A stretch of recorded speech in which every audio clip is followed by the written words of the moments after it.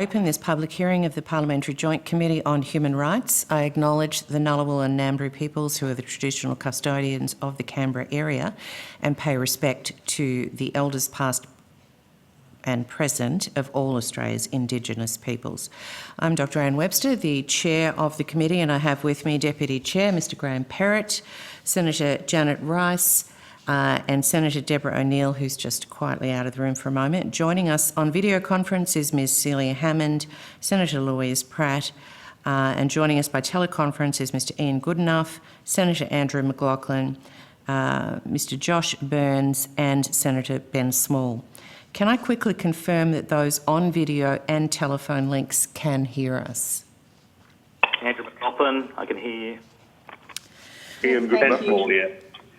On behalf of the committee, I welcome all here today. The committee is hearing evidence today on its inquiry into the Religious Discrimination Bill 2021, the Religious Discrimination Consequential Amendments Bill 2021 and the Human Rights Legislation Amendment Bill 2021.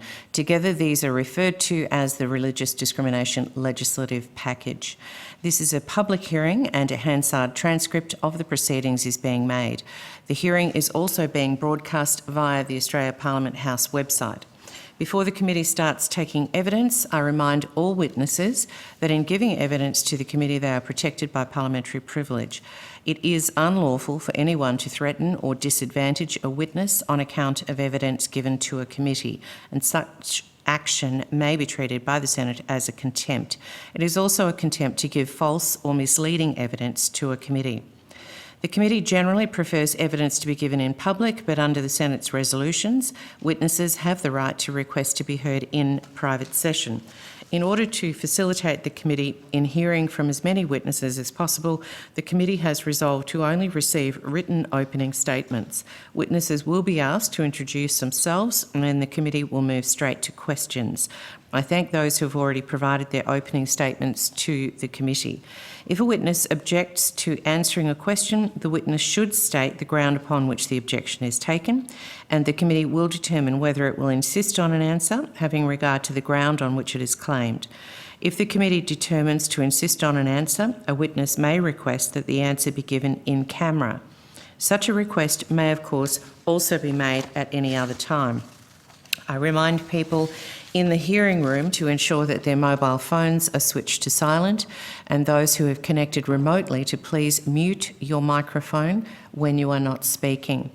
I now welcome representatives of the Australian Council of Trade Unions. Is the nursing group also with them? Yeah. Thank you, Dr Webster. Sorry, just one more. And the Australian Nursing and Midwifery Federation and the NTEU via video conference. Can I confirm that you can hear us? Yes. Yes. I understand that information on parliamentary privilege and the protection of witnesses and evidence has been provided to you. Before we begin, could I ask each of you to state your name and the capacity in which you appear for the benefit of the Hansard transcript? Okay, I'll start. Liam O'Brien, Assistant Secretary of the Australian Council of Trade Unions. Good morning, everyone. My name's Laurie Ann Sharp and I'm the Acting Federal Secretary of the Australian Nursing and Midwifery Federation, joining you from Melbourne.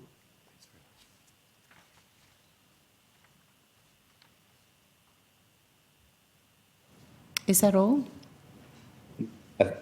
Sophie, would you like to introduce yourself? You're on mute, Sophie, I think. Still muted, Sophie. We can't hear you, Sophie. We might move to Micah just while Sophie's doing that. It might be easier. Micah? Hi, can you hear me? Yes. Excellent. I'm Micah Peters. I'm the National Policy Research Advisor of the ANMF Federal Office, joining you from Adelaide. Can you hear me now? Yes. Yeah. Apologies. Good morning, everyone. Sophie Ismail from the Australian Council of Trade Unions. If you've provided a written opening statement, would you like it to be incorporated into the Hansard transcript? Sorry, Dr Webster, we've also got Terry McDonald also from the my National apologies. Education. Another? No, that's okay. Terry, would you like to introduce yourself? Yes, my name's Dr. Terry McDonald. I'm the Director of Policy and Research from the National Tertiary Education Union. Thank you. I now invite members of the committee to ask questions, and I will start with the Deputy Chair, Mr Graham Perrott. Thanks, Chair, and thanks to all of you for taking the time to appear, especially I think the Nurses and Midwifery Federation for jumping in at short notice.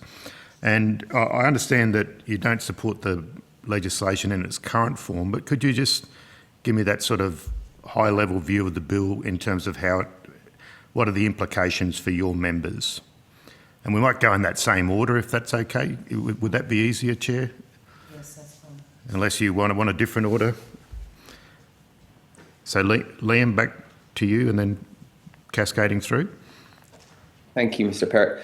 I might just start by making a few brief statements to the question. I think the first thing that I want to state is obviously that Australian unions have a long history in fighting against discrimination in our workplaces and our community, and that we are committed to ensuring that every worker has an equal right to safe and healthy workplaces. And that includes the right not to be discriminated against on the basis of a number of attributes, including in relation to someone's religion.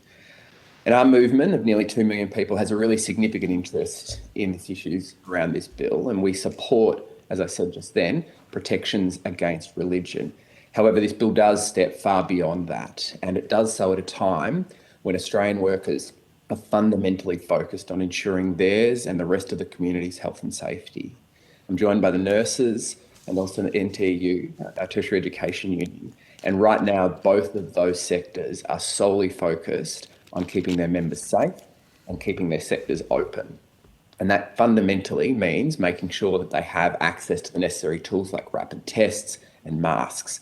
And actually the timing of this bill in particular, as we're likely to see it entering the Parliament in the first few weeks of February, when we're going to see this latest wave really reach its peak and overwhelm our hospitals and put us under significant pressure, could not come at a worse time. We need to be bringing Australians together and Australian workers together in our workplaces to keep us safe, not dealing with what is clearly a very divisive issue, a very complex issue when it comes to workplaces. We believe the government has had 3 years to bring forward a conventional orthodox anti-discrimination statute that would deal with the issues where there are gaps. Instead, the government has brought forward an extremely complex piece of legislation, which whilst some of it is acceptable in the form that I've described so far, much of it is unknown in terms of its effect and very complicated. And it is likely to be a significant distraction for workers and the community at a time when we really need to be focused on the issues facing the country in terms of the health consequences of this latest wave. So I might leave it there, Mr. Perrott, and hand to my colleagues to talk about their specific sectors and the experience that they've got, and happy to take further questions. Can we go health and then academia? Health? Yeah, sure. I can start if you like, Senator. Sorry, I'm a House of Reps. Sorry. With all respect to the senators in the room. It's a demarcation dispute. We haven't had much sleep at our place, so apologies. Yeah. No worries. Thanks for the opportunity to give evidence. As you mentioned, it's been an incredibly busy time for our union and our members who are on the front line. I'd just like to quickly say that we are the largest union, national union in the country, representing over 300,000 midwives, nurses and carers. And I want to make the point very clearly at the start that we believe in freedom of faith. We just don't believe that faith is a justification to discriminate against other rights against others. We have 3 main concerns that are outlined in our submissions, and I'm not going to go through all the examples because they're all written clearly there, but I'm going to give you some detail to 2 of them, and then my colleague Micah will talk in more detail about the health impacts of the proposed bill on gender and sexually diverse people. So first of all, I'll start with the most critical one for us, and that's the intersection that the proposed bill has with our professional standards. As you know, we are a registered profession as nurses and midwives, and we have a governing body under AHPRA and the Nurse and Midwifery Board of Australia. looking at the proposed bill, the effective section 15, which is going to place registered practitioners and their regulatory bodies in a pretty awkward and undesirable position. And that fails to recognise the nature and purpose of the professional registration. So just to give you some examples, nurses and midwives to practice in Australia have to adhere to a code of conduct, professional code of conduct, and a code of ethics and professional standards. And this is set out by our regulatory body. It sets out individuals, nurses, midwives, and their own personal beliefs and values that are bound by a core of conduct. And whilst some standards are directly linked to practice, the obligation for nurses to act ethically and in accordance with values of public health and respect for individuals does not cease at the end of the shift. So this is something that nurses and midwives are bound to, whether they are getting paid or not paid, whether they're volunteering in the community or whether they're working as a nurse. And you can see the example that we have articulated in our submission about vaccination and potential anti-vax sentiment based on any religious belief and the dire consequences that can have on public health consequences and also confidence in the general community. So that's the example. But I'd also like to just give another example that is the real possibility under this proposed bill, and that potentially, say for example, you're a nurse working in a country town, and you decide to say something off hours that is discriminatory against someone's sexual preference. As the bill is currently written, that would be a conflict of our professional code, but potentially allowed under this bill based on someone's religious beliefs. So basically the main issue we have, that we don't think that someone else's beliefs are more important than another person's. It also brings up incredible, hinders the work of the governing body, because then they don't have the power to potentially take,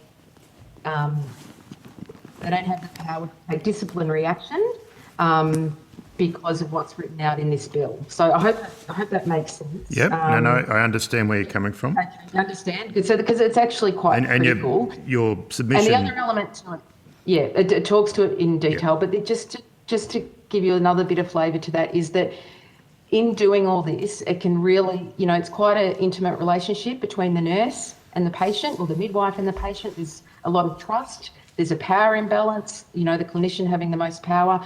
I think that to undermine any of those unique relationships will impact health service delivery and particularly undermine public confidence. And that's huge, particularly in a time when we're going through one of the biggest crises in our nation in a global pandemic. We want the public to trust health professionals right now. They are working incredibly hard. They are absolutely overburdened as the health system is overstretched.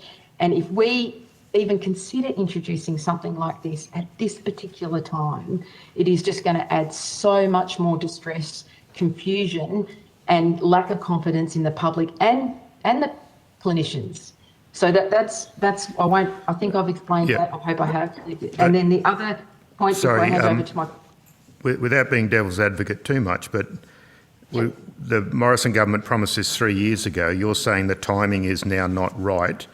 You fundamentally, Mr. O'Brien said the ACTU was committed to combating discrimination, but is it the timing, or are there other aspects of this legislation that are problematic, or is it mainly the timing? No, it's not mainly the timing. It's absolutely the problem of the legislation. Okay. Yeah.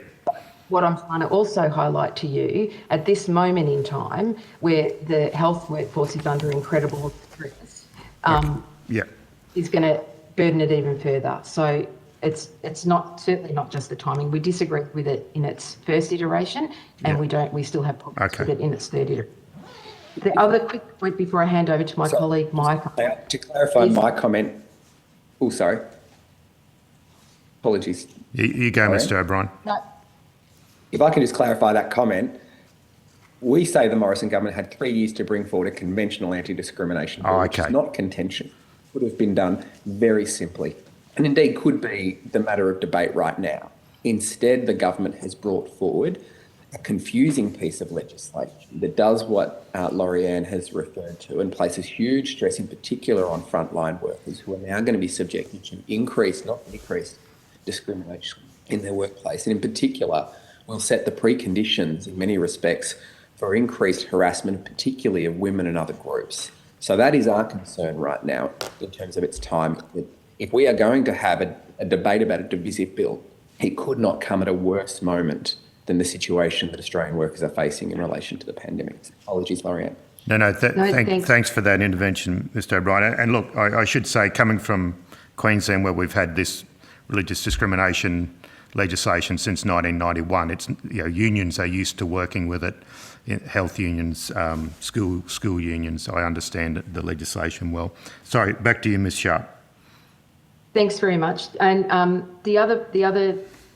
other critical point around this proposed bill is the part where it continues to make it not unlawful to make faith-based decisions in relation to employment around, particularly around faith-based aged care, which is a lot of our members do work in, but also, faith-based hospitals.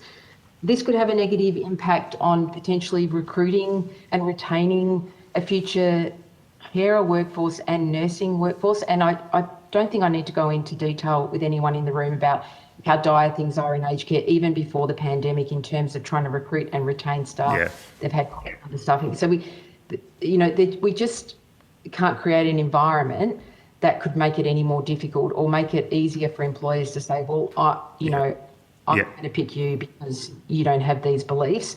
It also creates problems because it potentially means that people can be terminated based on their faith. They could be discriminated against when it comes up for any promotion or educational opportunities or any career development. I mean, that has huge consequences on retention in workforce. So you did use the term dismissed. Did you mean not promoted, or did you deliberately mean that, Ms Sharp?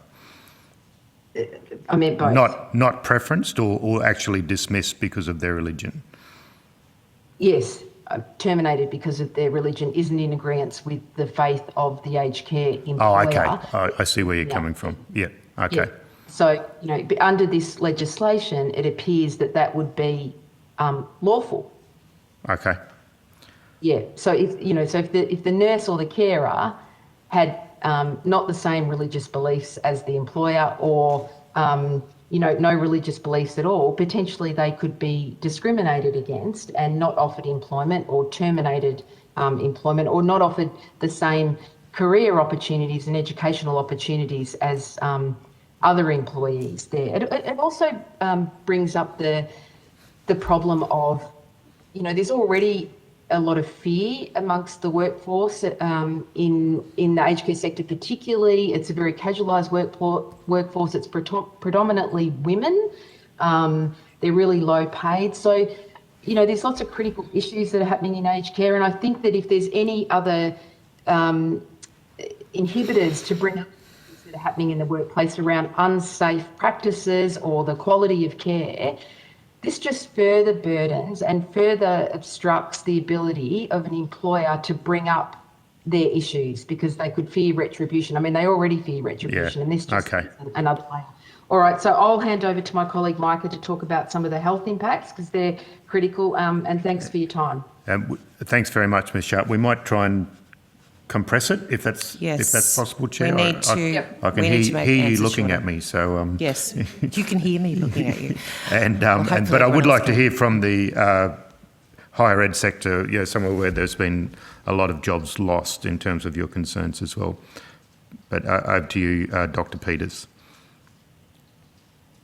Thank you. I'll be brief. Firstly, thank you to the committee for inviting us to appear today. I think it's certainly important. We believe that it's important to protect people from discrimination on the basis of religion and faith.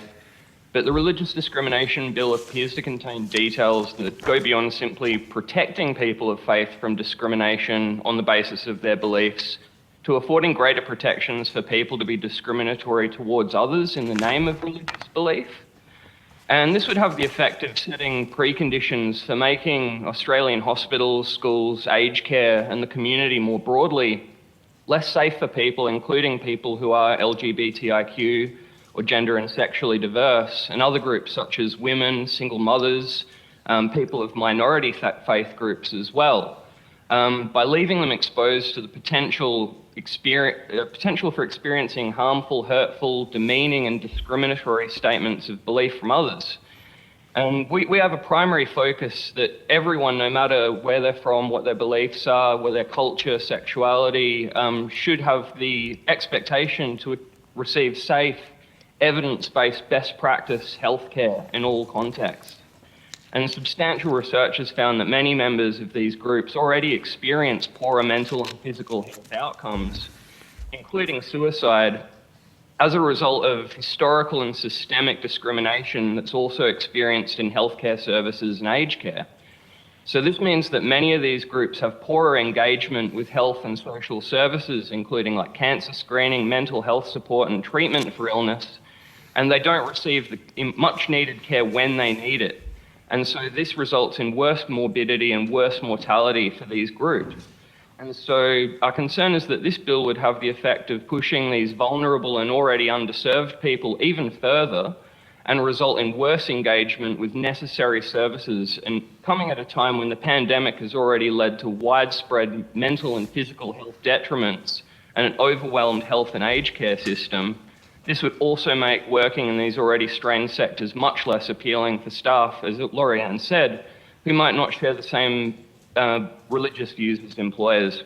But I'll leave it there. Thank you very much. Thanks, Dr. Peters. So could we hear from the higher ed? Was that Dr. McDonald?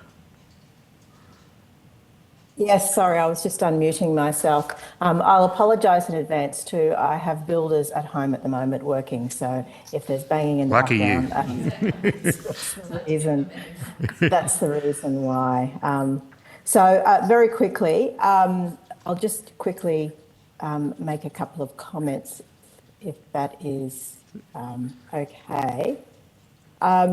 What I would like to say is that the NTU, we welcome the opportunity to speak to the Committee on the Religious Freedom Bills. And as stated in our submission, we support the position of the ACTU and that we strongly believe the effect of the legislation will be to increase rather than decrease discrimination, and it will have the opposite effect.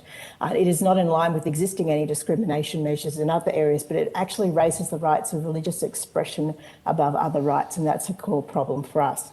It creates additional powers for organisations to discriminate against employees and students in cases when it is not necessary for the performance of a job.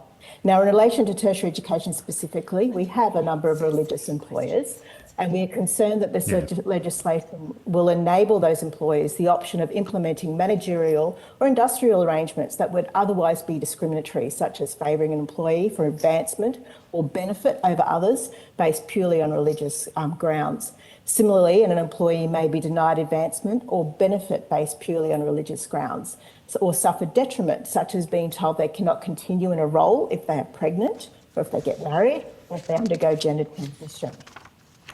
We're also concerned about the impact of the provisions on teaching and learning, where teaching pedagogy is that students should be challenged and engaged in critical inquiry.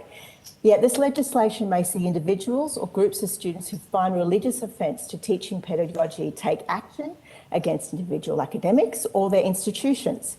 It is yet another impediment to teaching in a workforce that is largely precariously employed and is suffering from severe workload issues due to mass redundancies. We've lost around 40,000 staff. So there is a real impact on the sector at the moment. And our workers, our staff are trying their best to manage during what is, a very long-running pandemic.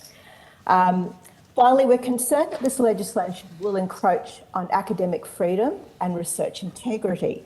So there are real risks that this legislation will allow individuals or groups the ability to pursue action against academics and researchers who are undertaking legitimate academic activities, including the expression of academic opinion that would otherwise be protected by academic freedom. So we're not at all, we're quite concerned about how this will intersect with academic freedom. Instead of imposing what is actually a complex, confusing, and I would argue a very inconsistent system over the top of state laws, a new federal protection against discrimination for workers and other individuals on the grounds of religion could be achieved by a simple amendment to an existing Discrimination Act. More the point, we do not believe, though, that this is the right time to introduce what is actually a contentious legislation that will further divide workers and employers during a pandemic where our workers are already highly stressed and under a great deal of pressure. Thanks very much, Dr. McDonald. Thank you for your time, Chair. You've been very, very tolerant. So. What I'm conscious of is these statements that you have all made, are they written and have you submitted them? I can submit it. I haven't submitted them yet. I would encourage you, rather than making statements, to actually answer specific questions. And I'm assuming that the Deputy Chair has finished now. If you would like to submit those statements, feel free to do so. They need to be submitted by January the 20th, which I'll confirm at the end of the session. I'm going to hand to Senator Ben Small now, who has some questions. Thank you. Thanks, Chair. And Mr. O'Brien, I was interested in your sort of testimony there. Is it correct for me to understand that you've said we can't bring on this legislation at the moment because in Australian workplaces there needs to be a focus on COVID and its related impacts? Is that sort of a fair summary? I think it's fair to say that right now, the number one focus of many workers, in particular, if we refer to those that Laurie-Anne from the nurses spoke to, is on protecting themselves and the community. And we know that this legislation is highly contentious, in particular, in many of the workplaces where this is going to be an issue. And we do not want that to be a distraction from the number one job of keeping workers and the community safe. So, if you're suggesting we can't walk and chew gum at the same time as Australians, are you also ruling out industrial action and strikes for pay rises until the end of the pandemic? Nobody at the moment is talking about it. They are contentious issues. They're complex issues and they're important issues, much the same as discrimination on the basis of religious belief is an important, complex issue as well. So I'm just very curious how it seems that what's important to you as an industrial organisation can somehow go on in parallel with the pandemic, but what is important to literally millions of other Australians can't, simply because you don't agree that they're right. What I'm saying is that right now, workers and their unions are 100% focused on ensuring that workers are safe and that the community is protected. Whether that be in relation to bargaining or anything, right now workers are entirely focused on maintaining safe workplaces. We want the government to So wouldn't you agree then, given that you mentioned just then that it's important that workers are protected, that they be protected on all of the facets that they don't have control over? In existing Commonwealth legislation, there are protections afforded to people on the basis of age, race, sex, disability. There is no protection in Commonwealth law at present for a person who either chooses to hold a religious belief or chooses not to hold a religious belief. And we are talking about protection, Mr. O'Brien, because this is a discrimination bill. It is not a religious freedom bill that gives people free licence. So we have no objection with what would be a conventional anti-discrimination bill that protected religion like any other attribute that you described. However, so how can religious belief be protected in the same way as something that you can see? Sorry, Chair. Why is if you're going to ask questions of the witnesses, why is the Senator able to interrupt them consistently? It's just ridiculous. Ask a question, Ben, and then let them answer. Thank you, Mr. Burns. Senator. I'm still waiting for an answer to my last question. Well, stop cutting them off, mate. The witness heard you. States and territories have that legislation, Senator Small, remember? That's how you do it. Yeah. Mr. O'Brien, could you I'm on answer? teleconference. I can't see who's talking, but let me put this to you, Mr. O'Brien. You mentioned that passing this legislation would see a surge of harassment in the workplace. Is that correct, what you just said to me and the committee? Let me explain why. Specifically in relation to statement of belief. Statements of belief will provide protection to those that make those statements for comments that would otherwise be discriminatory. These will set in many workplaces the preconditions for further harassment and an environment that is not one of harmony, one of trying to work together, especially at a time when we desperately need to be focused on working together to keep the community and workers safe. So yes, absolutely, this bill, those elements of it that go beyond just protecting religion as an attribute, should be opposed, and it will be a divisive debate at a time when this country needs to be working together. That is what we believe. That is why we say the government had 3 years to bring forward what Mr. Perrott and others have described as a conventional anti-discrimination bill, one that exists in all states in this country with the exception of New South Wales and South Australia. This bill goes significantly further than that, though, and I think everybody knows that, and that is why it has generated such community interest. That is why it has been through 3 rounds of exposure drafts. This is a highly contentious issue in workplaces. Okay, so thanks, Mr. O'Brien. You're now well off the topic of my question, which related to harassment. So why is it that the bill, which includes safeguards to require that any statement of belief be made in good faith and not be malicious, harassing, intimidatory or vilifying, why is it that those safeguards will not see the harassment that you purport will be rife in Australian workplaces still remain unlawful? Statements of belief made in accordance with the bills that have been described will be able to be made that will not create workplaces that are harmonious. It will create division in workplaces and, we believe, lead to the preconditions for issues like harassment and intimidation in workplace, particularly of women, but also of other groups. So my specific question, though, is why is it that the safeguards that are currently in the legislation that require that those statements of belief, A, be made in good faith and then not be malicious, harassing, intimidatory or vilifying, why are those safeguards ineffective to prevent what you are describing? The statement of belief provisions will firstly specifically override state legislation that provides a range of further protections. They will also allow for statements that are hostile, offensive, and as we've said in our submissions, damaging and inappropriate and harmful. And these are the things that we should be working towards ensuring that we do not have in workplaces. We have seen throughout last year, in particular, the huge attention focused on sexual harassment at work. This is exactly the opposite thing we should be doing in workplaces. This is the sort of thing that is going to create those sort of preconditions for harassment that we need to be working to remove. This is coming at exactly the wrong time when workplaces are focused entirely around keeping workplaces and workers safe. Excuse me, so Chair. Mr. O'Brien, Sorry, you're Anne. aware that the state Make a territory comment on override. Senator Small, can I hand the microphone to Ms Sharp, please? Thanks very much, Chair. Senator Small, isn't it, in WA? Yep. Can't see you, but we can hear you. It's Laurie Ann Sharp from the Australian Nursing and Midwifery Federation. Just on some of the questions there, my understanding with the statement of belief is that it can be quite subjective and not based on evidence. And that was the point I was trying to make before about our governing body.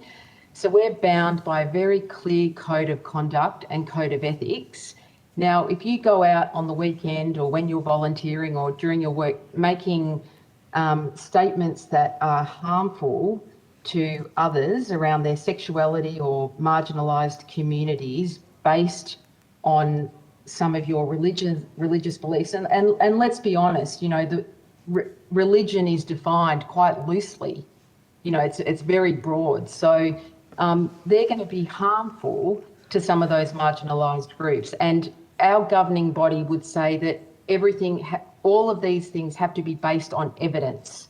So when you're dealing with a statement of belief that is subjective in nature, that does, in our opinion, have the potential to do harm. And as a health professional, our core goal is do no harm. And I just think that point is really important to understand and to have some appreciation of why we object to that particular part of the proposed bill. Thank you, Chair. If I can, Chair, I might just defer to Sophie Ismail. Sorry, Senator Small, we have a problem with our sound where the person who jumps to the mic first, it overrides everybody else. So it's creating a bit of an issue here. Mr. O'Brien is wanting to state something, and then I'll come back to you. I was also just going to defer, if I could, to Sophie Ismail to deal specifically with the issues of statement of belief and some of the override issues that we've been talking about, if that's possible. Thanks, Liam. Look, Senator, the points have mostly been made, but... Ms Ismail. Thank you, Chair. Can everyone hear me? I'm having some issues with my microphone. Senator, the points have mostly been made, but the problem with these statements of belief provision is that the bar is way too high. I mean, it's very unclear what the threshold of a malicious statement or a harassing statement is. It doesn't prevent statements that are degrading, for example. It doesn't prevent statements that are inappropriate, hostile or harmful. And it is going to allow a free-for-all, we think, in terms of what comments are allowed to be made under the banner of religion. And there is no reason why religion as a protected attribute needs special treatment. We support entirely protections against religious discrimination. The problem we have is with the government's bill, which contains a whole bunch of untested and new concepts that's going to create confusion and chaos in workplaces at a time when that is the last thing that workers need. Thank you, Senator Small. Thanks, Chair. Excuse me, I'm very conscious of time, so I'll make this my last question. But I just wanted to go back to Ms Sharp, because she raised some important issues there, I think, around the bill and its interaction with the health industry in particular. So, Ms Sharp, over the iterations of the bill, certain provisions around conscientious objection have actually been removed to recognise the important role that professional codes play in professions such as nursing, where you are a registered practitioner. And I think that was a recognition by the government that those processes that exist within the medical profession more broadly are already quite effective. Notwithstanding other concerns, do you at least agree that has been a step forward with this bill? Senator Small, I do agree it has been a step forward, and if I had have made my opening statement, you'll find that that was a concession, that we were definitely, we welcome the removal of the provisions of the conscientious objection. So thanks for asking that question. No, brilliant. It's an important issue that you raised there, so I'm glad we agree on that much. Thank you very much, and thanks, Chair. Thank you. Questions? Yes, I do. Thank you very much, Chair. I do too. Thank you, Chair. Thank you for your submission to all from the ACT and for your evidence this morning.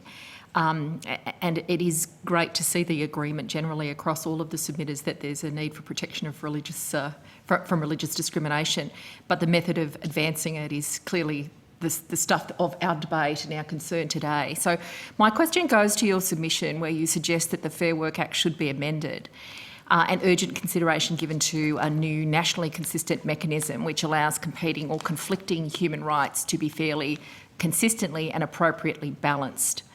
Another submitter has said that they'd prefer amendments to the Fair Work Act rather than some of the provisions that are that are contained in the bill.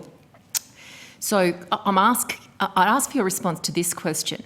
Do you consider that some of the substantive employment provisions in the bill would actually be better placed in the Fair Work Act or not? I may defer just to Sophie on this one, Senator, if that's okay. Thanks, you, Senator. Ms Ismail. I think the question you're asking is about the existing exemptions. There's sort of two separate issues here. There are a range of existing exemptions in anti-discrimination law and in the Fair Work Act already that allow religious employers, those who wish to use those exemptions, to discriminate against their workers on the basis of religion. And we've got significant concerns about those existing exemptions. They're currently under review. We don't think anything should be happening to create new exemptions until those existing exemptions are dealt with. So yes, we do think that there needs to be amendments to the Fair Work Act and anti-discrimination laws to address the unfair and unnecessary exemptions that are already there.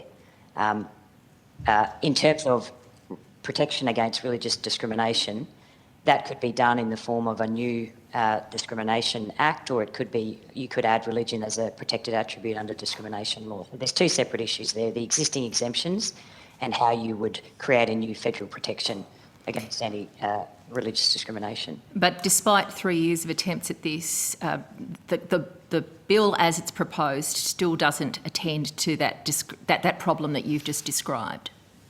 That's right. And the Religious Freedom Inquiry, a number of years ago now, recommended that there was new federal protection, and they recommended that that be done through a conventional anti-discrimination bill. And we're just not sure why that can't be brought forward for consideration. Well, there are many things from the Ruddock report that the government responded to, but they've changed their mind about. Nonetheless, we are where we are. The ACTU submission also raises concerns about Section 12, which we have just been discussing with the statements of belief. You state in your submission that the statement of belief provisions would give religious employees a very wide ability to argue that they should not have to comply with reasonable company policies. Can you just clarify for the committee that an employee that is bound by a code of conduct prohibiting offensive, discriminatory or harmful statements to other employees would, in your view, no longer be bound by that code of conduct if this bill is passed, and what impact that might have on the workplace? And I am mindful in asking this question that we received evidence yesterday from the AMA about a degree of uncertainty about the way in which codes of professional conduct would interact with Clause 12 that is of, I think, still of concern at this point. Maybe Ms Ismail again, is it? Yes, thank you, Senator. Yes, look, we're very unsure how this is going to play out in workplaces. While the so-called Folau clause is gone from this bill, we still think that these provisions are going to hamstring employers who want to act to create safe and harmonious workplaces. Many employers and many enterprise agreements contain provisions that refer to discrimination laws.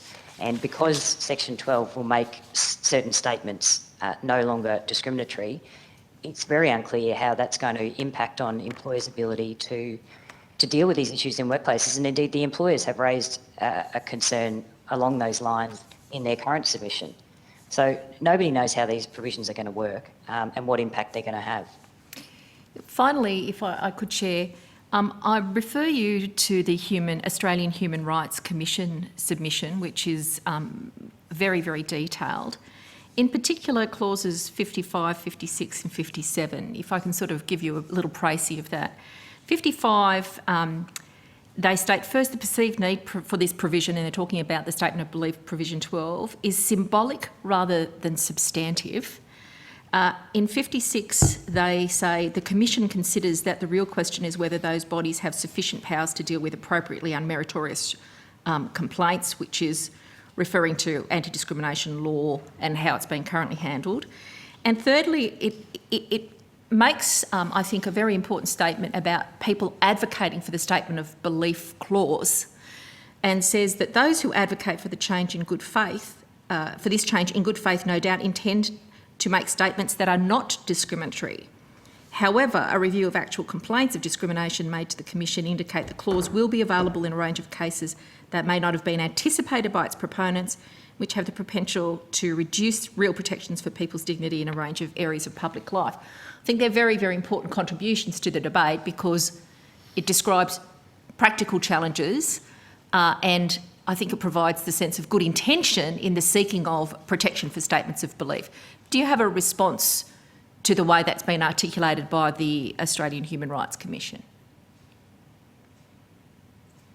Yes, well, we would support those concerns that have been raised. I haven't had a chance to read that submission in detail, Senator. This process has been very rushed and very truncated over a difficult period of time. But yes, we'd support those concerns raised by the Australian Human Rights Commission. And, you know, statements of belief can be words. They can also be all-stuff emails. They can be T-shirts. They can be placards. They can be notes left on people's desks. You know, we're very worried about the practical impact of this in workplaces and how it's going to play out.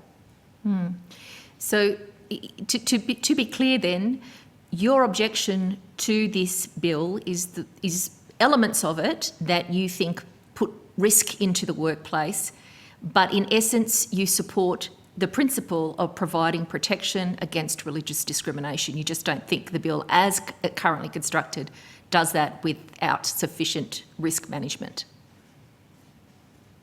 Yes, that's a good summary, Senator. Thank We're you. concerned about the add-ons.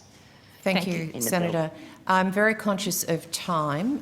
We are running out rapidly. Mr Ian Goodenough has a couple of questions, and then I will have to get any further questions on notice, if you could please provide those. Thank you. Mr Goodenough? Chair, it's Senator Pratt here. I have some questions I'd like to place on notice. Yes, thank you. Verbally, please. Thank you. Thank you. Thank you, Chair. To Dr. McDonald, regarding teachers, should a teacher no longer adhere to faith or teachings of a school, the school would only be able to terminate their employment if that teacher was employed after a publicly available policy was provided to the teacher prior to their employment.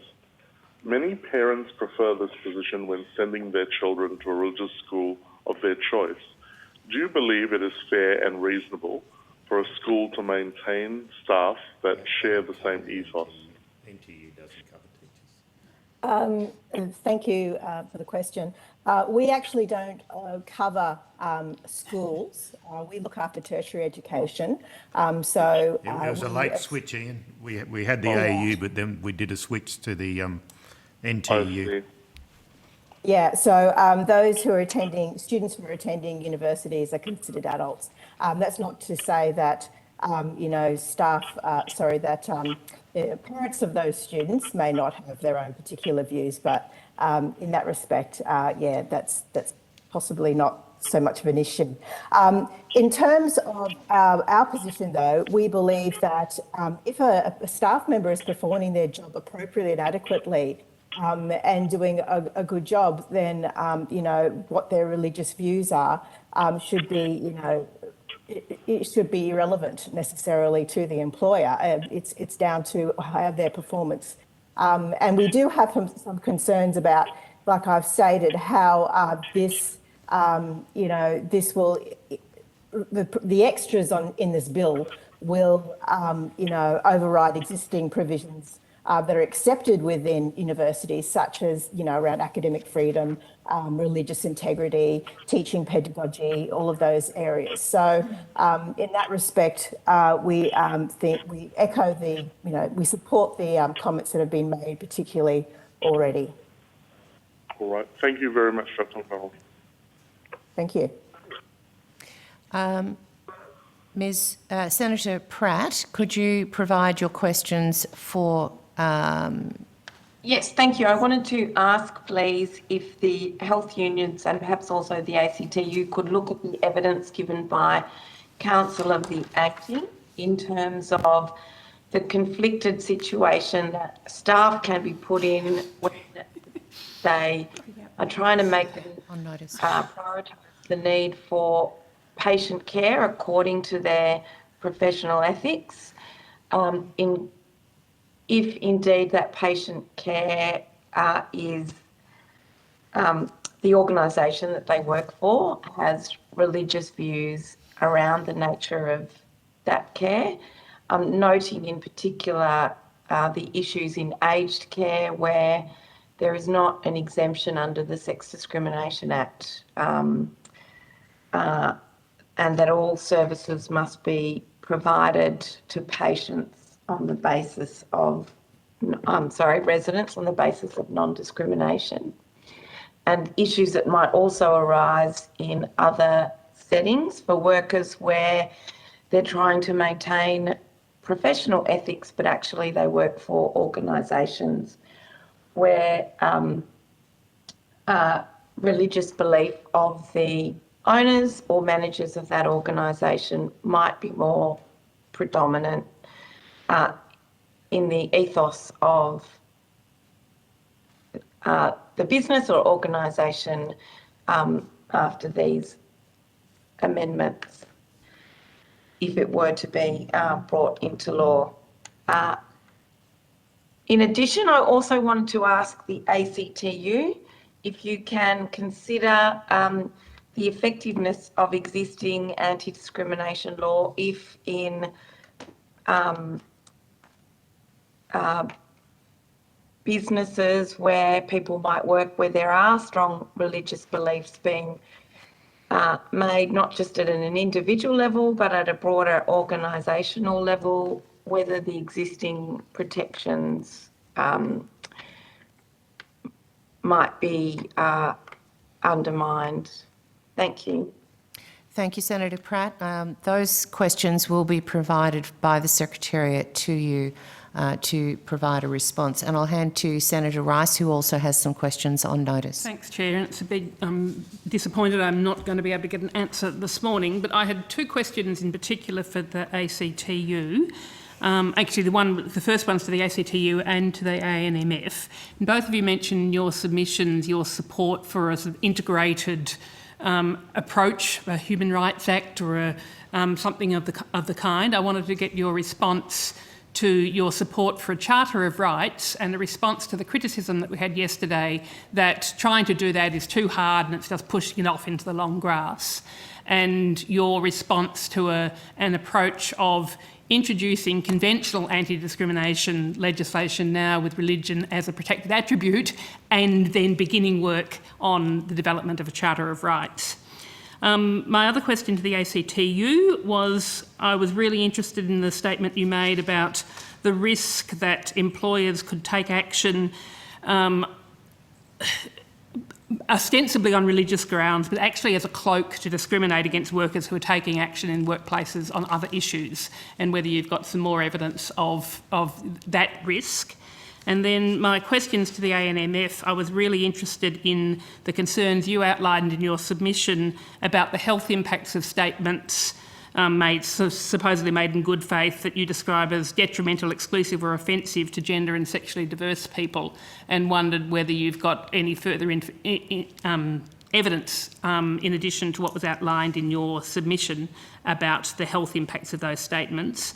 And then secondly, I was also really interested in the impact of this legislation on nurses working in schools, and if you could sort of give us some more information about the potential risks to nurses working in religious schools and the potential impacts on young people, particularly those that are same-sex attracted and gender diverse. Thank you, Senator. I am assuming no one else has further questions to put on notice. Excuse me, Chair. Oh, sorry, just a quick. It's Laurie-Anne from the ANMF. Yes, Ms. Sharp. Sorry, just quickly. Those questions on notice will be provided to us, and the expectation is that a written response is given by the 20th of January. Yes. Is that correct? Yes, that is true. Is there any flexibility on that time frame, or? Yes, we can. Yes, we can, and I'll leave you to communicate that with the Secretariat. So they will send the questions to you. Okay. I hope you can appreciate that there's many competing demands, and we'd like to answer them thoroughly, and we're going to need a little bit more time than that, please. Thank you. And thank you for that, because I'm very well aware of the pressure on nurses at the moment and your union, and thank you for all of the amazing work you're doing with the pandemic, and don't want to put extra pressure on you. It's a big pity that we didn't have a chance to discuss those questions this morning.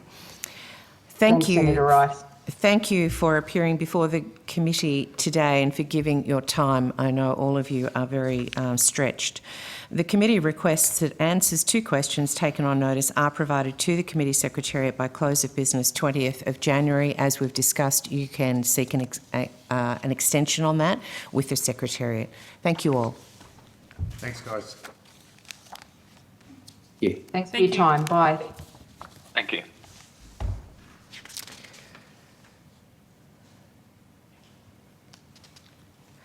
I now welcome representatives from Freedom for Faith and the Institute for Civil Society, both via video conference. Can I confirm that you can hear us? Yes, I can. Yes, we can. I understand that information on parliamentary privilege and the protection of witnesses and evidence has been provided to you. Before we begin, could I ask each of you to state your name and the capacity in which you appear for the benefit of the Hansard transcript? I'm Associate Professor Neil Foster. I appear in my capacity as a board member of Freedom for Faith. And my name is Mark Snedden. I appear in my capacity as Executive Director of the Institute for Civil Society. If you provided a written opening statement, would you like it to be incorporated into the Hansard record? Yes, thank you, Chair. Yes, thank you, Chair. I'll now invite members of the committee to ask questions, and I'll start off myself. Can you explain, either or both of you, actually no, Freedom for Faith, this is, Associate Professor Foster, can you explain why you believe the bill is compatible with Australia's international human rights obligations? Thank you, Chair, and thank you very much for the opportunity to appear today. Freedom for Faith supports the bill on the basis that the International Covenant on Civil and Political Rights, Article 18, provides very strong support for religious freedom generally, and we believe that part of religious freedom in our community is that believers should not be subject to detriment in areas where their religion is irrelevant on the basis of their religion. So we very strongly think that, in fact, there's a real gap here, that Australia has not yet enacted national legislation on religious discrimination, and that needs to be done to support Article 18, and incidentally also, or not incidentally, at the same time it supports Article 26 of the ICCPR, which talks about the fact that there should not be discrimination against people on various grounds, and one of those grounds is religion. So we would very much support the bill on those general bases. In your submission, Associate Professor Foster, you outline a number of criticisms of the bill that you believe are unjustified. Can you outline here some examples and why you believe they are unjustified? Yes, thank you, Chair. So the criticisms that are unjustified have, unfortunately, in many cases focused on things that the bill does not deal with. The bill is not a bill about the law on sexual orientation discrimination, and it has been painted as if it should change the law on sexual orientation discrimination. It deals with issues such as can a faith-based school require its staff members to agree to abide by a code of conduct that's consistent with the faith commitments of the school, including in the area of sexual activity. The fact is that most mainstream religions have moral views on what is acceptable sexual activity and other areas, other moral perspectives. And it's, in our view, reasonable that schools and other faith-based communities have the right to say, well, if you're a part of our community which has this ethos, we would like you to conform to that ethos. But this legislation is not about the question of sexual orientation, it's about the question of religious belief and religious views. And so the criticism that the legislation doesn't deal with issues around sexual orientation discrimination, in our view, is unjustified. In particular, though, the question of the fact that the bill authorises bizarre, hateful speech, which I think perhaps we've already had some reference to this morning, in our view, is inaccurate. First of all, we don't see religious groups at the moment engaging in this sort of bizarre, hateful speech. We don't, and the law at the moment obviously clearly doesn't prevent that. And in fact, it's not unlawful. It may be wrong, it may be terrible, it may be bad for religious people to say things based on their faith which upset other people, but it's not unlawful. And so the bill doesn't change that situation in what it does. So the authorisation of moderate statements of belief, we think, is a reasonable part of the bill, which we think should be supported. And the claims that it will introduce some new trend of medical professionals telling their patients their diseases come from Satan or something like that, we just think that that's first of all, unrealistic. It's not happening at the moment. And secondly, it's not allowed because of the way that that provision in Section 12 is framed. And I could expand on that a little bit if at another point if people want me to. Thank you. Do you believe there is a need for religious protection to be implemented in our legal framework? Yes, absolutely. We think that the overall framework of protection of religious freedom in Australia at the moment is very patchy. It relies on the interaction of different types of legislation, and discrimination law is not the only type of law that we think ought to provide protection. We actually would like to see a wider protection for religious freedom, but for the purposes of this particular bill, it's an important part of that overall protection. We think that that's a significant part of the package that ought to be present in Australia. And clearly there are gaps. There's no protection against religious discrimination in New South Wales at all at the moment under the discrimination laws. There's no protection in South Australia except for a very minor one in relation to religious dress. There's limited protection under the Fair Work Act. So we think this is a gap and we think it ought to be filled. There's been quite a bit of concern raised to us that this bill will override state and territory laws. What's your view on that? The view that we take, the effect of the bill, is that there's no doubt that a small part of the bill deals with overriding state and territory law. That's clear on the face of the bill. The particular piece of territory law, state and territory law, that is most clearly overridden is provided in the Tasmanian legislation, Section 17 of their anti-discrimination law, which itself is way beyond the sort of protection that is provided in other parts of discrimination law in Australia. That legislation allows speech that is offensive to be unlawful. We see that bar as far too low. In fact, there's very plausible arguments to say that Tasmanian legislation already is in some of its respects unconstitutional as a prohibition on the freedom of political speech in Australia. So we think that this clarity from the Commonwealth to say, yes, that particular provision won't operate, we think is sensible. We think that rather than making people fight the way through to the High Court and deal with that particular piece of legislation ought to be limited by Commonwealth law.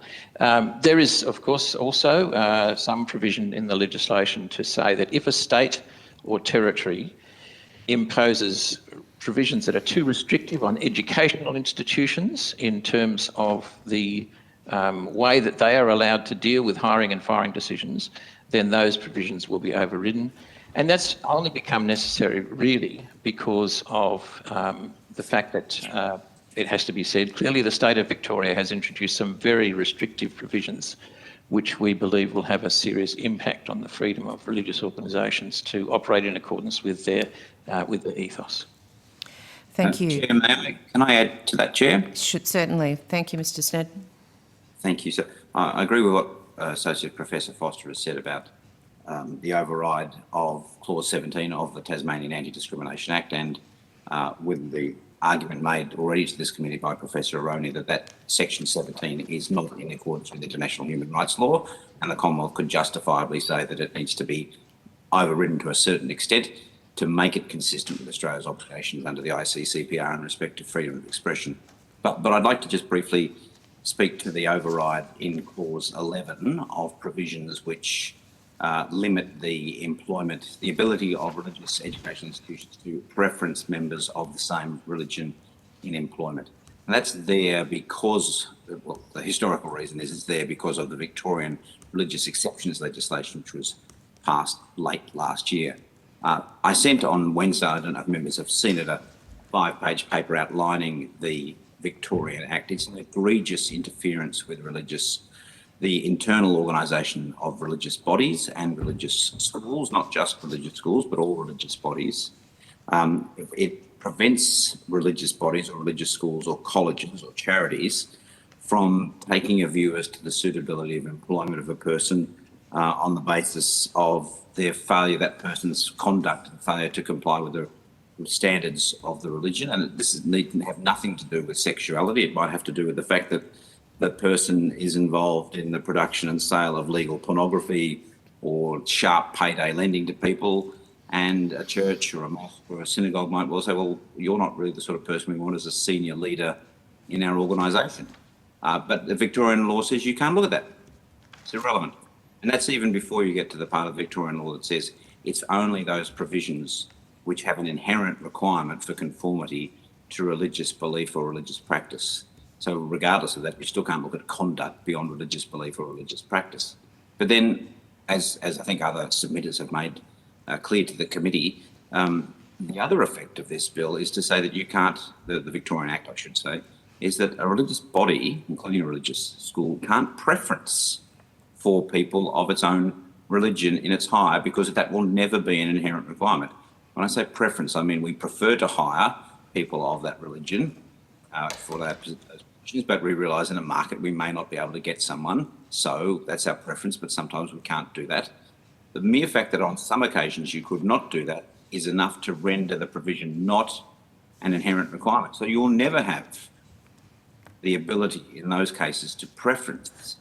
And that is why the Commonwealth has stepped in, rightly, to preserve the rights of religious bodies, religious people, under the ICCPR Article 18, and including the right of parents to have their children educated in the moral and religious foundations of the home. My objection to the Commonwealth's override, though, is that it is timid. It only overrides in respect of religious schools. But if you accept the principle, and I understand members of the committee may or may not, but if you accept the principle that religious schools should be able to preference in their hire people of the same religion to maintain the ethos and the culture and the teaching of the school in accordance with religion, surely you must accept that for a mosque or a synagogue or a temple or a church. And yet the override doesn't protect mosques, synagogues, temples or churches from the effects of the Victorian law. So this provision, while I commend it, Clause 11, it's half pregnant. It needs to go on and enable or provide for the ability of religious bodies, not just religious educational institutions, to preference also, because that is in accordance with Australia's international commitments under the ICCPR. Thank you. Look, my final question too, because we are going to share the questioning. Can you please outline, Mr. Snedden, to the committee your view on the changes made from the second exposure draft of the bill to the current bill? That's a long question, Senator, but given... I'm just flagging with you, I'm not a senator. No, thank you. I just thought of that when you said that, Ms Webster. I apologise. Okay, so what has happened is we've dropped the former 8.3, which protected which protected employee speech outside of the workforce. I think the removal of that particular provision, which was complex and clunky, is a good idea, but the principle of protecting people from making reasonable, moderate, non-vilifying statements of belief or unbelief outside their employment without sanction from employers is a good one and should be preserved. And then you'll see in my submission, we have recommended a moderate way of reinstating something like that, which is simply a proportionality test that employers can have their employer conduct rules, but if pushed to defend, they have to show that they're for a legitimate reason and they're no more restrictive than is necessary. So don't throw the baby out with the bathwater when you dump 8.3. Likewise, we've got rid of provisions like the denial of medical treatment and services. I know of no organisations that would refuse or discriminate in the provision of services to individuals, on particularly welfare services. The other provisions, I really need to refer you to my submission. There are so many points of variation and difference. The pluses in this bill are the inclusion of the continued inclusion of Clause 12 and the addition of the override, and the provisions in 7 to 9, Clauses 7 to 9, which give the protection to religious bodies to do what they need to do internally in accordance with their faith, and that is not religious discrimination. That is a very important principle. It's the same principle in terms of employment that MPs and political parties have, to be able to say, we prefer to hire, the Greens Party can say, we prefer to hire people who believe in Greens. political philosophy, and if they stop believing in Green's political philosophy, it's better if we part company. It's the same principle of freedom of association. Those are good features of the bill. It could go further, and I've made a number of recommendations, but I shan't go on now because that would be a very long answer if I gave a full answer to your question. Thank you, Mr Snedden. I'm handing to the Deputy Chair, Mr Graham Perrott. Thanks, Chair. My first question is to Professor Foster. Your submission says you're a Christian legal think tank. Do you cover many different Christian faiths? And how many members do you have as a Professor Foster? Freedom for Faith has a number of Christian churches that are involved in supporting the organisation. We're not, as it were, we don't have a sort of huge membership structure. We have different organisations that support Freedom for Faith, and they are listed in some of the major ones are listed in the front there, but there are others who are also financial supporters of Freedom for Faith. We advocate, though, for religious freedom for every faith. And so while we are made up of representatives of Christian churches, we have argued in support of religious freedom for the building of mosques and for the introduction of freedom of religion for Jewish people. We are in favour of religious freedom for everybody, but we are drawn from representatives of the Christian churches. Thanks, Professor Foster. And in your second answer to the Chair, when we're talking about Tasmania and in terms of the freedom, in terms of Section 12, the Statement of Belief. 17. Oh, sorry. Yeah. You're right, you're 12. I'm talking Tasmania 17. You, in terms of other laws which could be prescribed by regulation for the purposes of Section 12, I was wondering if the think tank had turned their mind to Section 18C of the Racial Discrimination Act, which also makes some speech which may be offensive unlawful. And so what are your thoughts on this bill potentially providing a power to make Section 18C a prescribed law for the purposes of Section 12? And is that something the Freedom for Faith would be supportive of? Well, Mr Perrott, I would not see any legal ability to prescribe Section 18C because it doesn't deal with religious discrimination. That's a completely different issue. And the intent... And you consulted with your Jewish communities and Islamic communities and Sikh communities about that? You've asked me the specific question here today. I can't say I've written to the whole range of communities and... I know, I saw you said you advocated for faith groups, and I thought you might have consulted with them because they're three groups that have been particularly affected because of race and religion being so interconnected for those groups. Well, Mr Perrott, our task is focused on the religious discrimination area. We do not generally advocate one way or another in relation to questions of racial discrimination. I know that there are situations where people are affected by both things, of course, but we are not engaged in that area. And my own view would be that the scope of this legislation would not extend to allowing Section 18C to be prescribed because the legislation is clearly about religious discrimination, it is not about racial discrimination. Okay.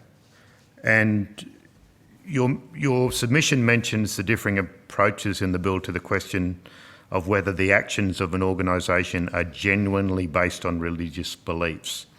Can I ask you about Section 7, subsection 7 of the bill, which gives the Minister of the Crown power to determine the requirements of a publicly available policy for a religious institution.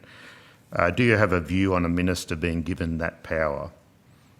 In a coalition government, a Labor government, whatever government? Our view is that Section 7, that provision of the minister should be restricted to prescribing things such as how prominent a notice should be, where it should be, the broad description of what the notice should talk about. We do not in any way think that it should be used to prescribe what are regarded as unacceptable religious doctrines or unacceptable practical practices. And I think we have actually suggested that that's one of the ways that this current draft should be improved.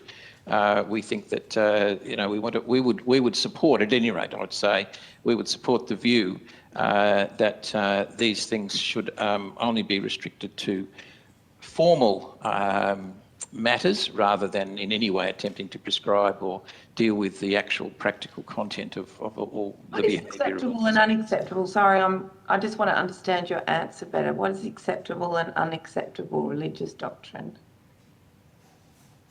What I said was that we do not want ministers of the government prescribing what is unacceptable or acceptable religious doctrine. Senator. All right. Thanks, Yes. Professor. Okay, but what? Thank you. Sorry. Thanks, Professor Foster. My next question's to Mr. Snedden from the Institute of Civil Society. You're a social policy think tank? Yes, with a legal bias. Yep. Okay.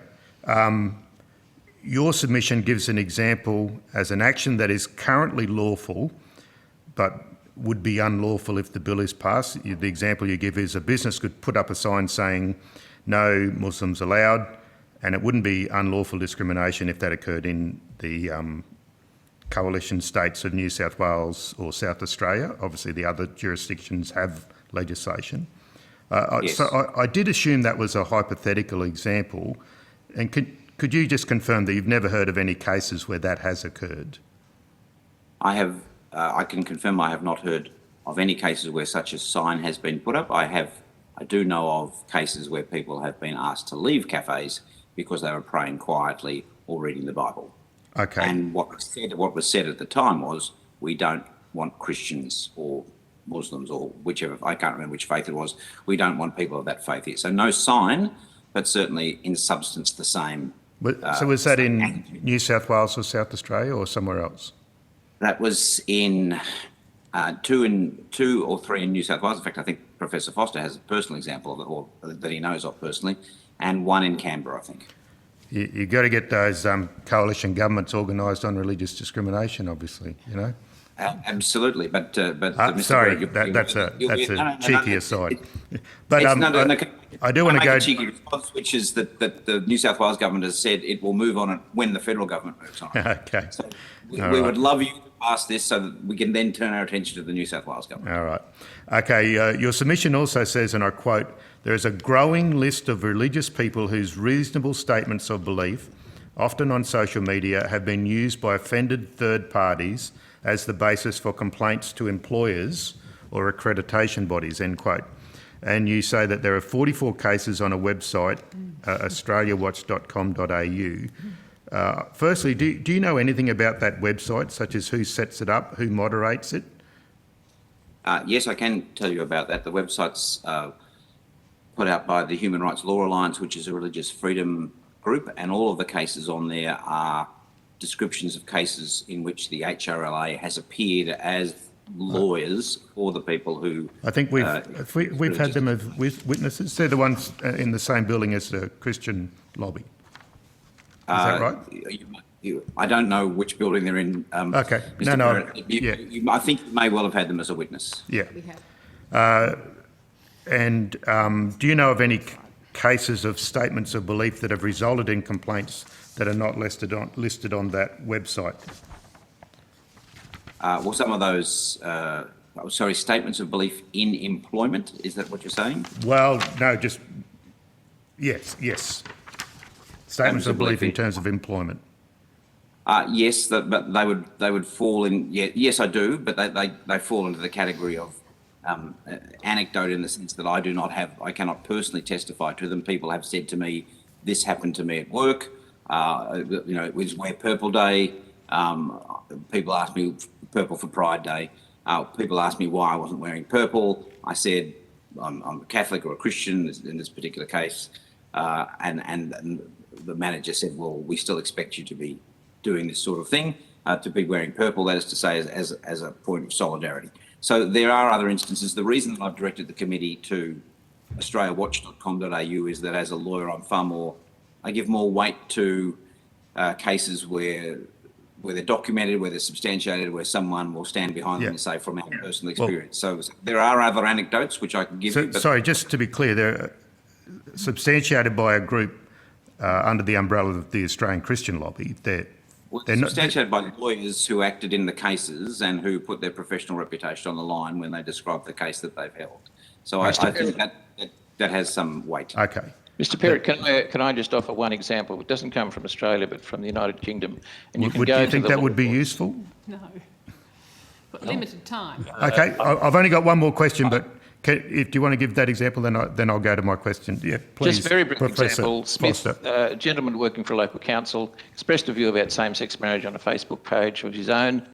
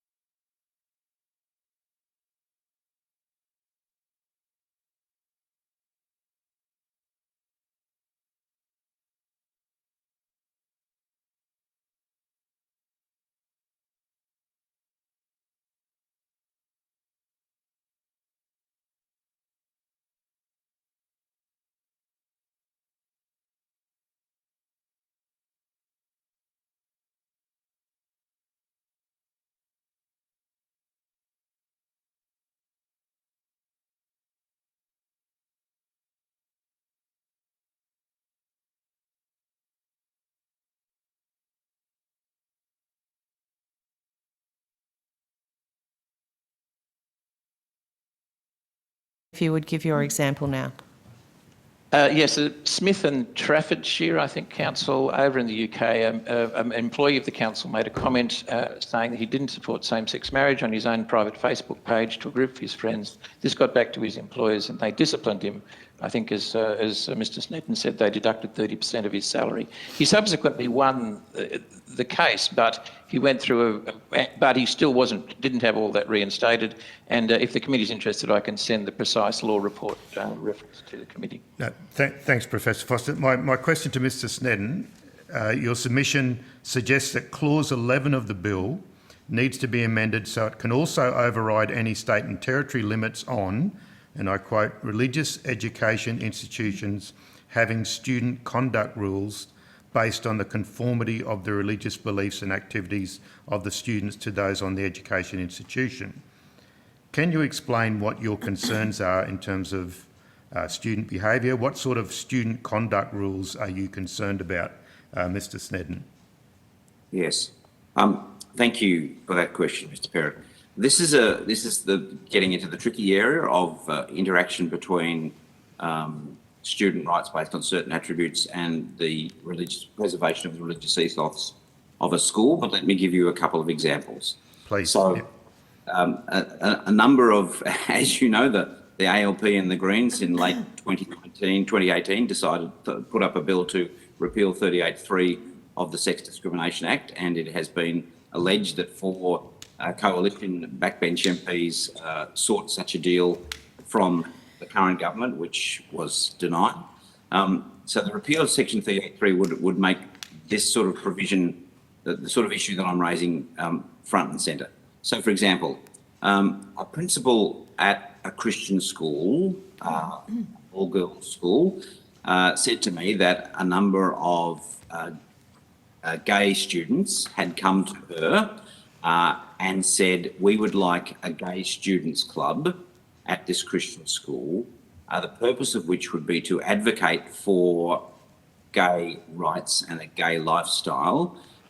So I know that's a shorthand. I'm sorry if that's not an adequate shorthand. And invite speakers in who would do that on the same basis that other clubs might be able to do that.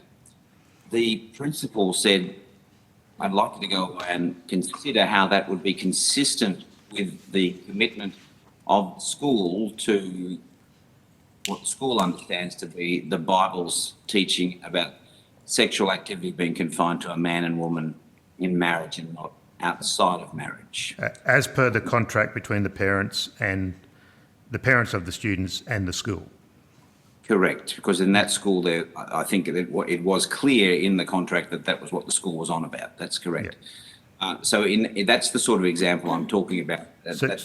What was the mischief that you're concerned about? Couldn't the principal just make a decision as a principal as to who goes on the school grounds?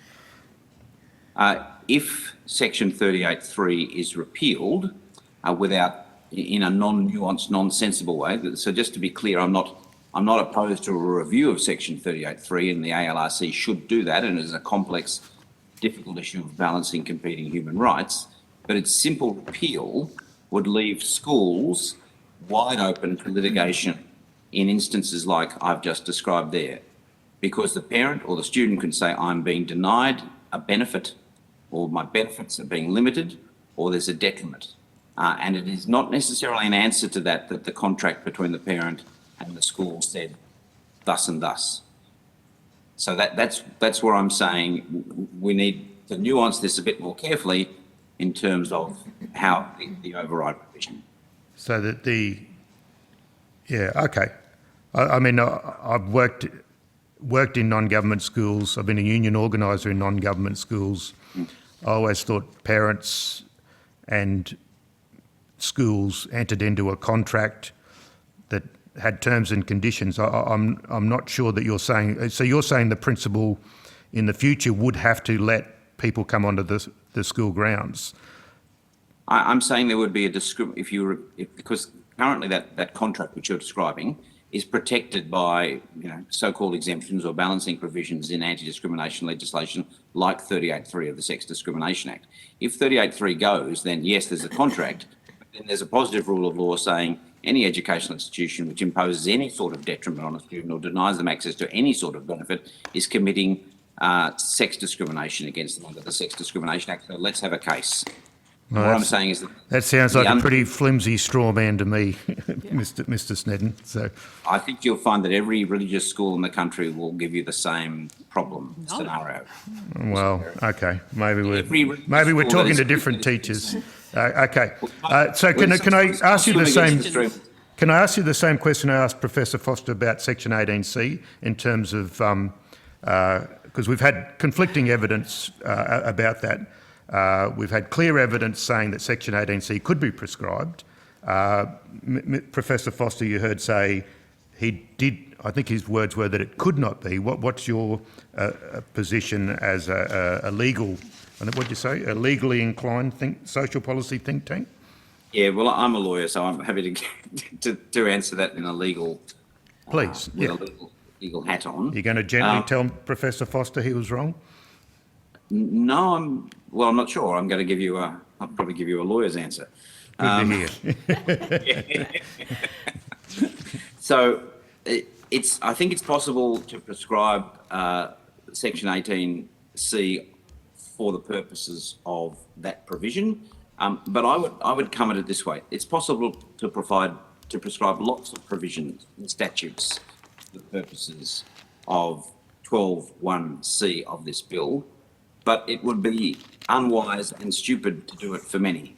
So I think what you've got here is a discretion to go and find other laws. I think the principal target of 12(1)(c) is laws which are proposed or being agitated for in Victoria and Queensland and to some extent Western Australia, which are broad offend or insult laws. So a bit like 17 of the Tasmanian Anti-Discrimination Act. Yeah. We might end up with similar laws to those, and then on the same grounds that the Commonwealth Bill is overriding 17, you would prescribe such laws, if they eventuated in Victoria, Queensland, Western Australia, you would prescribe them. There's a whole range of other laws that might be prescribed, but it would be, I do not think it's a good exercise to start now. But you're not ruling out 18C. Would it be clear could you give the lawyerly answer to that if I direct you to the question? The lawyerly answer, Mr. Perrott, is it could be prescribed. The practical political answer is it would never be prescribed because no government would jump that hurdle. And secondly, no Senate would permit that, and the Senate would vote to disallow the regulation. So it's not going to happen. Well, I'm a humble MP. I couldn't possibly begin to speak for what the Senate might do. Thank you, Chair. Thank Mr. you. Perrott, Could I have a very brief right of response to what After Mr. the Snedden chair, said? happy to, Yes, in your hands. yes, you may, Professor Foster. Thank you, Chair. And I generally agree entirely with what Mr. Snedden says, but on this one, the legislation says that those particular prescribed things do not constitute discrimination under various laws, including the Racial Discrimination Act. In my view, Section 18C is not discrimination under the Racial Discrimination Act, and so therefore that would be why you could not prescribe 18C. That would be my view. It isn't listed as an example of discrimination. It's a separate thing under the Racial Discrimination Act. However, Mark and I can have a talk about it later. Thank you, Professor Foster. Thanks, I'm going to Mr. Ian Goodenough, who's online, please. Yes, thank you, Madam Chair. A question for Mr. Snedden, if I may. In your submission, you cite some polling, specifically 2021 polling, which showed that 29% of Australians report having experienced discrimination against them because of their religion or religious views. Can you please elaborate on the results of the polling further? This was polling conducted by McCrindle, and I think I've given the committee a footnote to that polling, and it's in a report on Australia's Changing Spiritual Landscape Report 2021. And I don't know that, I'm sorry, I cannot now remember if that polling breaks down according to the specific religion, but it is as the question was, have you experienced discrimination because of your religion or religious views? 29% of respondents said yes. Obviously, that would be greater, I think, for Muslim people and perhaps for Jewish people than it is for Christian people. But as the AustraliaWatch.com.au and other sites make clear, it's not. It is also the case that Christian people experience that sort of discrimination as well. If I could point the committee to another statistic, there was an analysis of bias crime in New South Wales from 2013 to 2016. That's crime where the victim is targeted because of an aspect of his or her identity, including race, ethnicity, religion or sexual orientation.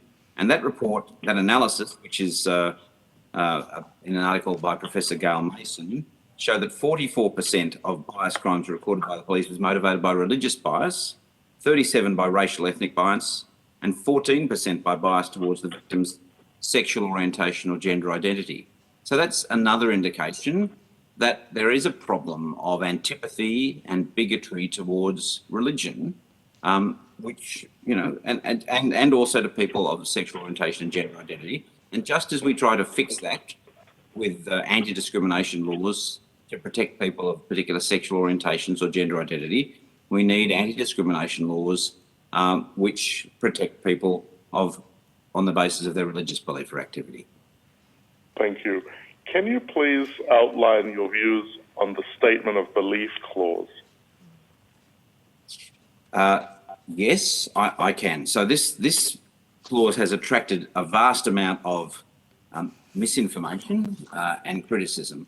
There are two aspects of this which I think the committee needs to pay attention to. First of all, it has been widely said that this bill, this provision, protects statements of belief from in all sorts of ways. In fact, it only protects statements of belief and unbelief in three specific ways. It protects them from being discrimination under other anti-discrimination laws. It protects them from complaints under Section 17 of the Tasmanian Anti-Discrimination Act, which, as I've argued, is an excessive incursion on freedom of expression. And it would protect statements of belief and unbelief against other prescribed laws, as just discussed with Mr. Perrott. It would not protect statements of belief from employer sanction. It does not protect statements of belief from being a breach of a contract of employment. It does not protect statements of belief from being contrary to a code of conduct by an employer. It does not protect statements of belief from regulation by professional bodies. So the suggestion that Section Clause 12 protects statements of belief and unbelief left alone as if it protects them from every consequence and sanction is completely wrong. And I think it misled a number of submitters to the committee. The second limitation, an important limitation on the protection in Clause 12, is that it only protects a highly qualified set of beliefs. And those are beliefs which are made in good faith, which are not malicious, which are not harassing, which are not threatening, not intimidating, and which are not vilifying. And they are, I call them for shorthand, moderate non-vilifying statements of belief. And so I think in a paper I sent to the committee on Wednesday, some of the statements, some of the objections out there, like for a nurse to say to a patient with HIV that AIDS is a punishment from God, or a disability worker saying to a girl with a disability that the disability is caused by the government will be protected, is just wrong. It's just wrong, because such statements are very, very unlikely to pass the gauntlet of being in good faith, not malicious, not harassing, not threatening, not intimidating, not vilifying. And even if they did pass that gauntlet, the only protection those statements get is from a discrimination complaint. They don't get protection from being someone complaining to the employer of the nurse, or the employer of the disability worker, or the employer saying that's not consistent with our code of conduct. That's not consistent with your duty not to scare away or offend patients in this practice. That's not consistent with medical practice standards. So the idea that those statements would be made without consequence or sanction by the people who make them is fanciful. And I would be delighted if the people who keep making those assertions would stop doing that. Mm-hmm. Thank you, Mr. Senator. Thank you, Senator Rice. Thank you. And look, I do want to go, I know we've got limited time, particularly to statements of belief. And look, I'll start, Professor Seddon, with the evidence we got yesterday, both from the AMA and I can't remember who else earlier on the day, who basically said that what you were saying is fanciful and that there is real concern that the provisions in Section 12 will override codes of conduct. And the Nurses Federation this morning had exactly the same concerns, backed up by good legal evidence. So I think your position that this is fanciful is extremely contested. And which is one of the issues of this bill, that it is going to be, you know, the legal cases will go on for years, if not decades. But I know we've got limited time. May I take you to the section which says the statement of belief in and of itself does not constitute discrimination under a variety of discrimination acts. A statement of belief in and of itself does not contravene subsection 17(1) of the Anti-Discrimination Act and does not contravene another prescribed law. There is nothing in clause 12 that says a statement of belief or unbelief cannot contravene workplace laws. You have to read that in. And indeed, I think I listened to the evidence given by the AMA and some other organisations yesterday, and they're just misreading the statute, because it's very clear that you can workplace in employer conduct rules. Can I quote to you then, and we're about to hear from the Australian Human Rights Commission, the section of the bill that is of most concern to the Commission is the section that permits statements to be made that would otherwise be contrary to anti-discrimination law. The only thing that clause 12 of the bill does is to affect the operation of anti-discrimination legislation, both Commonwealth laws and state and territory laws, to permit conduct that would otherwise amount to discrimination. We've got the Australian Discrimination Law Experts Group. The balance between federal discrimination laws on the one hand and state and territory discrimination laws on the other hand would be thrown into disarray by Clause 12. And the Law Council saying that Clause 12 is highly unusual in that it seeks to override existing anti-discrimination laws at Commonwealth, state and territory level, and that this does not appear in other Commonwealth anti-discrimination laws, which are generally intended to operate concurrently with state and territory laws. Stand clause stands alone in this respect. So you reject these statements from those three bodies? No, Senator, those statements as to the legal effect of Clause 12 are exactly what I just said. I was disagreeing with the proposition you put that Clause 12 would stop an employer from applying a code of conduct or a workplace sanction.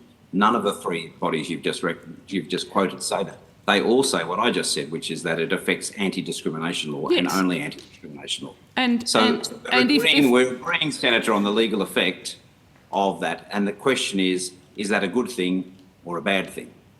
And if a statement was made that both breach the code of conduct, it would also be able to be action to be taken under state and territory anti-discrimination laws. And this would override it because if it was seen to be a statement of belief that was undertaken in good faith and wasn't malicious or vilifying. And that leaves a very wide field. you wouldn't be able to take the statement, assuming Clause 12 applied, you wouldn't be able to take the statement as a complaint under an Anti-Discrimination Act because of the statement in and of itself. But you would be able to make a complaint to the employer. The employer might be able, depending on what's the employer's code of conduct and contract, could well be able to sanction the employee for making the statement. Well, if the statement's defamatory, you can bring an action for defamation. If the statement it breaches an anti-vilification statute, you can do that. The only effect of Clause 12 is to prevent claims being brought under an anti-discrimination statute. My point is that it does not protect the statement for all other purposes. There are many other sanctions and legal consequences which will still apply to such statements, even if this bill is passed. Well, I think we need to continue this discussion, and certainly it will be an issue that I will be asking questions of the Human Rights Commission and the Law Council later this afternoon. For freedom for faith, I mean, you say in your submission that some of the examples given in the press are outlandish and not based on reality, and you said today that we don't see this bizarre, hateful speech. Can I ask you to reflect on the evidence that we've had from women's health groups yesterday, LGBTIQ groups, disability groups, the submission by the Australian Human Rights Council that outlines numerous examples. And so are you really saying that these statements, these offensive statements that have serious impacts on people's lives because of their sexual and gender identity, because of disability, aren't happening? Is that what Associate Professor Neil Foster, you're saying that these aren't occurring? Well, of course, I can't address the specific examples as to whether they did or did not occur, and that's absolutely the case that people say some terrible things to other people, and so I don't deny that where these things have been say to have happened, they may have happened. I don't think they're very common, but yes, we can have anecdotal evidence on both sides of things that have been said. So let's assume they did happen. One of the big questions is, are they unlawful at the moment? Are they unlawful at the moment? And the answer is no. Most of them, unless they amount to having a detrimental impact on someone under discrimination law, or that they breach the vilification laws. But on the discrimination side of things, they don't. At the moment, most of the stuff, the examples that have been given, are not unlawful. So that while we may condemn them, this bill does not change, because, as we've just been saying, the effect of the provisions about religious belief statements is that they are not discrimination. And if they don't currently amount to discrimination, that doesn't have an impact. So it's very, very hard to find a case where simply saying something amounts to discrimination, Senator. Associate Professor Foster, I will take you again to the evidence that I've just quoted in my question to Mr Snedden to say that these statements are being made, and in fact they are being found to be discrimination under state and territory legislation. And the impact of Clause 12 is to mean that legislation will be overridden and they will no longer be unlawful.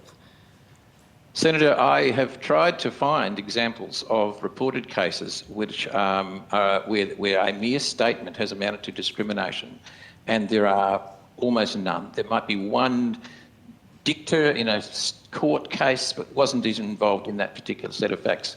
So it is very hard to find examples of decided cases which have been reported where a mere statement amounts to discrimination. Well, we can condemn the statements, but the actual finding of discrimination, I find I have not come across many of them. Well, I ask you to read the submission of the Australian Human Rights Commission, who outlined a number of statements and complaints made to the Commission where they have taken action.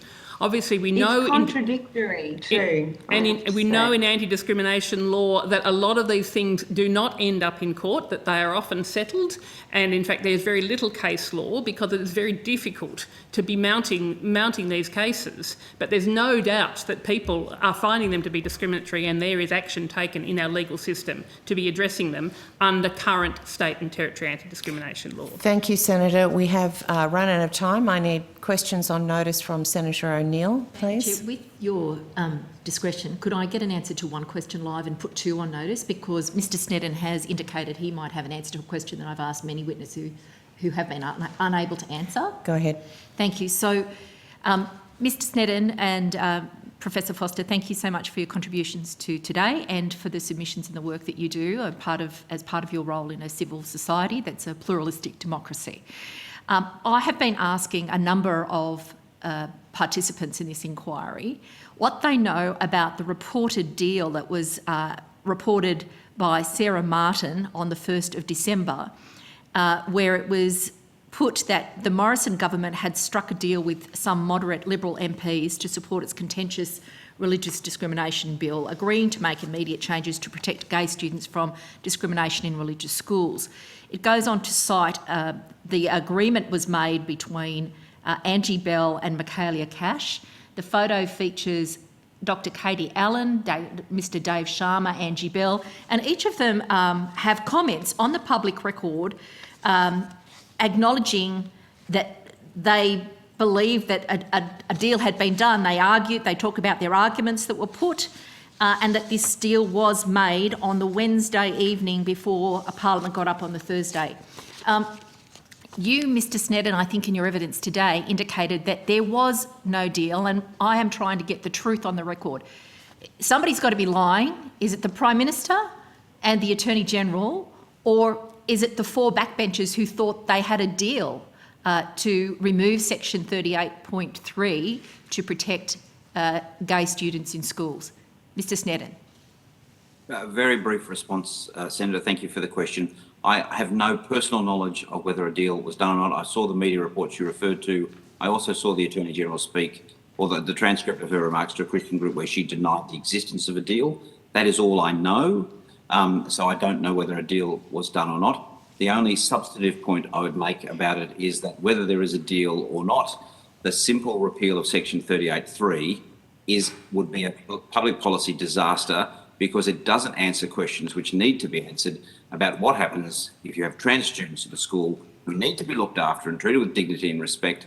But repealing 38.3 of itself opens up a whole can of worms about use of shared bathrooms and change rooms and accommodation facilities and sporting participation, etc. And it's not just the rights of the trans student, it's the rights of the other students and the other parents. It's a complex web of competing or different human rights which needs to be thought through carefully. And it's been kicked off into the long grass. Two, on notice if I can. No, it needs to go to the Law Reform Commission, Senator, for a careful evaluation, not a quick political deal in the corridors of Parliament. And 2018 was when this arose. Can I just go to two questions on notice, because you make a different claim from other participants in this public discussion.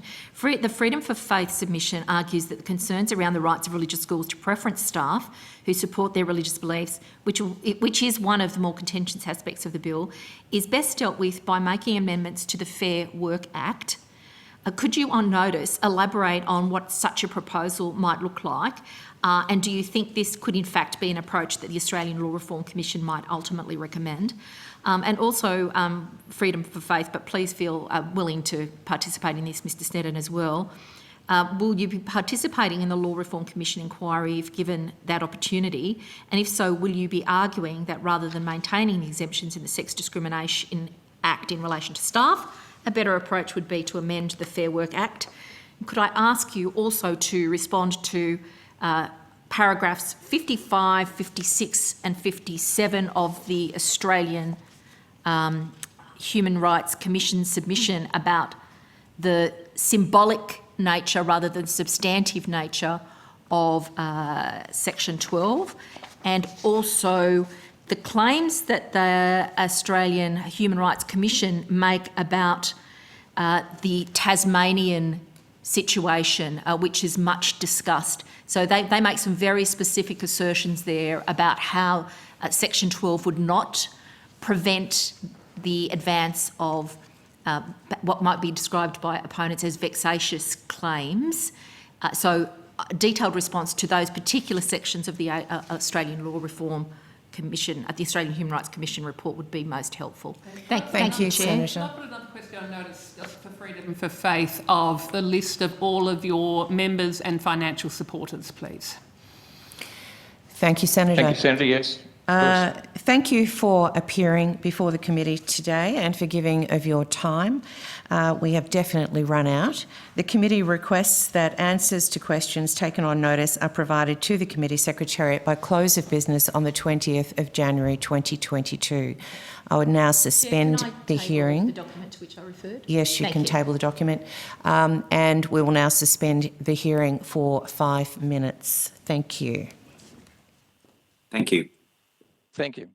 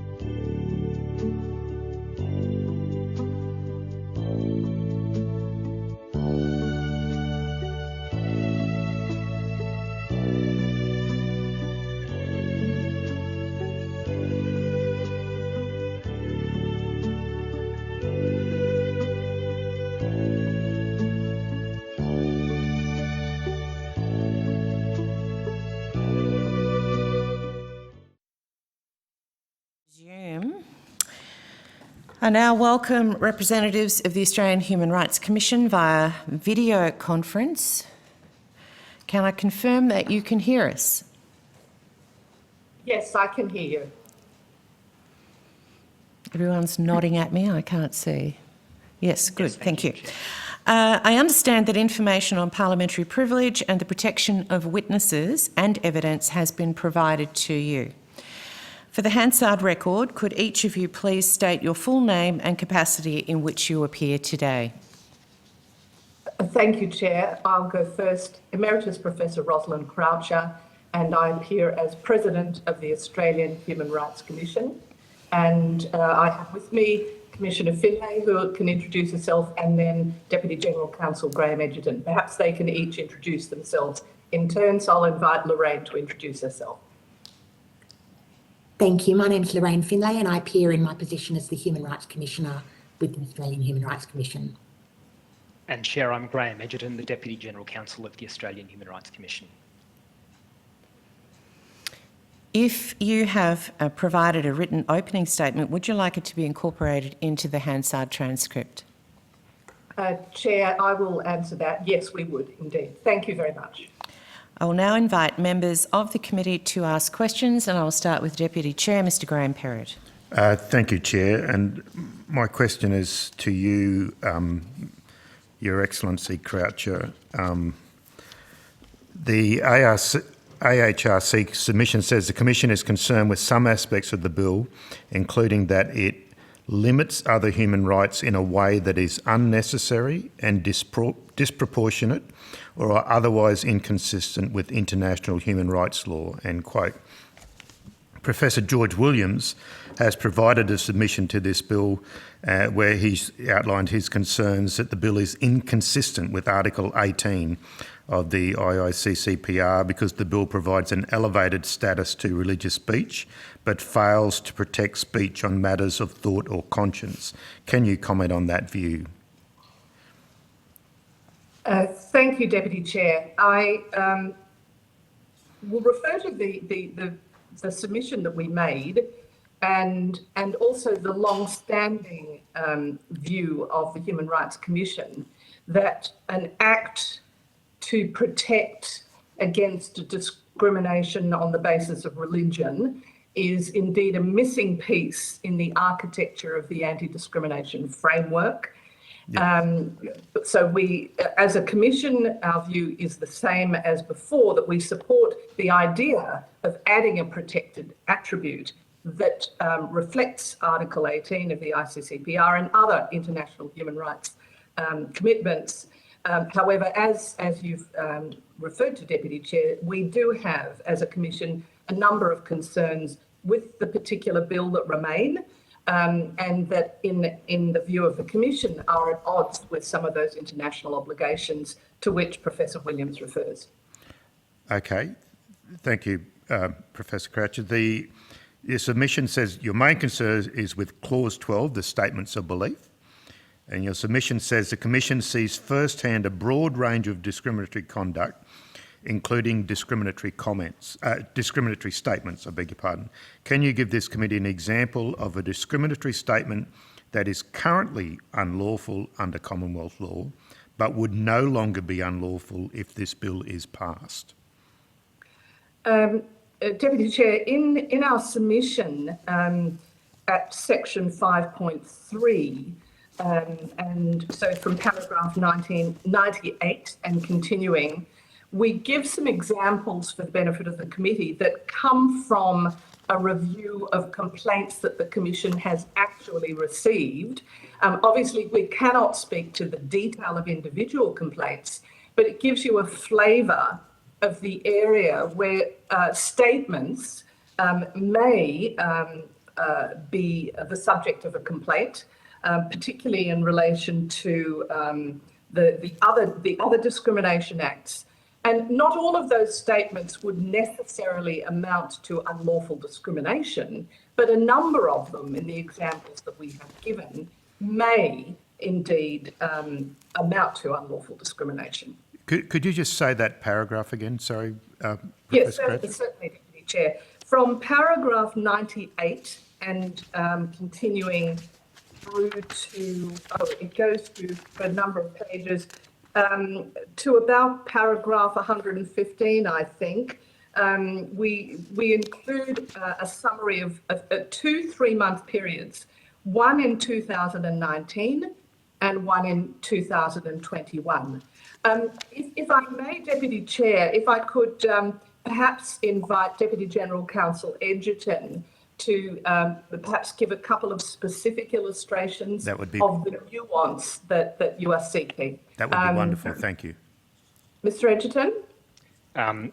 Thank you, Mr. Perrott. So the Commission engaged in an exercise of looking at all of the complaints that we'd received in 2 3-month periods. We did that first in 2019 when the exposure drafts of these bills were released, and we did it again this year. For each 12-month period, we identified cases where statements had been made that were the subject of a complaint. We excluded statements that were sexual harassment or racial vilification because they're not going to be covered by Clause 12 of the bill. Yep. In the 3-month period in 2019, there were 558 complaints of discrimination. At least 35 of those complaints had at least one discriminatory statement that could have amounted to a breach of discrimination law. And the way that that can arise is because statements can amount to less favourable treatment in an area of public life. In 2021, there were 1,006 complaints in that 3-month period, and 79 of those included a statement that could be contrary to discrimination law. So one example of that coming from 2019 is a woman who had recently become pregnant saying to the Commission that when she advised her employer of her pregnancy, her employer said, "There's no room in this business for someone who's going to be a single mother." Now, that statement could amount to direct discrimination on the grounds of sex, marital status, or pregnancy. In some religions, having a child out of wedlock is considered to be sinful. It's conceivable that if there was a defence based on a statement of belief, that defence might be raised to a complaint of that nature. Now, the bill wouldn't protect related conduct. So if the woman was actually fired as a result of having a child out of wedlock, then that conduct would not be protected. But it does seem incongruous to us that the statement should be protected if the conduct is not. Thanks, Mr. Edgerton. My next question, your submission warns that the explicit overriding of all other Australian discrimination laws sets an alarming precedent. Can I ask you about Clause 12(1)(c) that allows for further laws to be prescribed by regulation? Are you concerned about that regulation power? Are there any laws that you consider would be particularly at risk at being targeted through that clause? As you might recall, this committee did an inquiry into Section 18C when the government was proposing to do away with Section 18C. So would 18C Racial Discrimination Act be at risk of being prescribed? And I don't need you to comment on the politics, but mainly from the legal side of things. We've had some commentary today on the political risks of so doing. Professor Indeed, Croucher? Deputy Yep. Yeah, I can give an initial response if I may. It's theoretically possible within the framework of this bill, and I did listen in on the previous comments for a portion of that time. While it's theoretically possible, it's unlikely to occur in practice, given the approach that the statements that have been made in the explanatory memorandum, that it's directed at discrimination laws, not vilification laws, of which 18C is an example. But if a vilification law were prescribed by the regulations, this would be subject, of course, to disallowance by the Senate. So it's theoretically possible, but unlikely to occur in practice. But in any event, having said that, we agree with the Scrutiny of Bills Committee that provisions that override state and territory laws should be in primary legislation rather than the subject of regulation. So that's a brief answer. Thank you, Professor Croucher. As a Human Rights Commission, and I note you have a sign above your head saying Human Rights Commission, I'd expect that you protect the rights of humans. The submission expresses concern about the bill's significant departure from domestic and international human rights law by allowing a corporation to make a complaint of religious discrimination. Are you aware of any other human rights legislation anywhere on earth that allows corporations to make a complaint? And would this be inconsistent with Australia's obligations under international human rights law? Thank you, Deputy Chair. I'll again take the initial answer, if I may.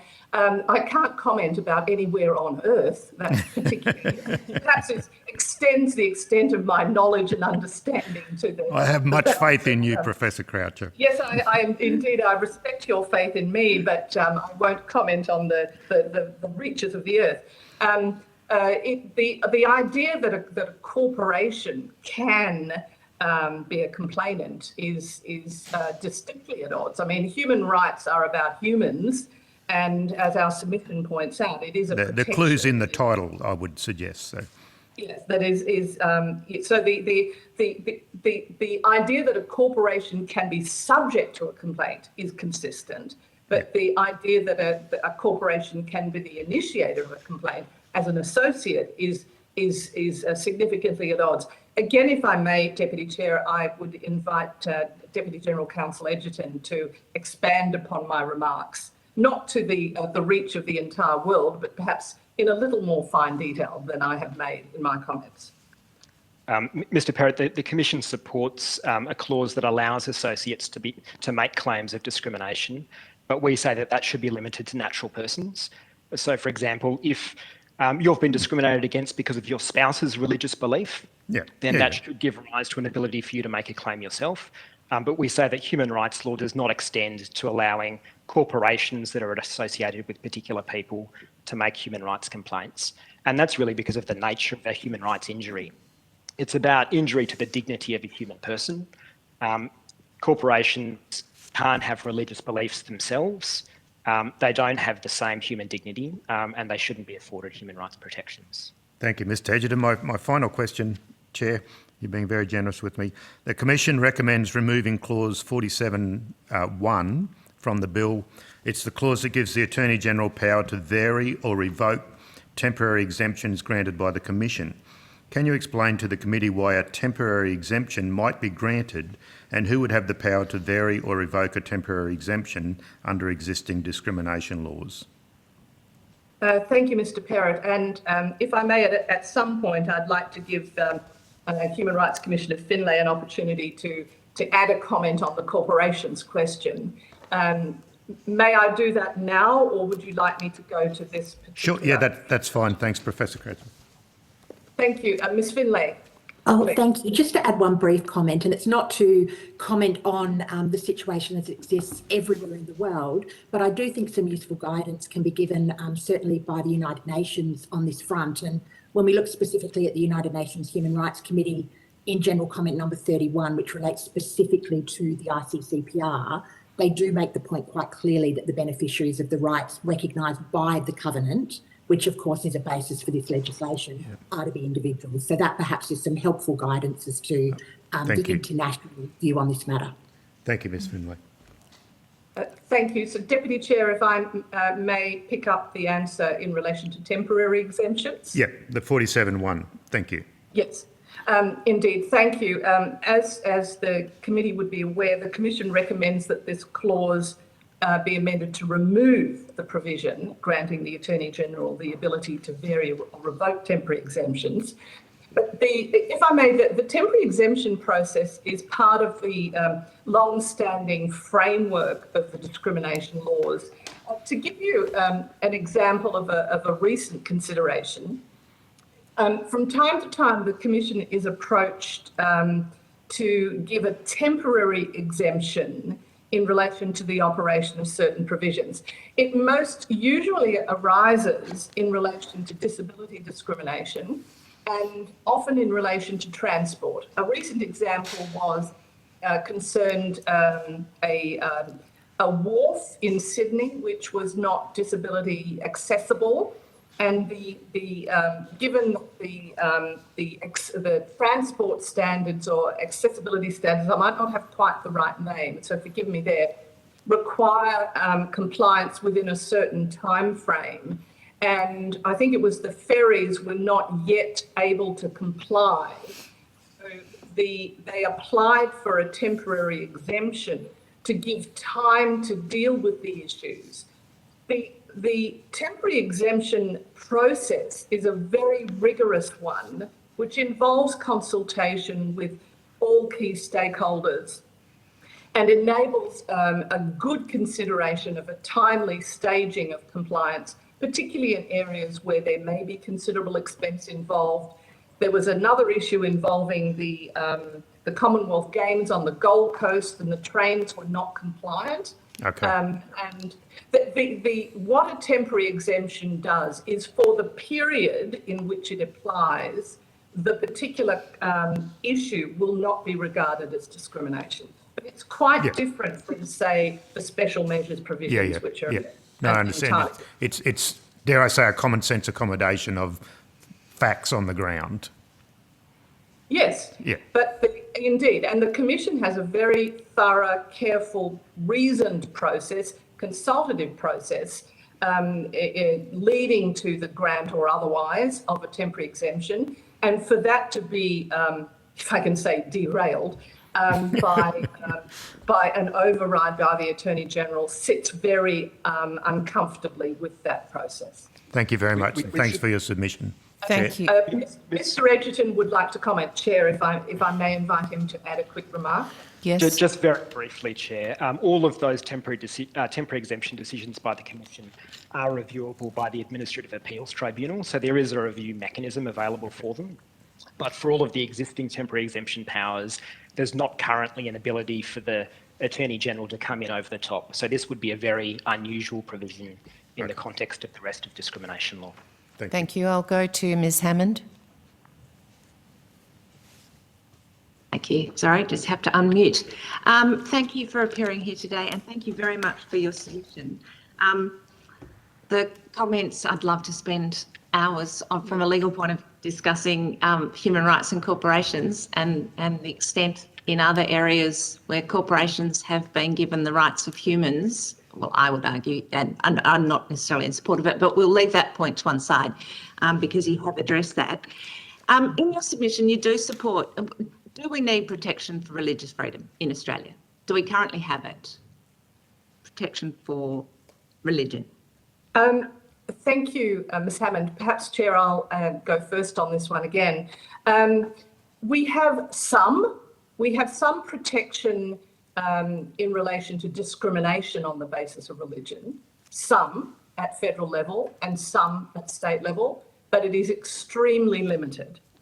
And so looking through, you can look at the lens, the idea of religious freedom through two lenses. One is a protection of the freedom to exercise, manifest religion. The other is a protection against discrimination on the basis of religion, belief, or indeed absence of belief. Now, if you look at the protection for religious freedom, that is a whole separate issue. And part of the difficulty is scrambling up a desire for a protection for religious freedom in what should be, if I may describe it, as an orthodox religious discrimination act, adding to the suite of other discrimination laws. And indeed, when I was on the, I was a member of the Ruddock panel that led to the review that's been referred to throughout this inquiry and others, that it's a mistake to try and turn a protection for against discrimination on the basis of religion into a one-line Human Rights Act. So the protection for religious freedom should be considered, the Commission would advocate, as it has done for a long while, in the context of having a sensible exploration of how we put into federal law that larger protection for rights and freedoms. But the protection at the moment, as the Commission's explained in its submission, and many other learned submissions have also, is very limited. We have a long-standing one under the ILO 111 Convention and indeed under our general human rights jurisdiction. But both aspects of that, while they can lead to complaints, will not lead to any judicial consideration of those matters. So it's very limited. So in your view, would a better approach to have a religious discrimination bill which is similar to our other discrimination? Because some of the witnesses have voiced their concern that at the moment religion is an exemption to other anti-discrimination laws. So an argument to have a religious discrimination bill in and of itself, but your proposal, and I'm asking the question, I'm not saying it is your proposal, do you believe it would be better to have one that at this point in time which actually mirrors our other anti-discrimination laws? Ms Hammond, yes, the Commission would support a religious discrimination bill that was an orthodox replication of the protection against discrimination that is evident in the other 4 discrimination acts. That has been the view of the Commission, but to turn it into something else or to add in bits that are essentially single instance or reflective of other concerns that are not necessary for an orthodox anti-discrimination act, we would see as the position. So what are the elements of this particular bill? I think, no, actually, I think your submission identifies them, doesn't it? There's 3 main elements which I think you've put forward that take it beyond an orthodox discrimination bill. Is that right? Yes, Ms Hammond. The first is the statement of belief provision, which we consider is unnecessary. It's unnecessary to achieve protection against discrimination on the basis of religion, including statements. It's unnecessary to achieve that. And the other elements of it create other compounding difficulties that are unnecessary to achieve the goal of including a religious discrimination act in the suite of discrimination acts. The second is the corporation point that we've already discussed. The third point is the scope of the exemptions that are included in this particular bill. Given the ALRC is looking at exemptions, that is the place for those issues to be considered, not done on the run in this one. Perhaps I could, if I may, Mr Edgerton, have I covered that sufficiently, do you think? I think that's right, President. I mean, we've also raised a number of other concerns that are set out in our recommendations. So in relation to qualifying bodies, in relation to the temporary exemptions issue that Mr Perrott raised. But those 3 that the President has identified are our key concerns. And really the statements of belief is the major one. Yeah. Now, essentially, a lot of... Forgive me, Ms Hammond. Yes. As we're appearing as a trio, perhaps I could ask Ms Finlay to add any other observations, to be fair to her. If I may just briefly, Chair, thank you, President Croucher. I would endorse, obviously, what's just been said in terms of the core submission of the Human Rights Commission being that to the extent that this bill mirrors existing anti-discrimination law, we would be very supportive of that. But we do have some concerns about areas where it goes beyond existing law, with the exception, if I could perhaps turn to a positive note for a moment and just note recommendations 15 and 16. We note that in 2 regards, this bill goes further than existing anti-discrimination law, but in a way that we say should be mirrored in other anti-discrimination acts, and that's particularly the protections for unpaid workers and the civil prohibition against victimisation. So I think it's important not to lose sight of those 2 positive aspects that we say should be extended beyond this bill. Thank you. Thank you, Commissioner Finlay.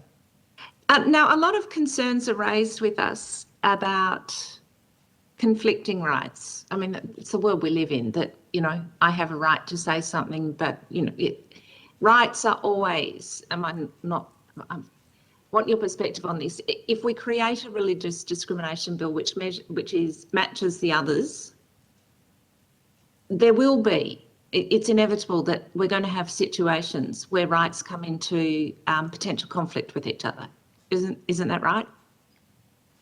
Indeed, that's the nature of social interactions. It's not just about rights; it's about all manner of things. But the advantage of the human rights approach is to provide a way of assessing when issues engage, rather than conflict, when they engage with each other.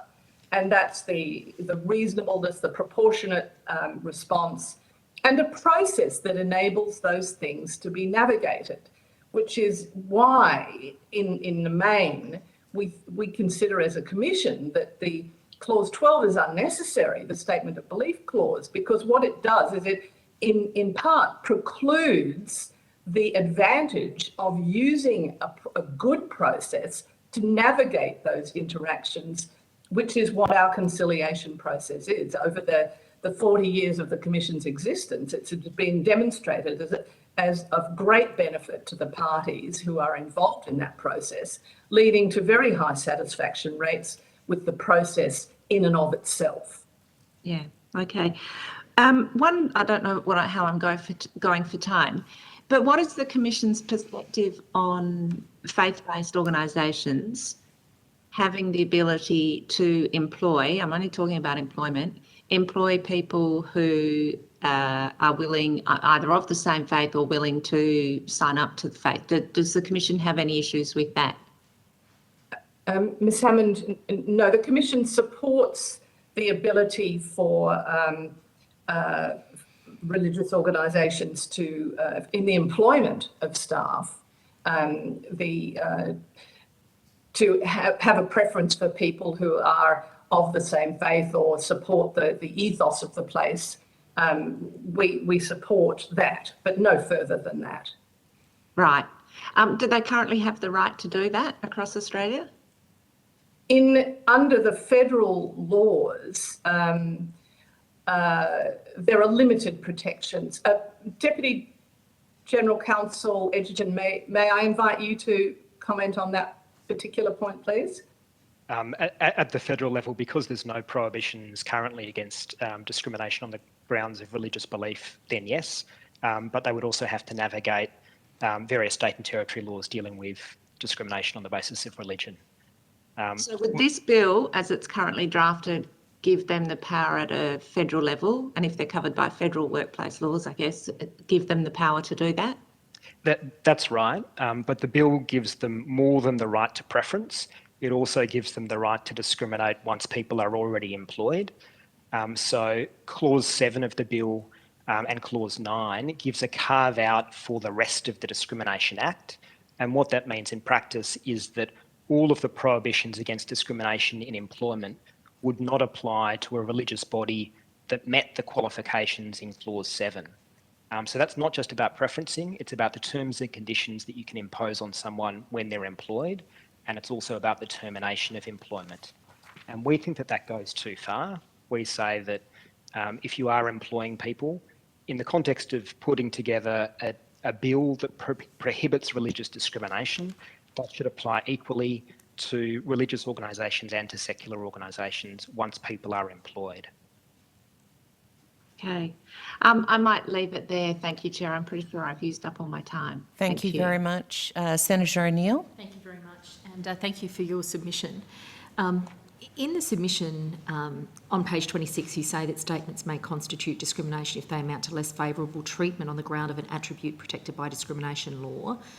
For example, statements regardless of whether there was any other accompanying conduct can amount to racial discrimination or sex discrimination. Is the department on behalf of the government wrong when it says that the statement is unlikely to constitute the basis for a claim of discrimination without accompanying conduct? Thank you. Perhaps Deputy General Counsel Edgerton, can you respond to that one with respect to those examples that we drew out?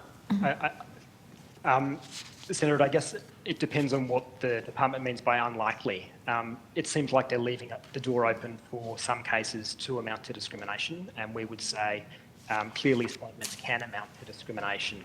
And we've given a number of examples in that section 5.3 about discriminatory statements that would cause someone to be treated less favourably in particular areas of public life. Could you provide an example of a statement that has in and of itself been found to constitute racial discrimination in the absence of accompanying conduct?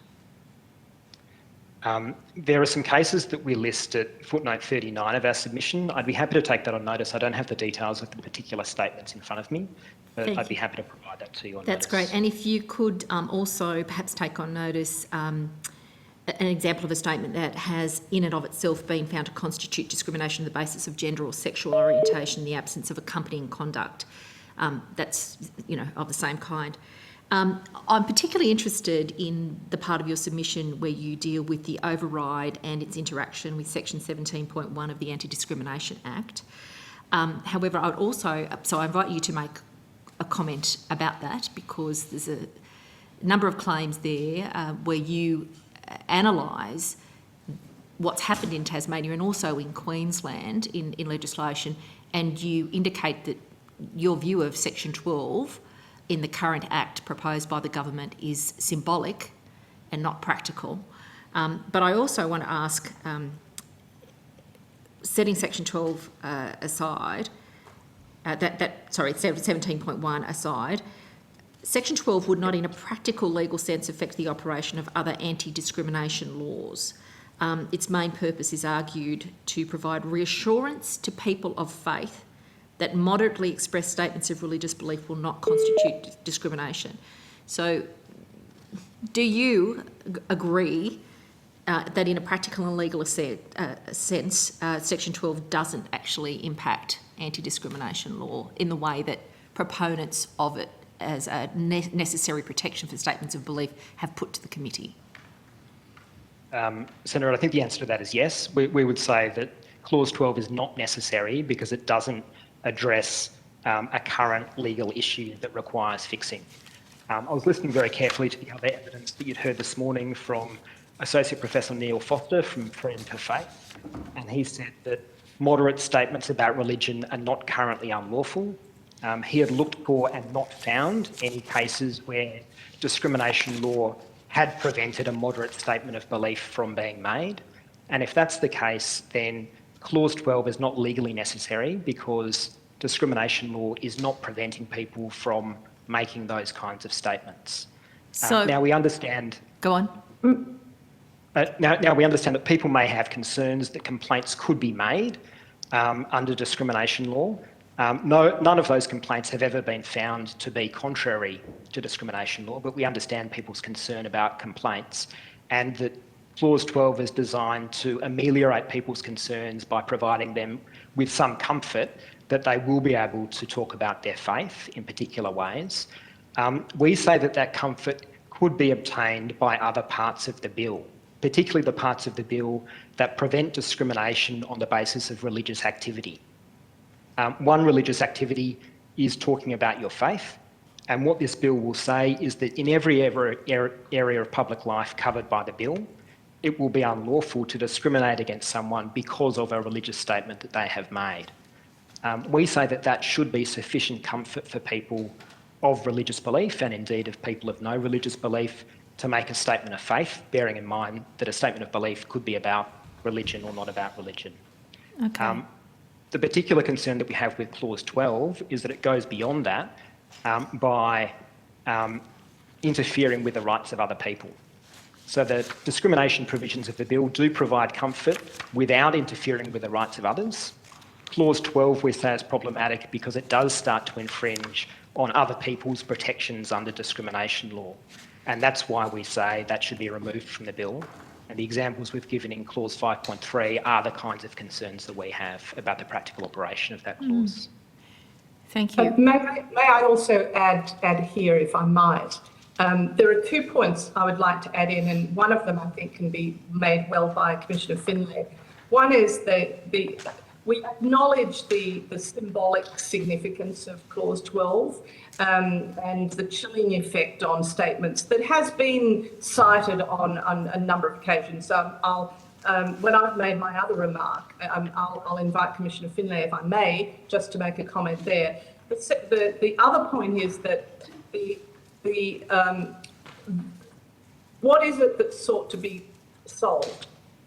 Deputy General Counsel Edgerton has indicated that the protection of statements is made through other mechanisms in the Act. But there is also a recommendation we make in terms of enabling state and territory commissions to have an ability to have a preliminary process to deal with unmeritorious complaints. The Federal Commission, we had such an addition to our own architecture in 2017 at our request, and that has enabled a preliminary winnowing of complaints that may be considered unmeritorious. And that some of the difficulties that some of the other state commissions may have is that they don't have an ability administratively to sort some issues out in the first place. And that may feed into the sense of a chilling effect and the idea that a fear of complaints. Complaints from the point of view of linking into a good conciliation process we would see as an advantage, but we also see it as necessary administratively to be able to winnow out some complaints that are really not meritorious. So perhaps with those remarks from me, could I invite Commissioner Finlay, please, to add on in relation to the symbolic point? Oh, thank you, President Croucher. I think you've actually made the point in substance, so I'll be very brief. Simply to note that in our written submissions, we certainly do recognise the importance of symbolism here and the importance of ensuring that people do have that reassurance that they are able to make moderately expressed statements of religious belief or faith.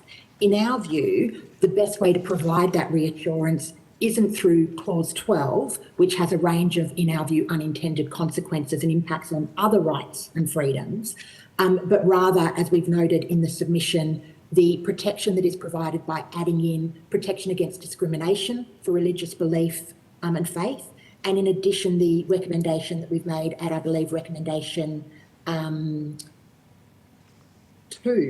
that we ask the Attorney General's Department to engage with equivalent departments at state and territory levels to look at the way that state and territory tribunals deal with vexatious or unmeritorious complaints, and that provides a level of protection and reassurance that we think is probably a better way to go about it. Thank you very much. That was very, very helpful evidence, I think. Time is actually really out on us, and I've got two more that wish to ask questions on notice. So I have I'll more go questions to- on notice, I think, Chair. Sorry? I'll have more questions on notice. I believe there's a lot more to ask. Thank Senator you. Pratt? Thank you very much, Chair. I have plenty of questions as well. I wanted to ask in the context of sexual harassment laws and statements of belief. Now, we know we can't vilify or harass someone under these laws, but I wonder how, in the same way that statements about, you know, whether it's homosexuality or sexuality, but how, whether you've got concerns that permissive statements that have a religious foundation, how are you going to distinguish with this exception if something's got a religious connotation, that it is somehow, compared to other statements, for example, that might take place in a workplace, what will be the impact of distinguishing when something has a religious foundation to it? How will that impact on your ability, for example, to quickly work through whether someone has been sexually harassed or vilified in some other way? Senator Pratt, that's quite a complex question. I do understand that. Yes. Mr. Edgerton, do you have any comments you'd like to make on that? I think it will add an extra layer of complexity, because rather than just looking at the question of whether there's been sex discrimination, you would then also have to take into account whether that was based on a religious belief. We've also identified in our submission the particular problems that would arise if that was a state-based complaint. So if someone went to a state tribunal and a federal defence under clause 12 was raised, it probably means that a state tribunal can't hear the matter and it would need to be referred to a court. That has adverse consequences for the person who's making the complaint. So someone who feels that they've been sexually discriminated against, suddenly they're being moved from an area where they've got protection against costs to somewhere where they're vulnerable to pay the other side's costs if they're not successful at the end of the day. So it does add a number of layers of complexity. So for example, if someone was to vexatiously sexually harass someone by simply quoting religious passages from various religious books and purport them to be a statement of belief, that would add complexity because of the nature of defence that they would have access to in relation to that conflict. Yes. Thank you. I'll put my other questions on notice. Thank you. Senator Rice? Yes, thank you.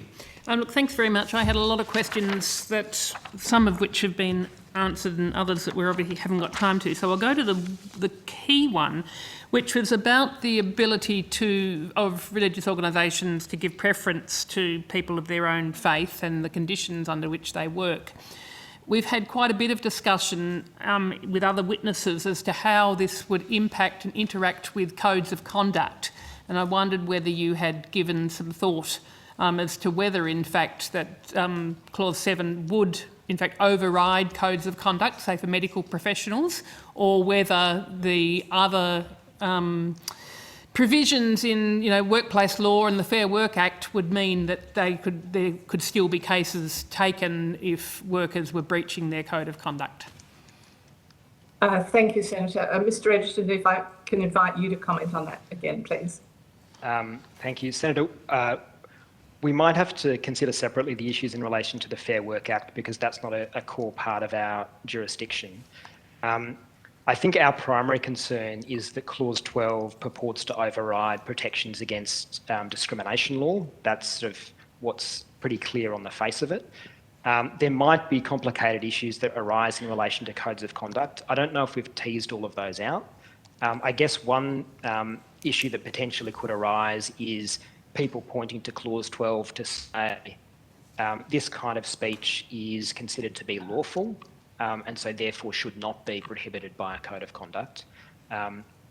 Codes of conduct aren't dealt with explicitly in Clause 12, and so I think any effect would be indirect. Right. Commissioner Finlay, did you have anything else to add in relation to that? No, other than very briefly, in terms of the impact of Clause 12 being limited to anti-discrimination law, we would simply emphasise the point that in and of itself, we say this is a significant impact and something that does have substantial implications in terms of reducing existing anti-discrimination protections. So our concern is primarily with that impact on anti-discrimination protections that exist currently. Look, if you could take on notice any further consideration of the interaction with codes of conduct, because it's certainly been something that has been we've had a lot of debate about.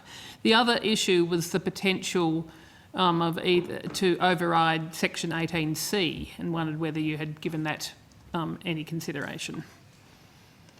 Senator, I did make a comment on that earlier in relation to an answer to the Deputy Chair, that I thought it would be unlikely. I refer you to that earlier answer that theoretically it's possible, but we consider it very unlikely. Thank you. Thank you. There are committee members who have questions which they will send to the Secretariat and be sent to you on notice. Thank you. Thank you for appearing before the committee today and for giving your time. The committee requests that answers to questions taken on notice are provided to the committee secretariat by January the 20th, 2022. Thank you again. Thank you, Thank you, President Chair. Croucher. Thank you. Thank you. Always good to see you. Thank you.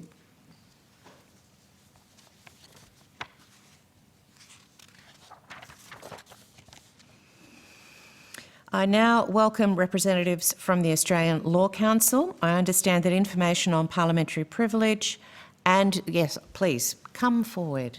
Take a seat. I'll just rattle on.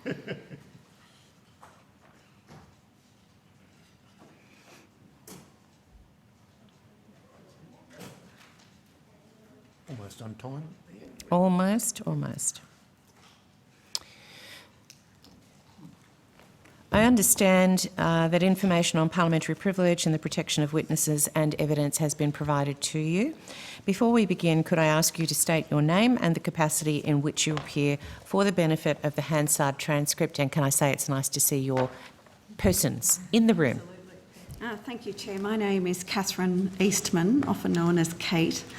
I'm representing the Law Council of Australia, and I hold the role of the Chair of the Equal Opportunity Committee of the Law Council.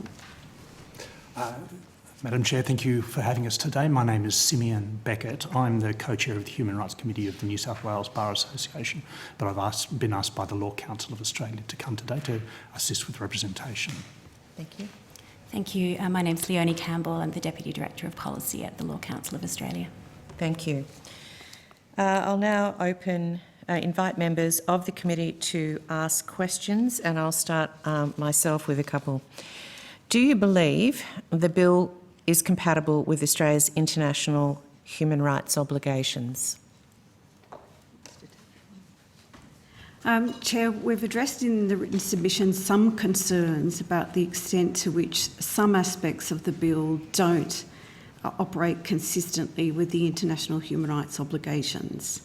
But our starting point is that this is a welcome step in protecting the rights of religion and religious beliefs in Australia, and that's consistent with Article 18 of the International Covenant on Civil and Political Rights. There is that freedom to believe, but also the freedom to manifest beliefs individually and in community with others. But no rights in the ICCPR are absolute, with a few very small exceptions, and there is a limitation provision built into Article 18. And in addition to that limitation provision, Article 18 has to work consistently with the other rights in the ICCPR. So it's not a matter of cherry picking in the sense of taking Article 18 and saying, tick to Article 18(1) and we leave the rest behind. It's that balancing of the rights and the interaction with other rights, particularly the recognition of rights to equality before the law, that we're concerned about, that the bill perhaps steps too far in not striking the appropriate balance. Thank you. In your submission, you do not recognise freedom of religion to be in imminent peril. Under international law, it's recognised as a protected attribute. What's your view on this? Imminent peril, I think we're talking about the context in Australia. If we look globally about the impact on the rights of people and their religious beliefs, Australia does not have the same types of problems that we see in many other countries. So in that sense, we've cast our comments about imminent peril to be contextual to Australia and to a functioning civil society. It is true, however, that law is put ink on paper, if you like, for longevity, given that religions are in imminent peril in many countries. It's surely valuable for us to have our own religious discrimination law. The Law Council certainly supports there being protections against discrimination on the ground of religion and holding religious beliefs. In that sense, very supportive of this initiative. It's the extent to which it just goes too far, perhaps, to achieve the aim of meeting those international rights obligations. Beg your pardon. The comments in the submission about imminent peril were quoting the Religious Freedom Review's findings about Australia. It did recognise that there are particular groups in Australia who do experience quite acute levels of religious discrimination, and there was a need to respond to that. But they are the expert panel's comments rather than the Law Council's.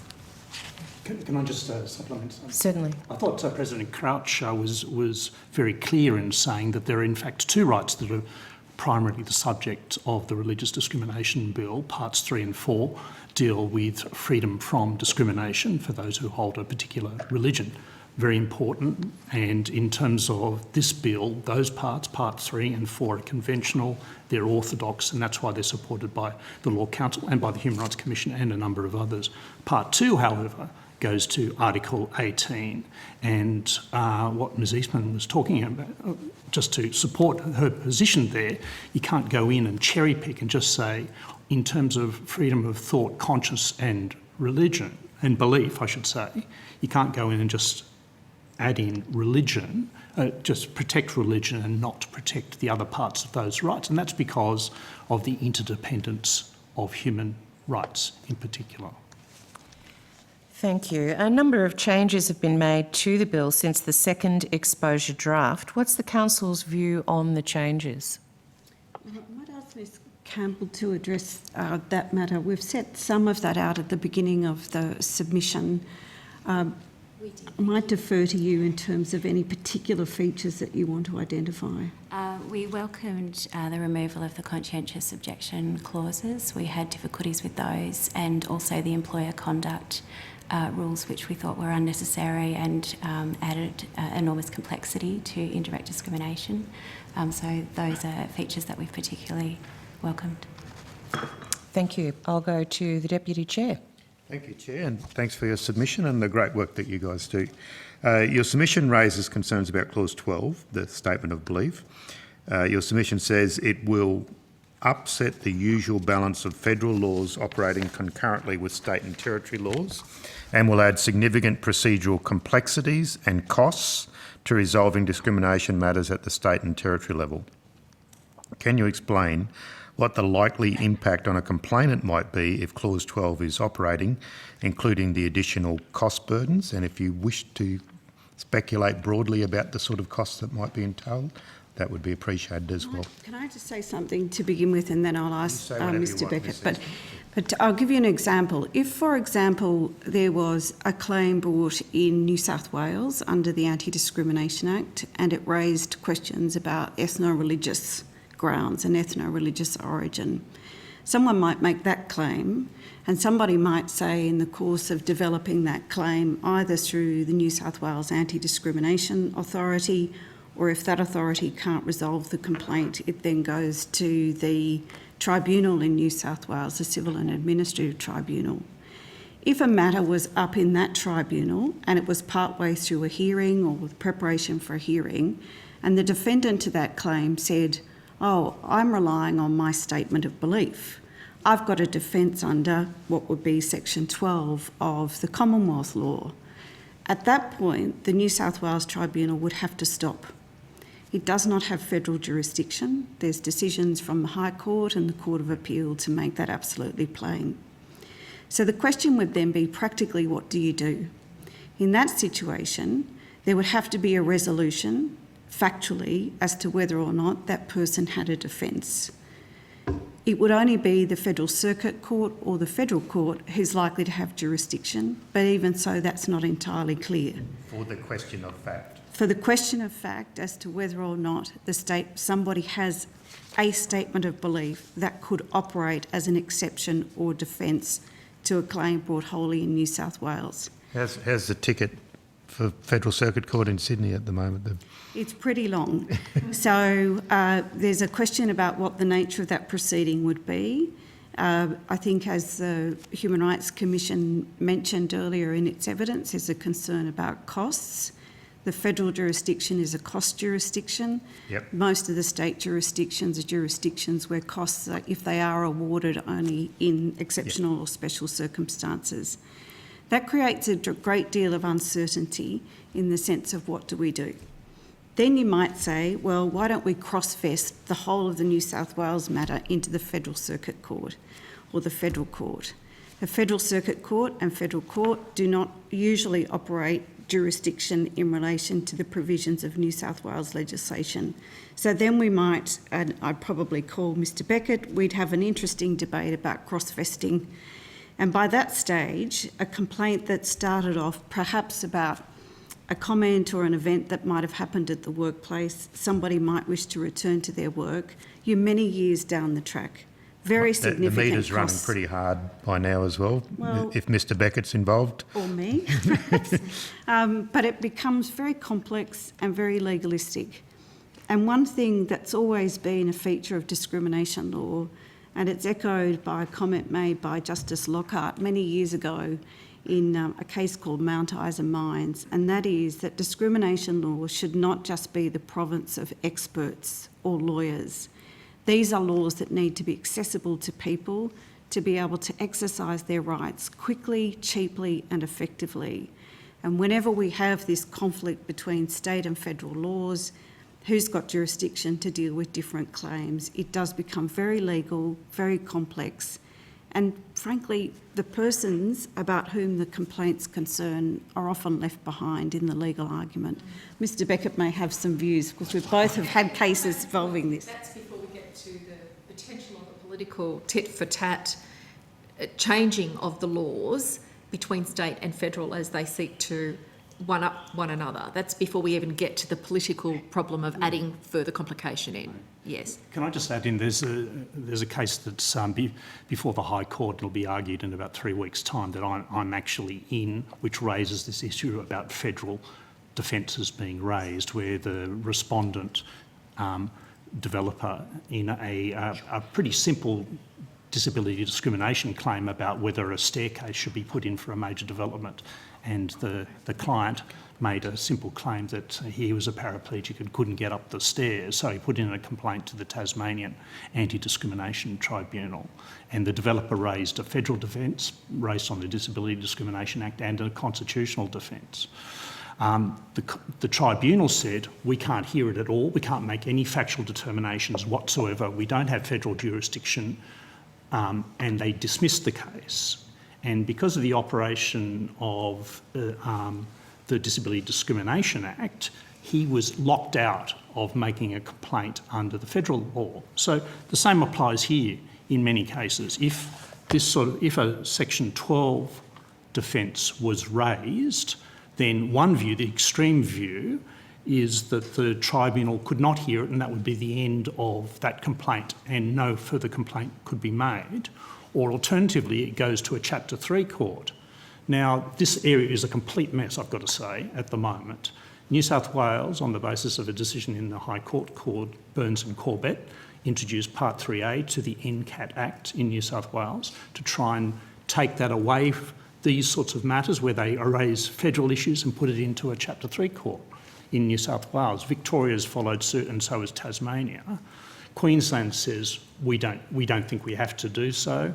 South Australia, WA and Territory and the ACT have not entered into that particular debate, but you can see the mess. Mm-hmm. And then what happens is, Mr Edgerton was completely right. If you then go down that route, you lose the protections of a no-cost jurisdiction. Very important. It's a major access to justice issue in terms of discrimination law. It allows people to come forward and have their discrimination case heard. They may lose, but if they lose, they won't face a cost order in that respect. And I've literally, at both commissions, at the state and Commonwealth level, seen matters dealt with at the counter, in terms of yes. a resolution of sorts at the counter before it even progresses over the counter, so to speak. But I've got a few more questions, so I'll be quick.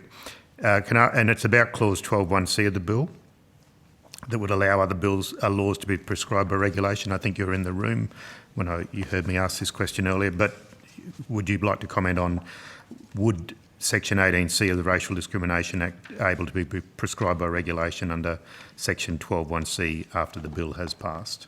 I think the short answer to that is 12(1)(a)(4) already has the Racial Discrimination Act listed there.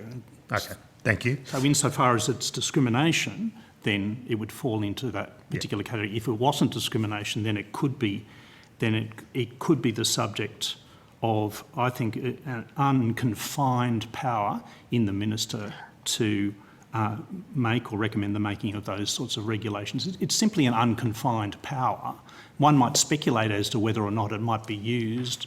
I don't think the Attorney General's Department has come up with a list of what they're proposing to do, but it's an unconfined power. They're here this afternoon. So, and the next question has already been touched on in Ms Eastman's answer to the chair, but your submission says the bill is unorthodox, particularly in relation to Part 2. Could you explain how the drafting of this bill differs from other anti-discrimination legislation, and could you offer any suggestion as to why it has been drafted in this way? I don't think we can offer any suggestions as to why it's been drafted in that way. You don't like to muse on the record, Ms For Eastman? others to deal with. I think I would answer this very simply, and that is that if we look at the suite of discrimination laws in Australia, essentially what they do is they start with identifying the attribute that should be protected. Then they identify the areas in which there will be protection. So it will be employment, services, accommodation, etc. And it then sets out the obligations on employers, service providers, accommodation providers, etc., to say these are the things that you cannot do by treating a person less favourably or imposing an unreasonable condition or require on them because of the attribute. None of our discrimination laws are presently cast in creating positive obligations to advance the rights of people with particular attributes over and above others. So what Part 2 does is it uses discrimination language, but essentially what it does is create these positive rights. So it allows people with the protected attributes to have protections that are over and above. Now, others might say, women might say, that's what we would have liked the Sex Discrimination Act to have done, to put our rights over and above men in certain circumstances. People with disability may well argue that their rights should be over and above the rights of other people to reflect the particular concerns of people with disability that may be different from the rest of the community. But that's not the approach that we've taken in our discrimination laws. It may be an approach that you take in developing charters of rights or human rights type laws, bills of rights, but you then attach with them relevant limitations on those rights. So where it is unconventional or unorthodox in terms of Part 2 is that it does more than simply build defences into existing discrimination laws. It preferences rights based on religion over and above the equality rights that sit under the suite of other discrimination laws. Okay, my next question. Can I ask in that? Sorry, Senator, I'll just quickly go to my question. The Law Council also calls for Clause 15 to be removed, the clause concerning qualifying body conduct rules. Can you explain to the committee why the Law Council says that clause is unnecessary in light of the indirect discrimination provision in Clause 14? I think this concern arises because the Law Council has a role as a qualifying body in the sense of looking at rules that apply to the conduct of legal practitioners. So as I understand it, this is an issue that's arisen for the Law Council in looking at its role in regulating legal practitioners. Ms Campbell might want to add something from the consultation. The Law Council has a role in, has had a role in developing, for example, Sorry, the Ms Australian... Campbell, could you just speak up? Oh, Sorry. I beg your pardon. The Law Council has had a role in developing the Australian Solicitors' Conduct Rules. The state and territory bodies have legal profession bodies that regulate, and they look to those rules and the Australian legal profession uniform law to do so effectively and reasonably. And I think what we're saying is that that is done very appropriately and well, and that the indirect discrimination provisions that are in this bill under Clause 14 are more than adequate if a person has concerns that they have been discriminated against unreasonably, that they have recourse to those. There's no need to constrain qualifying bodies under Clause 15. A final one-word answer, perhaps. Should the bill protect humans and not body corporates? I think we agree, and we've said in our submissions, that primarily the focus should be on the protection of humans rather than corporations. Thank you. Thank you, Chair. You've been very generous. Thank you. Senator McLaughlin is next via phone. Thank you, Chair. I'd just like the Law Council to take us through how they form this view. Do they seek the opinions of their constituent bodies? What is the process of coming to this conclusion in their paper? Ms Campbell? The Law Council has an established mechanism by which it responds to inquiries. We usually put out a memo to our constituent bodies, our sections, our expert committees, seeking their views on bills and legislation as they come forward. Can I just get you to speak up, please? Oh, I beg your pardon. Sit forward. The Law Council has an established procedure by putting out memos to its constituent bodies, sections, expert committees, seeking their views, and has done so now for 3 iterations of this bill.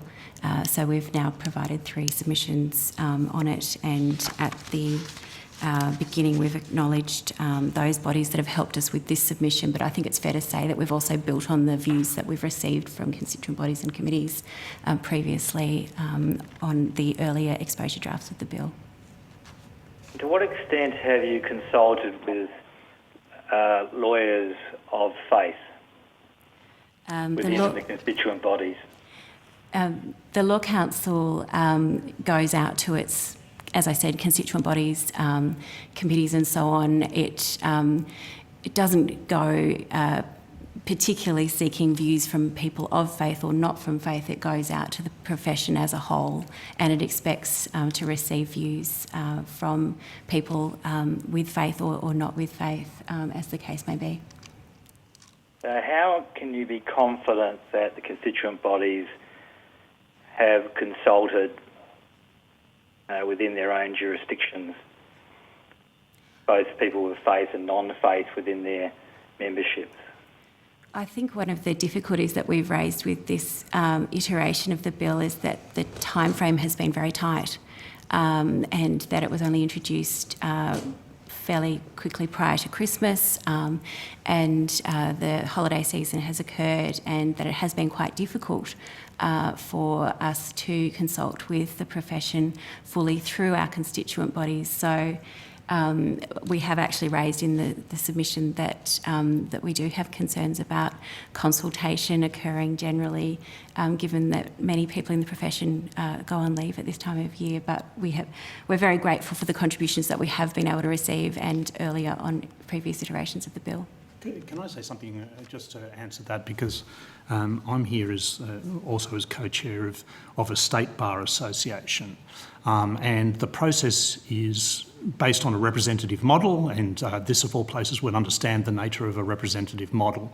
That is to say, in New South Wales, elections are held on an annual basis to elect members of Bar Council, the New South Wales Bar Council. There are also committees. All of those committees have members who report up through the structure, through the executive to Bar Council. And so there's a comprehensive way in which the position taken by any particular committee or by the Bar Association is approved through that particular structure. So it's the process of election and then consultation with those people who are chosen to serve on committees overseen by an executive and ultimately a Bar Council. And it's through that process that comments would come to the Law Council of Australia, and as Ms Campbell ably pointed out, this is the third iteration of this bill. There's been a wide consideration of all three bills amongst all of those constituent bodies. I think in terms of lawyers of faith, they have the opportunity to either make submissions directly to this committee, I would have thought, but they also have the ability to interact with their representative bodies, be they a law society or a bar association. And there may well be people of faith in those elected roles, but you do not discern that, because that is not a qualifying criteria. No, Okay. There's no branding on their forehead. If Thank that's you what very mean. much. Well, maybe on Ash Wednesday. That the Law Council has established policies in place which are agreed by its directors, and we look to those. They are linked to the role and the remit of the Law Council, which is to do with the rule of law, and that includes adherence to Australia's international legal obligations, and that provides guidance for how we approach the Law Council's response in these areas. Thank you. Chair, no further questions. Thank you. Senator Rice, do you have some questions? Thank you. I just wanted to start actually with your first recommendation in your submission, which I'm about Australia should have a federal Human Rights Act, and just we had discussion of the need for either a Charter of Rights or a Bill of Rights. There was criticism yesterday, oh, this is just going to be putting this off into the long grass. It's never going to happen. So just would like your reflections on, I presume, under a Federal Human Rights Act, that it could be a Charter of Rights or it could be less expansive, but just whether some more discussion as to how important do you think that is for Australia? Well, the Law Council's position on there being a federal Charter of Rights has been long-standing policy of the Law Council, and the Law Council has been involved in numerous inquiries considering charters of rights. We've participated in Father Frank Brennan's inquiry, which I think is almost 12 years ago. And every time there has been a proposed Bill of Rights in the form of legislation, the Law Council has made some submissions.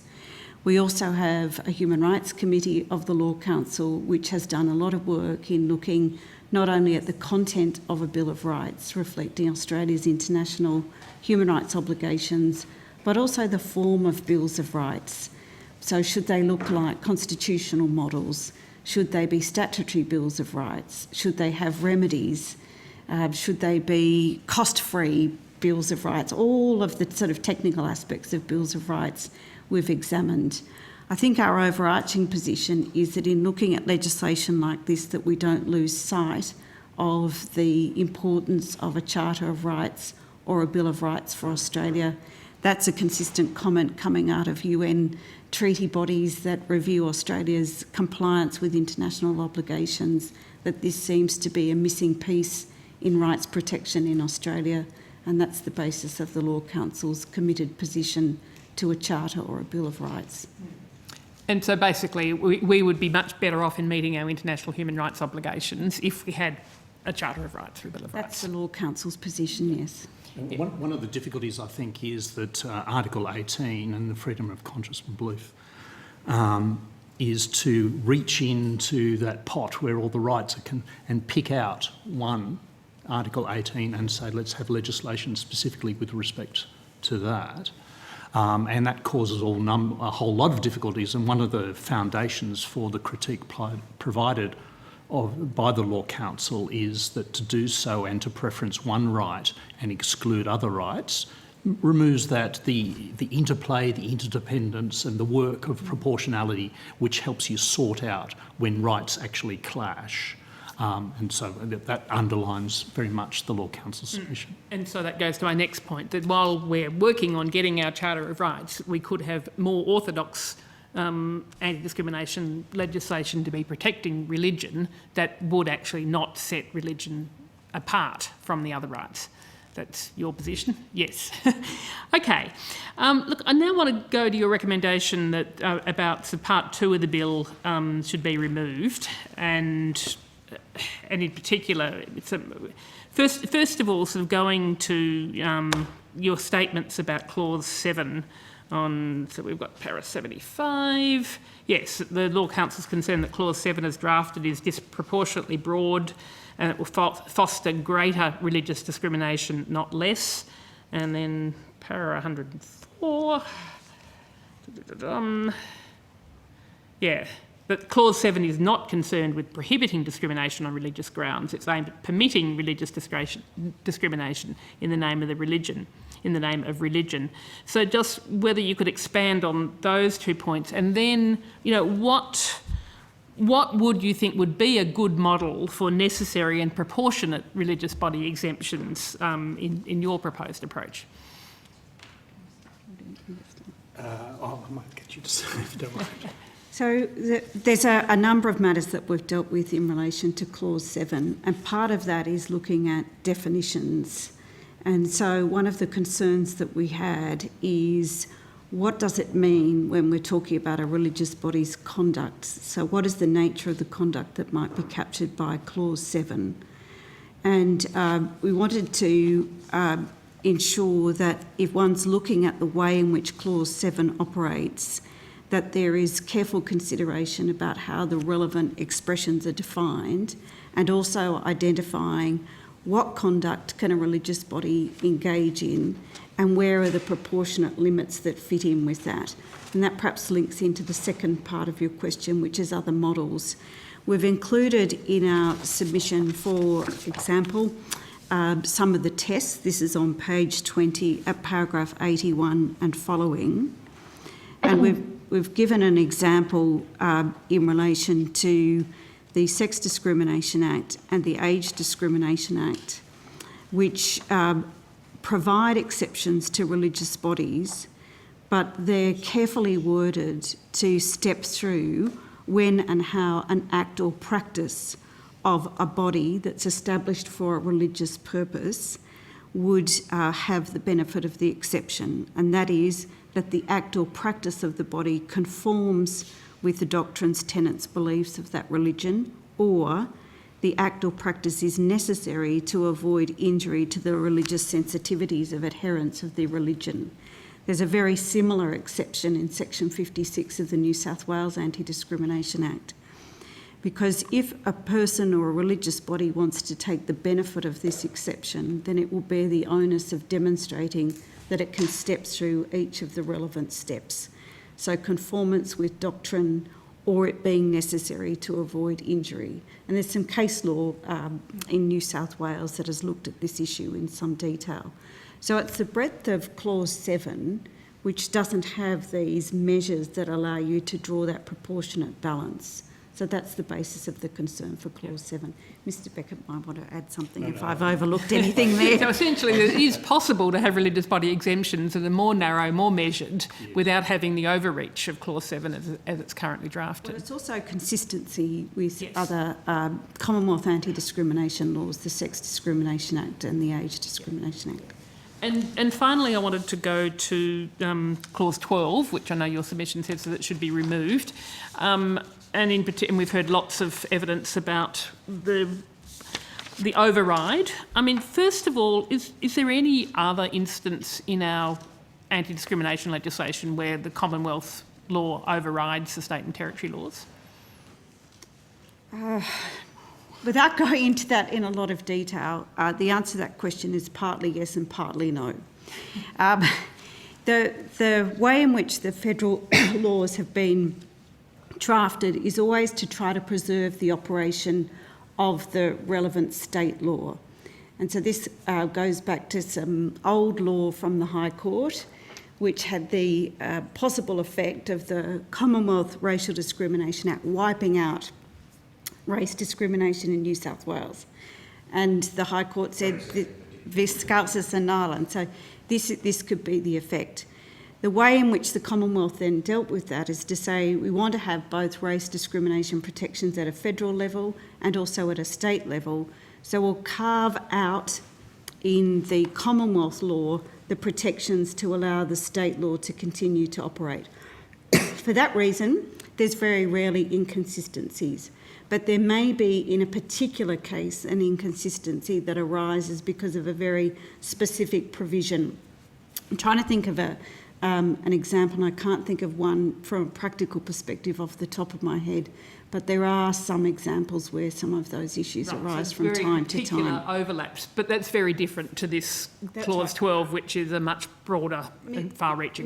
There's no precedent to Clause 12. Mr Beckett's case in the High Court's probably the closest to that, because the provisions at a Commonwealth level in relation to the way in which the Disability Discrimination Act makes provision for standards that apply to the way in which buildings are constructed or transport operates, that is a Commonwealth provision that can have the effect of overriding a state provision. So that's the only practical one that I can think of. Yeah, that's a very good example. I agree. And then could I get your comments or thoughts on where we've got those statements of belief as to how they interact with other laws, in particular with relation to codes of conduct. So we've had discussion about statements like doctors telling a patient that their AIDS is a punishment from God. The Nursing Federation very concerned that those statements of belief would allow nurses to particularly, say, be making statements against vaccination in contrast to their code of conduct that they've signed. And we've had varying evidence from different witnesses as to whether, in fact, that the Clause 12 would, in fact, override those codes of conduct. So what's the Law Council's position on that? I heard what Mr Edgerton said as well. My view, and if I take a very strict application of this provision, is that it would have no application to codes of conduct. So can you... No application to a code of conduct. So for the non-lawyerly amongst us, that means that codes of conduct would still apply and would not be impacted by what is proposed in this legislation. That's right. And part of it may depend... It may depend on the source of the code of conduct. So some codes of conduct, as you know, for the Commonwealth public sector, there's a statutory basis to that. Often codes of conduct can be incorporated into contracts of employment, and so it's not anything to do with statutory provisions, but all to do with whether or not a code of conduct is implied or incorporated into a contract of employment. And in other cases, codes of conduct sit as policies of employers that employers may rely on as a reflection of their corporate values to determine whether or not grievances can be made and action can be taken. So clause 12 is about a statement of belief itself not constituting discrimination. It doesn't speak to the operation of codes of conduct. One would have to look at the employment provisions in this bill and the way in which discrimination operates to see if codes of conduct would be engaged in any way. That's my own opinion. I'm not speaking on behalf of the Law Council with respect to that, because I don't think we've addressed that. But there are also some complexities in working with the Fair Work Act in states, in terms of state public sectors. There may be some implications that apply to state public sectors as well. Thank you. Senator, we'll go on to Senator Pratt now, please. Thank you very much. I want to deepen that conversation in relation to protected attributes. So to what extent does having a protected attribute enable you to make statements about yourself and your beliefs without discrimination? So, for example, that could be within a workplace or within a sporting organisation. So as a gay person or a religious person, and what protections are given by traditional anti-discrimination law in that sense. And I understand that religious people may not have the same rights as gay people in that context currently, but under this bill, religious people will gain those same rights, but then also go further in relation to the statements of belief that they're able to make. So, to my understanding, having a protected attribute enables you to, it gives you some license to talk about yourself and your beliefs without discrimination. Where does this bill go further than that in terms of it not being a level playing field in terms of people's statement of belief and the context in which they make those statements, please? That's my first question, and I've got some others too. Thank you. Let me try and unpack that, because that's a long and with respect to complex. Kind of at the heart of what we're doing here, though, is it not? Oh, it may well do. So again, it's come back to the structure of the particular bill and think about discrimination and protection from discrimination on the grounds of religion, which is dealt with particularly in parts 3 and 4, and part 2, and contrasting with part 2, which is about, amongst other things, statements of belief, but the ability to discriminate. The word preference is used, but really it is discrimination, the ability to discriminate on religious grounds. So if you deal with it from an orthodox discrimination point of view, what this bill is doing is adding to protected attributes that are established out there: sex, race, disability, age, religion, to that. And so there's the protection for those. I'll let you go on. Sorry? With, just to pause there and I'll let you go on. Yeah. With that, as a protected attribute, comes some capacity to make statements of belief without discrimination, in the same way that someone gay might do that in a workplace. It's an innate part of your visibility for having that attribute. Well, the focus of that part, with respect, is really about what the employer does to the employee, what they say and the way in which they act, and whether that can be characterised as discriminatory or not. It doesn't provide a direct or specific right, except by implication, by not banning such statements. I mean, the focus is on the acts of the employer, the principal, the teacher in the school, the provider of goods and services. But if you don't know someone's gay, you won't ever be able to discriminate against them. So there's an innate, once you know they are, there's an innate visibility and license that comes with that you're able to talk about your identity in the workplace. And then you've got to prove that you were discriminated against for having that attribute, as I understand it. But yes, please go on. Yeah, and did you want to jump in? So just picking up, Senator Pratt, the example that you've just used, if somebody identifies as gay in the workplace and they might come to work wearing a rainbow bow or badge or something that might be a pretty sort of clear statement of their identity. So as a gay person, they have rights under the Sex Discrimination Act. But more importantly, what is their employer's obligation? And so the employer does not have an obligation to give the gay employee a platform to express their beliefs on any topic that they want. There is not that positive obligation, and I mentioned this earlier, on the employer to advance that person's rights over and above another person's rights. The protection that you have as an employee who identifies as gay is that you cannot be discriminated against in the decisions made as to whether the employer will employ you, the terms and conditions of your employment, whether you might miss out on a promotion or other benefit associated with employment, whether you'll be terminated on the basis of this attribute or subjected to any other detriment. Where comments in the workplace come up and are covered by the existing legislation, they tend to be in the area of other detriments in the workplace. So if you're subjected to bullying or the hostile working environment, that's where it may arise. So in that way, you've got those protections. But the protections operate as an obligation on the employer not to engage in conduct rather than to positively advance the conduct.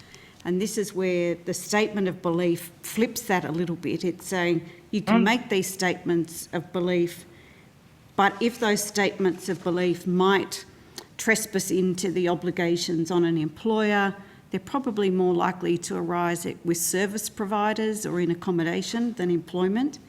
But for service providers or accommodation providers, if they were going to subject somebody to a detriment in the provision of a service or the manner in which they provided the service, if they said, I've made a statement of belief and that creates the immunity for me, that's where Clause 12 turns it into a positive obligation rather than the negative obligation. And I probably haven't explained that so well, but the concept of discrimination has to sit with the way in which these other laws operate, and that's got to be the starting point. What do the other laws say you cannot do? And the question is, if you are doing something that you cannot do, but you want to justify that conduct on the basis that it is a statement of belief captured by Clause 12, that's when the statement of belief becomes your defence or exception to what would otherwise be unlawful.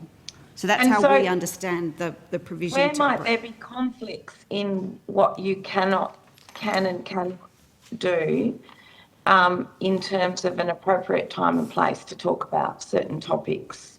For example, what's the difference between a statement of belief and, for example, an intrusive question in the workplace? That's a difficult question to answer because it's always going to be fact specific and there'll always be a context, and discrimination law is inherently one that turns on its own particular facts and circumstances, and context is always critical to when and how that might arise. But to what extent might someone ask, for example, intrusive questions? Will you get married? Are you having sex with your boyfriend? What kind of sex are you having? I'm concerned for your moral well-being. Now, you would say, could you potentially use religious belief as a defence for that kind of conduct? It would be open to anyone who made those statements, if they wanted to rely on Clause 12, to be able to demonstrate that those questions are themselves a statement or a combination of statements of belief, and that there would be the requirement to demonstrate that factually. It would be difficult to see. I think you raised earlier about the extent to which this would intrude into sexual harassment, and if questions of that kind were asked, as you're aware, there's now the new sex-based harassment provisions in the Sex Discrimination Act, but also the sexual harassment provisions. So again, context is absolutely critical to when and how a conversation along those lines could possibly give rise to somebody seeking to defend those questions on the basis of them being a statement of belief. Okay, and what about if something is indeed a statement of belief and a perfectly legitimate state of religious belief to have, but nevertheless someone seeks to make those statements in an inappropriate time and place? It could be, you could be at a sporting meeting or a CWA meeting and someone makes a state of belief and it goes something along the lines the normal discharge is regular menstruation, which causes impurity for 7 days from the onset of bleeding. An abnormal discharge is an off-cycle flow of blood that lasts for many days. Like an abnormal male discharge, this causes impurity for the duration of the condition for an additional 7 days, after which the woman must present 2 birds as offerings. Now that's a statement from a particular religious website. It's a perfectly legitimate thing to discuss those things and make those statements, but they all have a time and place. In what way might this bill interfere with the capacity of organisations to ensure that there is appropriate time and place for discussion about beliefs? Might this legislation interfere with that? Mr Beckett and Ms Campbell may have a view. My view on reading the draft legislation is that it's not seeking to regulate where a statement of belief is made at any time or in any place. It has to have a context to it. And what in terms of it being discriminatory Clause 12 has to bring it into operating to excuse what would otherwise be discrimination, and otherwise be discrimination defined by and operating by the various laws set out in Clause 1. It's not at large. So discrimination in terms of being discriminated against for suffering some detriment or seeking to offend someone else? It is the person who is engaging in the discrimination which would otherwise be unlawful under any of the state or federal laws listed in Clause 1. That's a starting point. So if it's not captured by... Would it be unlawful to discriminate against someone? I'm not saying that statement that I read out is a statement of discrimination. I'm asking if you made such a statement at an inappropriate time or place, to what extent would you be protected from being discriminated against yourself for having made that statement? So again, it comes back to asking, to any of the laws that are listed in Clause 1, give a person with a particular attribute recognised under age, race, disability, sex, etc., does that person have a protection against being spoken to in that way in the provision of services? No. That's until you're into unlawful... It's not about being... I'm not saying whether any of those people have I think what you're saying is, yes, they could say that. There may simply be... There is no one that... there might not be anyone there that's offended by that in a particular attribute, but the organisation itself might say, we want to discriminate against you because your conduct in this meeting where you've just randomly talked about a particular religious belief and read a passage from the Bible is not in its time and place. We do not want, for example, sexually explicit discussion or this kind of behaviour taking place in this particular context right now. That's section 19, that's clause 19 2C. That would And what does be, that it would do? be unlawful for an employer to discriminate against an employee on the grounds of the employee's religious belief or activity by subjecting the employee to any detriment. So the employee who made the statement that you've said, if the employee said, that is part of my religious belief, and the employer said, well, we're going to ban you from attending any meetings if you go to speak like this, then theoretically, I'm saying theoretically, the employee might say, you have treated me less favourably than a person with a different religious belief by subjecting me to a detriment of excluding me from coming to the meeting or the morning tea. That's what Section 19.2 would do, is give protections to that person. So Clause 12's got nothing to do with That's it. also how I understood it, but I'm extremely concerned about that.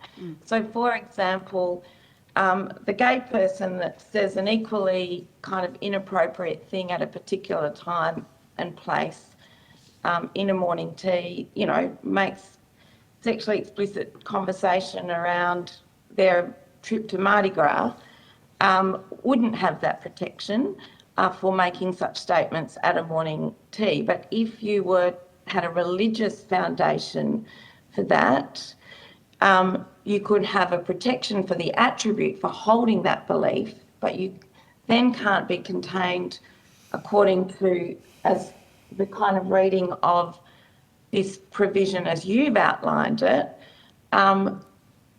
you could have a religious basis for making all sorts of statements where organisations and people simply do not have the capacity to manage that conduct, whether it's in a sporting organisation or a community group.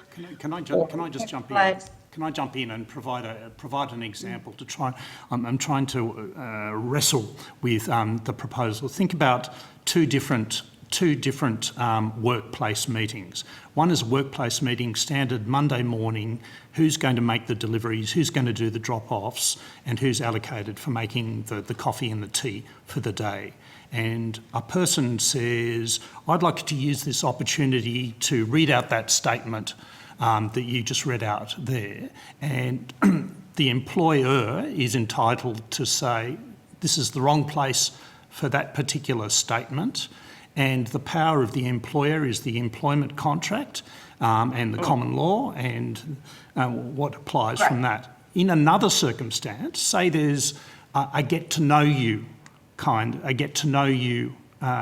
of meeting where a lot of new employees come together and they're asked to provide some background about, you know, what they do at home, who their partners are, their kids, and what they do in their spare time. And people go round the room and they get to the religious person who says that, I'd like to use this opportunity to talk to you about the importance of God and belief in one particular God, and I think you should all join with me in my particular church. And then the gay person comes along and says, I want to tell you all about Mardi Gras and all the work I've been doing in Mardi Gras and so forth.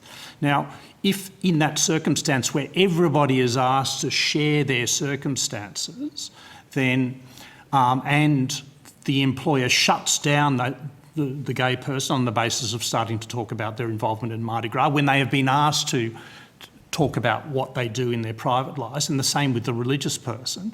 They then set out what they do in their spare time as part of their religion and so forth. And if that is shut down when other people are not shut down, immediately you've got less favourable treatment.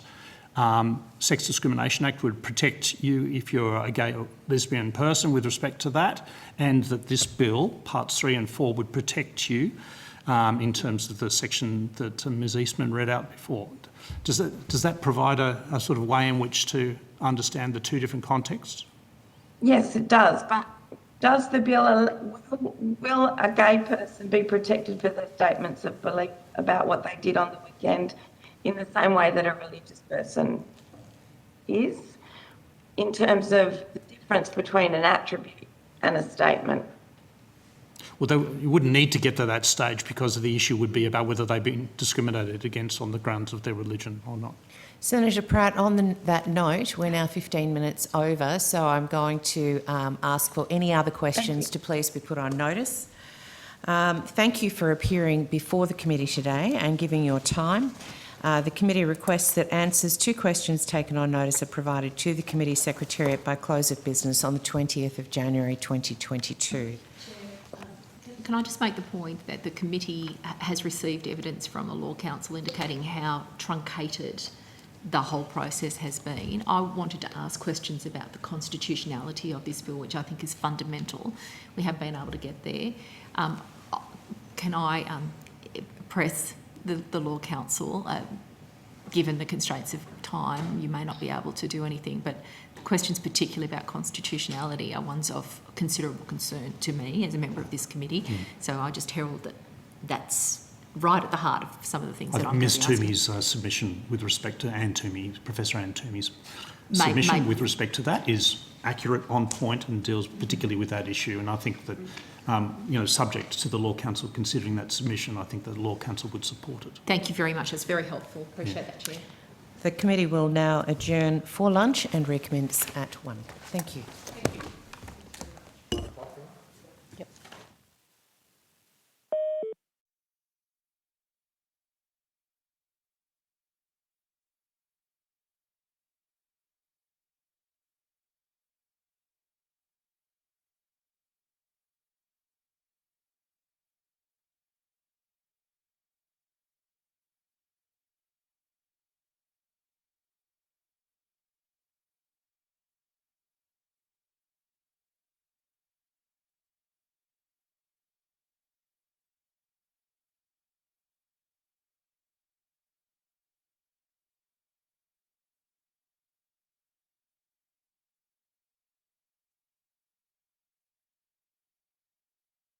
Public hearing of the Parliamentary Joint Committee on Human Rights now resumes.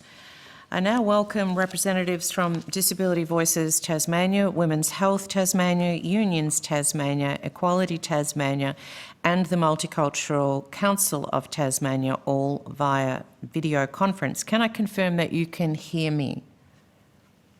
I'll take all those nodded heads, thank you. I understand that information on parliamentary privilege and the protection of witnesses and evidence has been provided to you. Before we begin, could I ask each of you to state your name and the capacity in which you appear for the benefit of the Hansard transcript?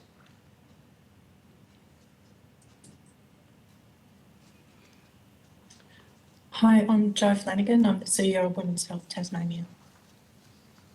I'm Fiona Strawn. I'm the Disability Voices Tasmania spokesperson on the Religious Discrimination Bill. Jessica Munday, Secretary of Unions Tasmania. Rodney Kroom, President of Equality Tasmania. Robin Banks, Advisor to Disability Voices Tasmania. If you've provided a written opening statement, would you like it to be incorporated into the Hansard record? Sorry, Yes, may please. also confirm that it's Data Mahambre from Multicultural Council of Tasmania. Chair. Thank you. Apologies. I will now invite members of the committee to ask questions, and I'll go to the I'll go to Senator Pratt. Not that I can see Thank her. you. Oh, are you there? Yes, I'm here. Thank you. Thanks very much. I'd like to commence by asking Fiona Strawn, why is the disability sector in Tasmania particularly concerned about the Section 12 statement of belief provision? And perhaps you could provide some specific examples of statements of belief about disability that you think may be licensed or in some way encouraged by Section 12. Sure, thank you for that. I think the first thing is that disability historically sits in a really contradictory place in all religions, where we can be seen as, disability can be seen as something that is special or something that is a sin. And that dichotomy is actually neither side is pleasant. So I think what people are concerned about is by overriding Section 17, it gives, in a sense, a license for people to, to make statements of belief about us, to us, with no recompense. And examples of that, I mean, I've got examples as a short-statured person from things that happened to me as a child, where on one hand I was told that God had made me special, and then on the other hand I was told that I was a sin. And I think it's not, our work hasn't been about not wanting religious rights protected, but this, and discrimination protected, but this is something that many of us experience, where uninvited comments about us are given. And so an example would be a colleague of mine who is a teacher, was in the staff room having a cup of tea, as teachers do. She uses a wheelchair, and a temporary staff member, a relief staff member, came in and said, you are in that wheelchair because you've got something to learn from, from this experience. God is teaching you something. And I think we get, people with visible disabilities get comments all the time. Like I might get, hey, there's the dwarf, look at the dwarf, yada, yada. But when we are told something like I am a sin or this is a punishment, the harm that creates is quite deep and and confusing, and there's rarely much time to retort, because it is a statement. It's not requested. It's not, I haven't asked someone what their opinion is. It's just provided. A friend of mine who uses a wheelchair was stopped in a mall. And I think what people forget sometimes is that when we're walking on the street, we're not going, oh my God, I'm a person with a disability waiting for something to happen.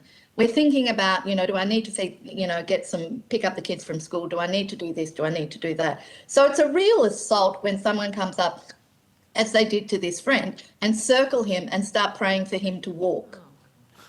Now, often when we talk about these things, people go, oh, surely not, because no one wants to think that type of thing happens to people. And yeah, I can attest, I've seen it, and it certainly also happens to lesbian and gay people as well, and indeed, frankly, also to women. So can I ask perhaps Robin Banks and perhaps Jo Flanagan, in terms of deepening that kind of example, to also contextualise it in the context of women, how you take a statement like that, or perhaps a question that might be backed up by a statement of belief that's intrusive. And I know people with disability experience the same thing. So, for example, if you were to say, well, if you were to, ask someone if they were having sex with their boyfriend and if they were married and what kind of sex they were having, how do you differentiate between a harassing and vilifying statement, or that kind of harassment, and something that is veiled in some kind of statement of belief? And I know people with disability and women and others will have example of that as well. Thank you. Do you want to direct it, Lou, or just everywhere? Yeah, do you want to take that? So I wanted to direct that to Robin Banks and to the women's organisation from Equality Tasmania. Thanks. I'll start, but I think, Joe, there are probably examples that you have as well.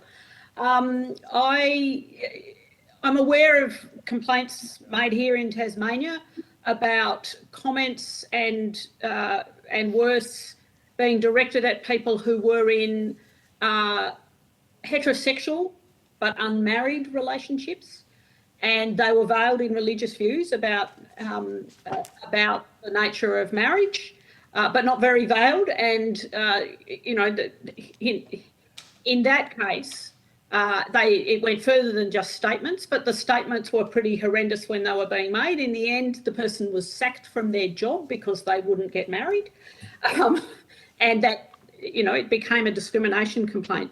But for them, they said their distress began when the commentary started about the sinfulness of their relationship, and that women shouldn't behave in that way, and that it wasn't God's will. And so it certainly is an issue for women, particularly single mums and women who may be in de facto heterosexual relationships, as well as people in same-sex relationships, being told that they are sinful, that their behaviour is unacceptable, and creating what in sexual harassment terms we would call a hostile work environment, for example. Yeah. So can I draw you... Sexual harassment came out of that idea.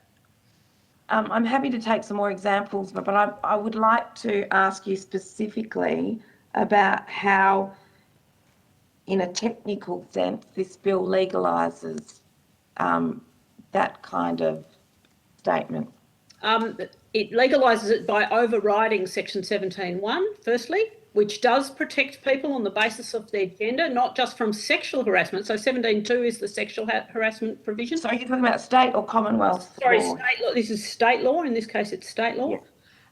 So 17(1) protects against conduct that offends, intimidates, insults, ridicules or humiliates on the basis of a range of attributes, including gender. So women are protected by that. And until that provision was extended in 2014, beginning of 2014, to include disability and a number of other attributes, the vast majority of complaints were from women. In fact, just looking at the data, it shows that something like 52% of complaints under Section 17(1), until the change that extended the protections, 52% were from women who experienced that kind of conduct that wasn't sexual harassment, it was gender-based. And 17(1) doesn't include the word harassment. So does that mean that the limitation in the bill that says that it's not it doesn't protect harassing conduct? We're going to get into legal arguments about are these just simply other words for harassment, or are they something else again? And so it's really, it's not only it will override those protections, but it is also complicated. Well, and in that context, if you were to ask someone something that might be sexually explicit in the workplace, it need not quantify harassment in a sustained sense to be an incident, I would I think. I don't understand how state law works in that sense. So both federal and state laws don't require continued conduct for the prohibition of sexual harassment. So you touch somebody once in an inappropriate way, that's sexual harassment, and the law deals with it. It's more common that it's a course of conduct, so it's words and deeds. But it's not. So harassment it can be one-off, even though the word itself, in common lay person's terms, doesn't mean, harass suggests, ongoing. So, it is complicated because of those limits. But you talked about both harassment and vilification. By contrast, the test for vilification in this bill is extremely high. It has to be sufficient to incite other people to certain forms of conduct. That's the old style vilification provisions, and it's not what we're seeing happening in Australia.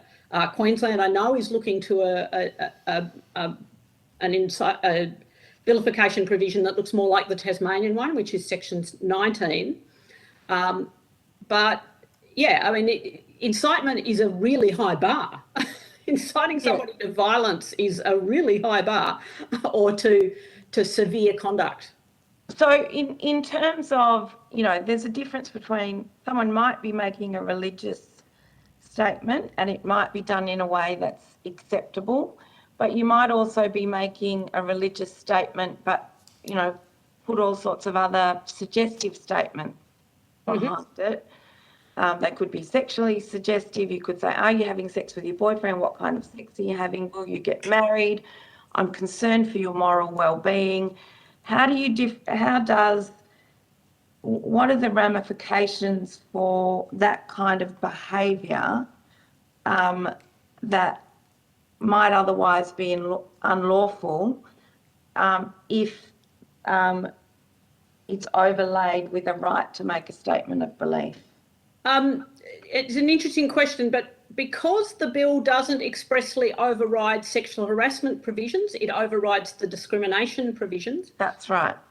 It would seem to me that you cannot make, under this bill, you cannot make sexually harassing comments, but you could make other harassing comments, all the other protected attributes where that kind of comment is caught by the discrimination protection at large rather than the specifics of either Section 17(1), which is excluded, or sexual harassment provisions which aren't excluded.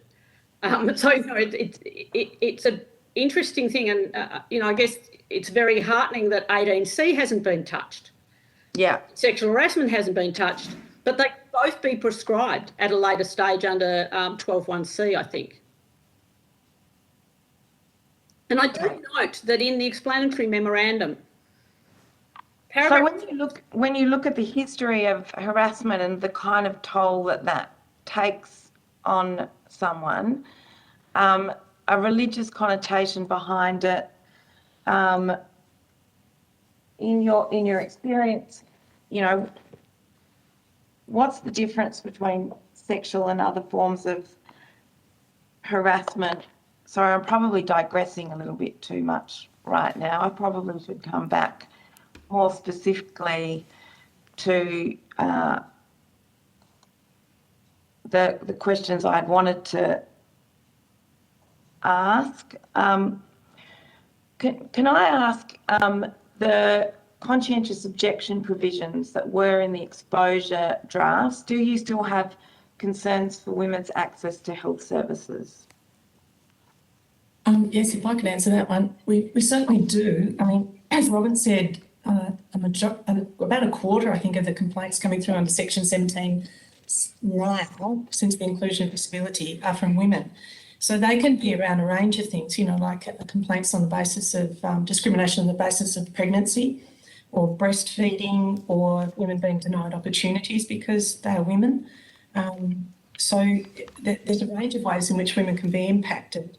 We're really concerned about the impact of this bill on their access to health services and on progress of gender equality generally. I mean, the bill will give licence to views that are counter to the progress we're trying to make down here against the systemic problems we have with sexism and gender bias. We've got a widespread problem with family and sexual violence in Tasmania. I know that's a national problem, but it certainly is a problem here. And many dominant religious traditions have really entrenched views about women's roles and their capacity. By that, I mean, their capacity for leadership, about their sexuality, and about the sanctity of marriage and the importance of marriage and motherhood to women's roles. In Tasmania, women's access to health services has historically been limited. We've only very, very recently achieved equitable and accessible access to the full suite of sexual and reproductive health services. And I'm talking about in the last month or so. Okay, and in that context, then there's a difference in terms of where people might be lectured about the sanctity of marriage in the context of their health. Could you, how do you differentiate between that and other forms of sexual harassment?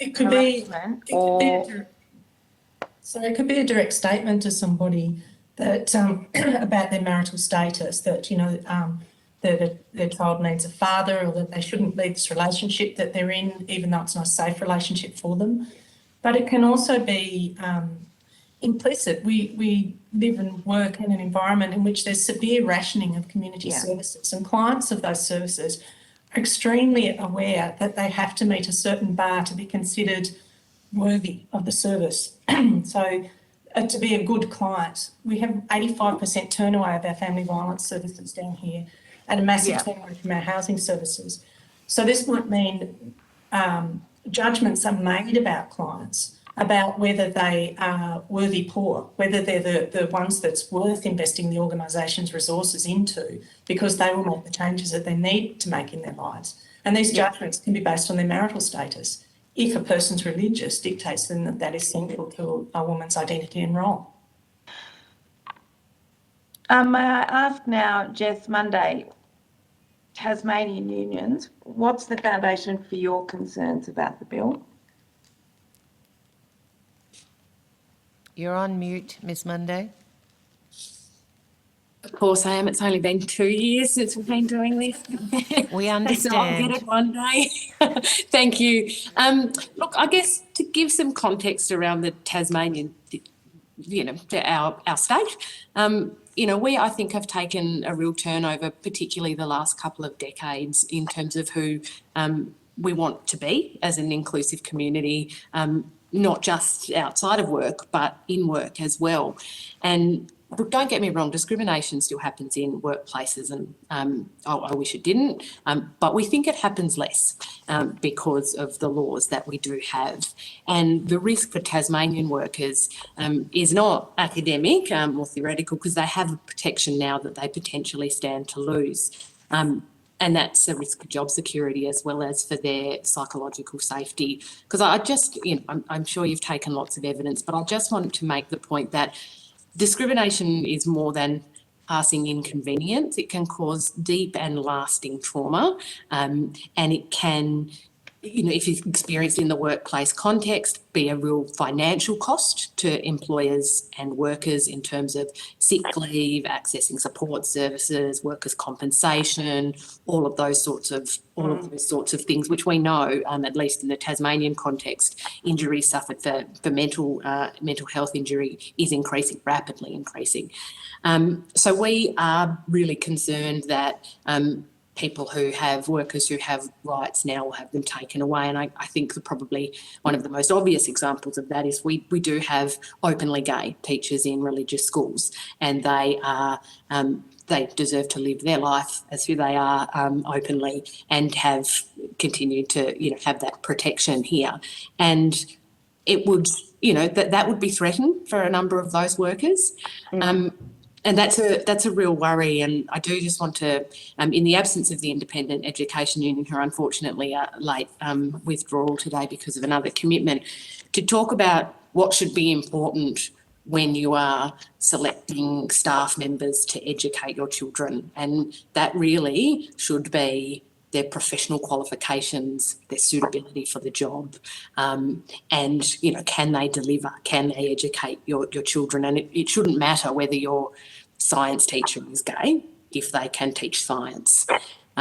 So that's, you know, where our concerns lie. And I'd just like to say, you know, from a Tasmanian perspective, it isn't just a concern that's held by the union movement. We actually joined with our Tasmanian Chamber of Commerce, who represents, you know, employers before Christmas, who are raising similar concerns. Actually, I think they said that they thought, you know, overriding the Tasmanian laws would take us back a couple of decades, because they were concerned, representing employers, that it would lead to division in workplaces, that it would create uncertainty not just for workers but for employers on when they could take action against an employee who was potentially bullying or threatening or harassing workers by making these sorts of statements. What do they do as employers to keep their workers safe? And so they're, you know, I guess, concerns that we both hold as employers and unions at a time now where we're being crushed by COVID, and that's, our priorities have really been very much focused on that. And this seems to be contrary to that, because it threatens to create division, not bring people together. Thank you. I think we've got the Multicultural Council on the line, Data Mahabri, is that right? That's correct. Yeah, thank you. I wanted to ask specifically about your concerns in relation to the Tasmanian context and the Religious Discrimination Bill at a federal level. Sure. Thank you for the opportunity. So I'm given to understand that currently about 25% of the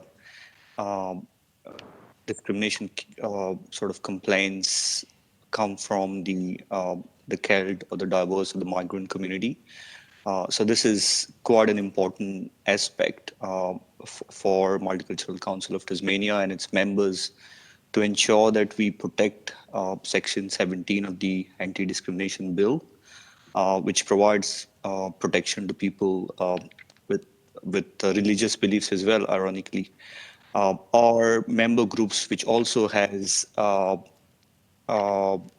the large number of religious organizations from various parts of the world, are also concerned about taking away of the protection which is provided under the Tasmanian Anti-Discrimination Bill under Section 17, and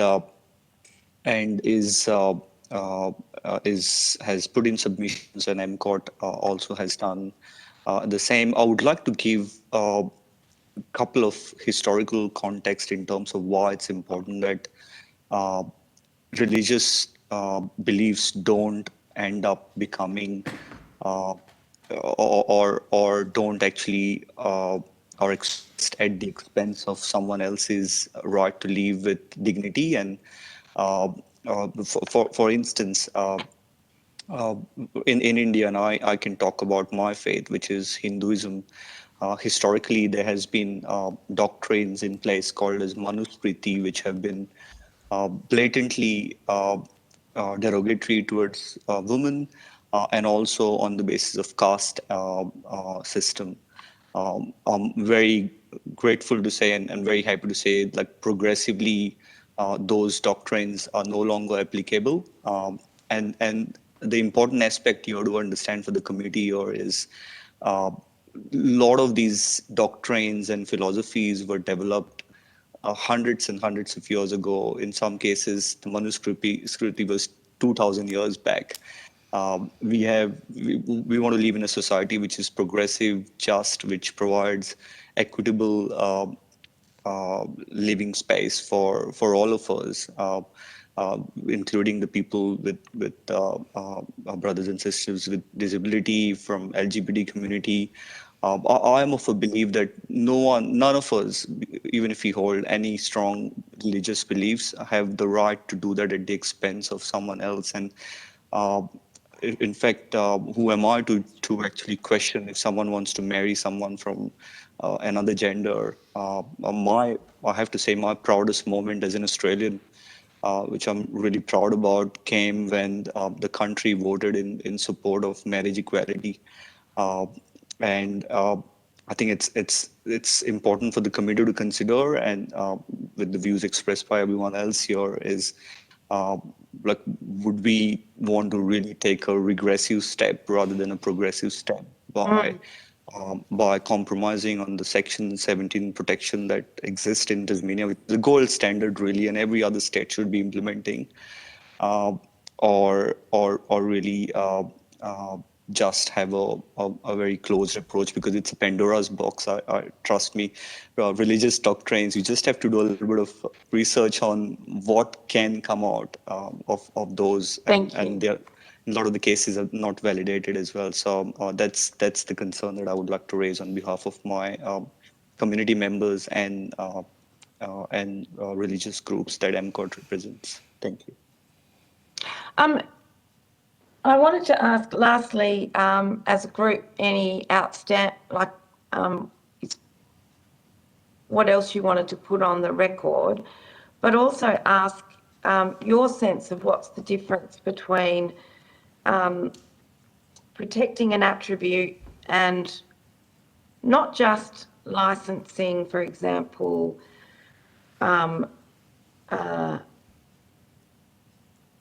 religious belief, but the time and place in which a religious statements, be they supportive or negative, the time and place in which those statements are made. Because if you can't be discriminated against for holding a religious belief, be that statement good or bad, does it preclude you from, and I guess this is more directed to Ms. Banks, the extent to which you might need to be contained and discriminated against, frankly, just because the time and place in which you express that belief is not useful to everyone else around you, which is much the same as protecting. You know, we can all be discriminated. You can be protected from discrimination because you're gay, but that doesn't give you a license in the context of a protected attribute to talk about it consistently in the workplace and or in other contexts. What's the difference between a protected attribute in the case of this bill and the right to make a statement of belief about that attribute or any belief? You're on mute, Robin.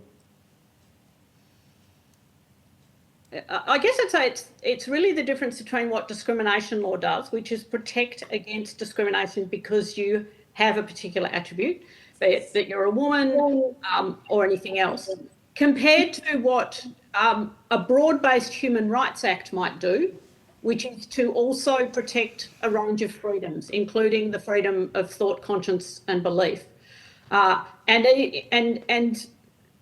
we are talking here about what is purported to be a discrimination bill, but which selectively takes one part of one article of international law and gives it paramountcy over the protection of others against discrimination. So I'm sure you've heard a lot from both those in support and those against about Article 18 of the ICCPR, which gives people the right to freedom of thought, conscience and belief or religion. This preferences one of those things, belief, and obviously thought. We all have freedom of thought. There's, you know, nobody can interfere with your thoughts, and the law doesn't seek to. But then, so that article is important because, yes, it says everybody has those freedoms and you can manifest your religious belief, and that's a freedom to manifest, not a protection against discrimination. It's a freedom to manifest. But 18.3 or 18C says you can do that to the extent it doesn't undermine the fundamental rights and freedoms of others.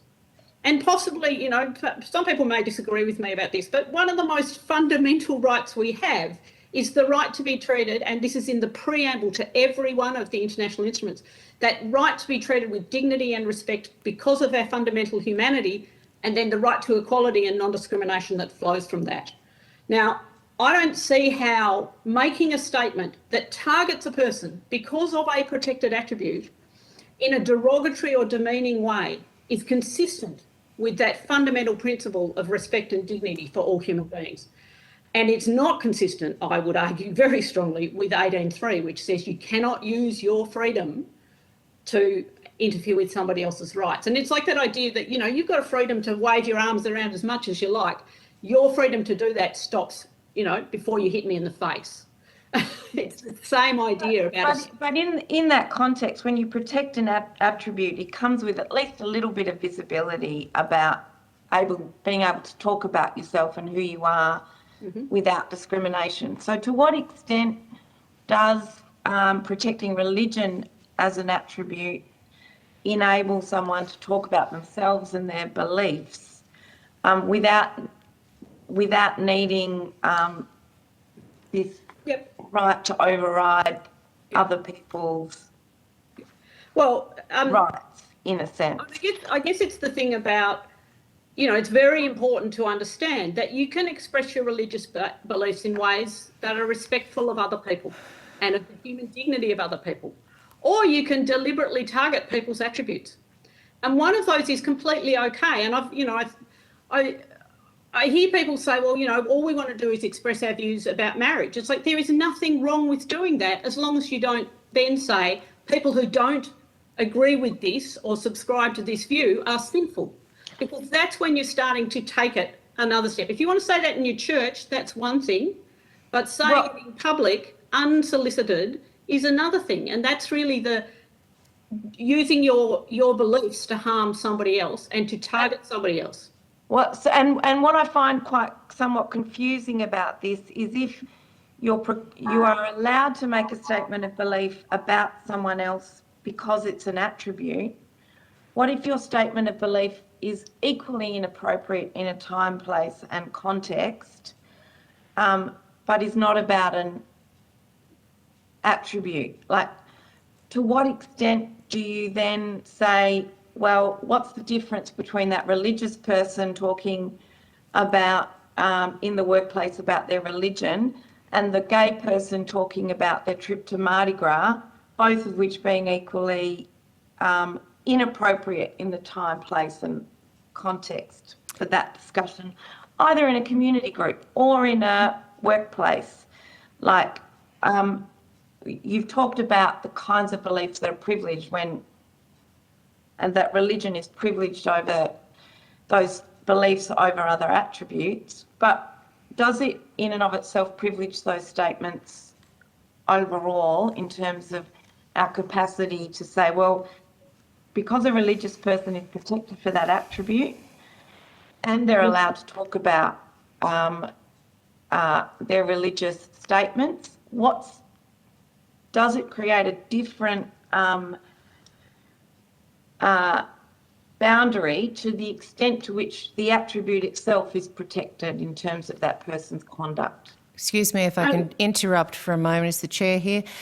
Just flagging this is the last question. Thank you, Senator. And Mr Mahumbry, I believe, has to go in 10 minutes. So if any of the committee wish to ask him a specific question, we'll go to you next and then we'll continue going around. Thank you. I guess I would say, you know, I'm not aware of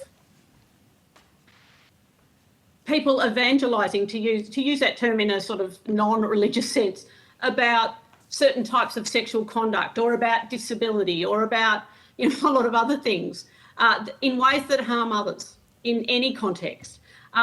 You know, I do find it interesting that this... But they shouldn't have the right to do that in any...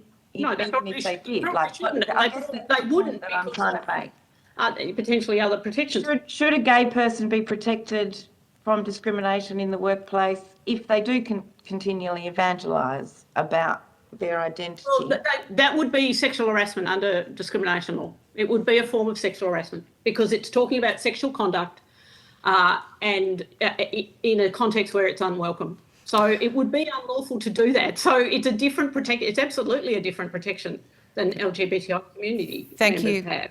Thank you very much. Anyone got a question for Mr Mahumbry particularly, specifically? Well, it was going to be to all of them, and I could, if I could take go to him first. Anyone else got a question for Mr Mahumbry? No.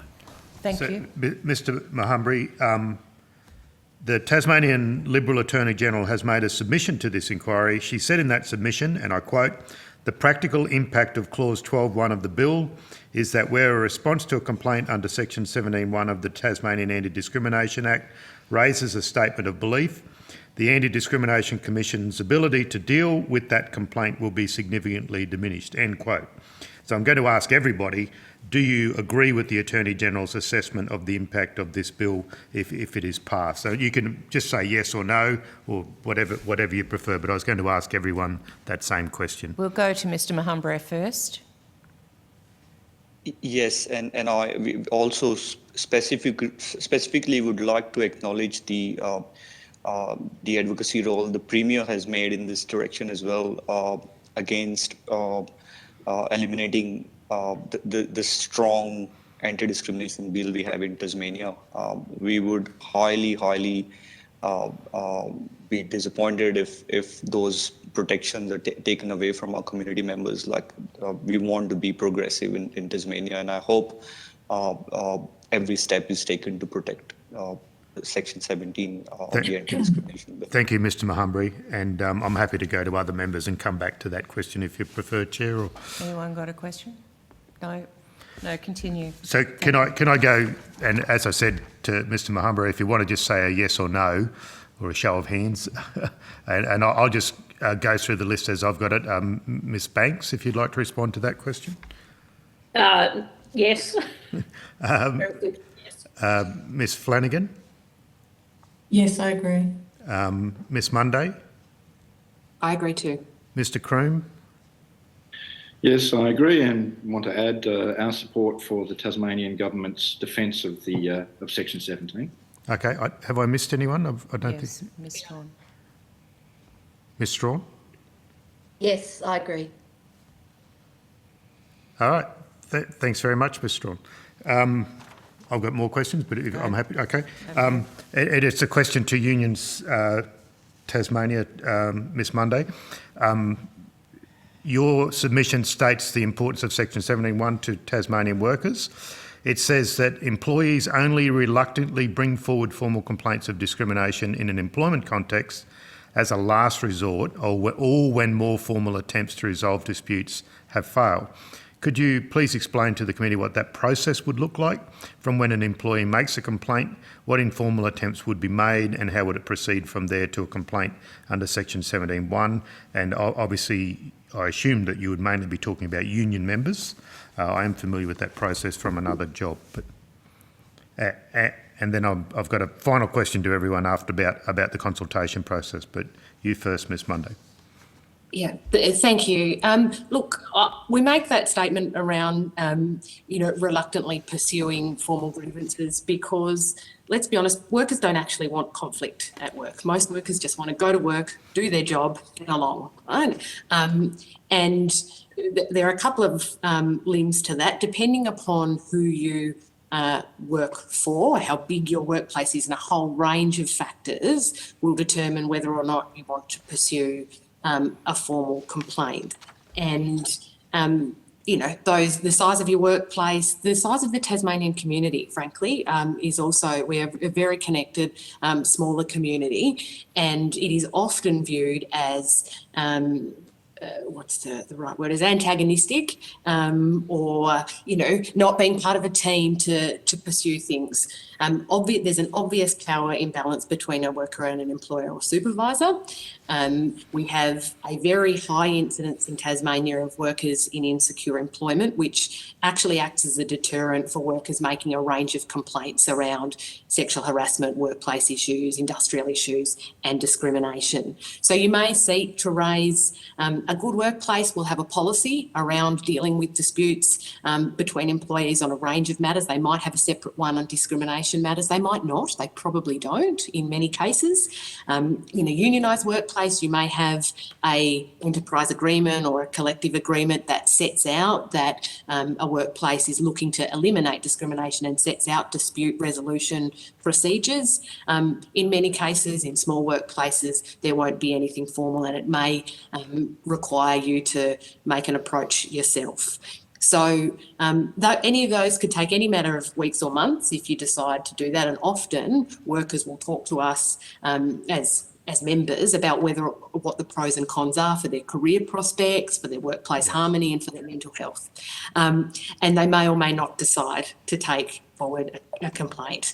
If they do and it's unsuccessfully resolved, or even if they decide this is bad enough, I actually don't think I can make it to the workplace, I'm going to make it to Equal Opportunity Tasmania, they have a process in place for complaints that is designed to be as best as it possibly can in any sort of dispute process informal. So they act as conciliators. It's generally a first step to lodging a written complaint and seeking to get parties together to try and talk it out in a less formal setting. We want a bit like industrial jurisdiction, where you try and have those mechanisms to resolve things informally before the need for lawyers, notwithstanding the fact that in many cases the employers choose to engage legal representation in those cases anyway. And it can take months, even if it's relatively fast.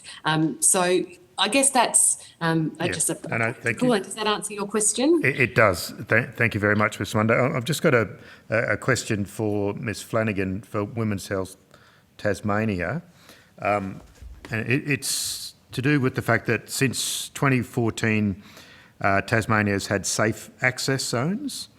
Do you think it might be an unintended consequence of the statement of belief clause that it could override those safe access zones, so that someone could make statements of belief outside a clinic that does not meet the higher bar set out in the Religious Discrimination Bill of threatening, intimidating, harassing or vilifying a person? Has Women's Health Tasmania turned their mind to that? Yes, we are anxious about this, and I was hoping to raise it. So, and there's a lot of anxiety around the country about this. We've actually been contacted by advocates and asked to raise it with you.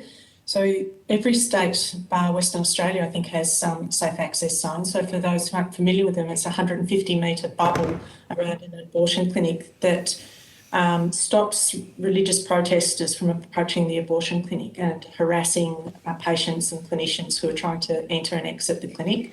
So they're critically important laws, and there seems to be huge confusion about how this bill will interact with them. So some legal advice is saying, well, the bill's silent on it, and so it doesn't seem that it will impact, and others is saying that it will impact. So it seems to be yet another part of the bill that will probably have to be tested legally before. But I guess I should say the Tasmanian Safe Access Zone legislation was tested all the way to the High Court and was found to be constitutional, that people have the right to have these protections. It doesn't constitute a threat to people's freedom of speech. So they're very important legislation, and it's a really important consideration for the Parliament to think about when they're thinking about this bill. Thank you, Ms. Flanagan. Now, my final question is to everyone again, and I might start with Mr. Croom. I was just wondering if you could tell me about the consultation process with the Commonwealth Government in terms of Equality Tasmania for the religious discrimination legislation.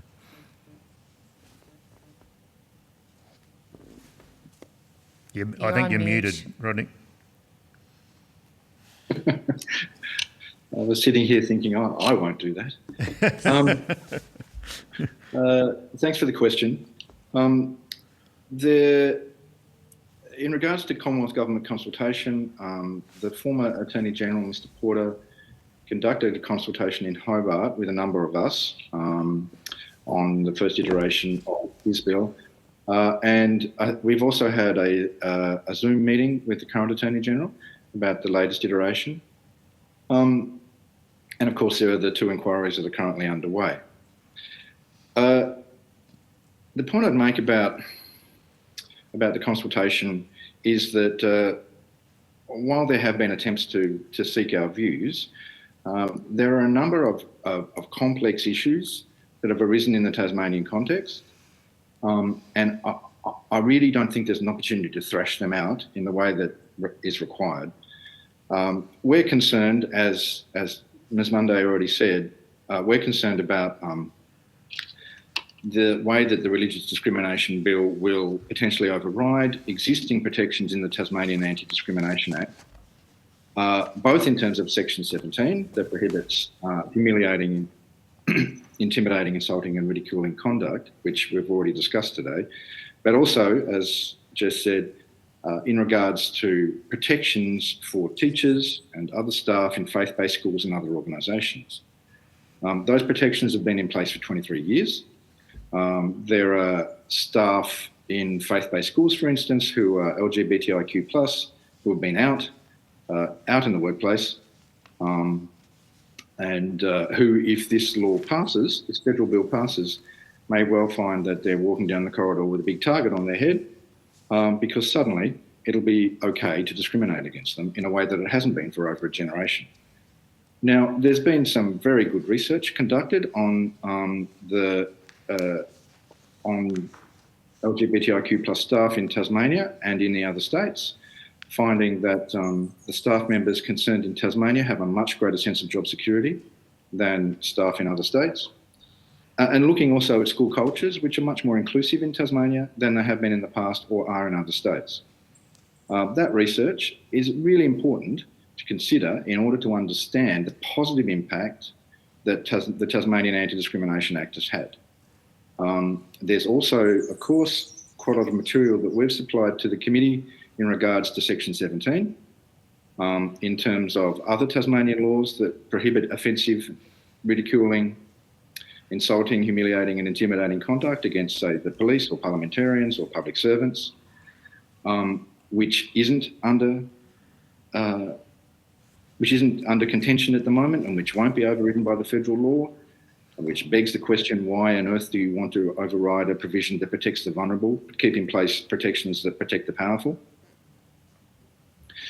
And of course, the statistics in relation to complaints under Section 17, as we've heard already, between 30 and 40% are on the grounds of disability, about 25% are on the grounds of race, 25% on the grounds of gender, and about 6% on the grounds of sexual orientation and gender identity.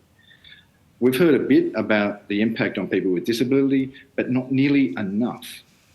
I think Disability Voices Tasmania is the only disability organisation that has been invited to present evidence. Is that right? There's one more. One more. If that is right, then that's appalling. Given the impact of the override in Tasmania will be chiefly to take away the rights of people with disability and also the rights of people in minority racial communities and women. Now, these are issues that require a great deal of consultation, both with the government, the Tasmanian government, which is against the overrides, and with the communities affected. We are grateful that the committee has given us an hour to talk about these, but I think in any other context, such a deep undermining of Tasmania's existing protections that have been in place for over 2 decades would require far more scrutiny than is currently being provided by both of the committees. And I'd urge the government not to move ahead with these kinds of overrides when so little scrutiny has been applied. Mr. Croom, could I just ask a follow-up question while you're there and then come back to the consultation? Because your submission, the Equality Australia submission, refers to the potential impact the bill would have on the law against conversion practices. Could you explain to the committee what your fears are about that, and then I'll go to the others on terms of consultation, if they so desire. Equality Tasmania, not Equality Australia. I beg your pardon. So I was promoting or demoting, I'm not sure. Well, we share the same concerns in this regard, and that is that, of course, the conversion practices which attempt to change or suppress the sexual orientation or gender identity of LGBTIQ plus people are based on an ideology that our sexual attractions or our gender identity are somehow flawed and that they can somehow be fixed. And there's a range of potential statements of belief which are consistent with that ideology. And in states that have taken legislative action on this issue, which are Queensland, the ACT and Victoria, and particularly in Victoria, there are provisions which deal with the kinds of statements that are consistent with conversion ideology and which would inflict deep damage on people who were pushed into undertaking those conversion practices. So the Victorian legislation in particular, I think, would be inconsistent with the provision, Section 12, dealing with statements of belief, because the Victorian legislation takes this conversion ideology seriously and seeks to prevent it when it's targeted at particular individuals to force them into or to persuade them into conversion practices that cause deep harm. So that's the concern, I think, there. And at the moment in Tasmania, there's serious consideration being given to the same kind of law, with it's being investigated by the Tasmanian Law Reform Institute, and there's widespread support, I believe, in our state parliament to pass a similar law to the ones passed in interstate. Thank you, Mr. Croom, and thanks, Chair.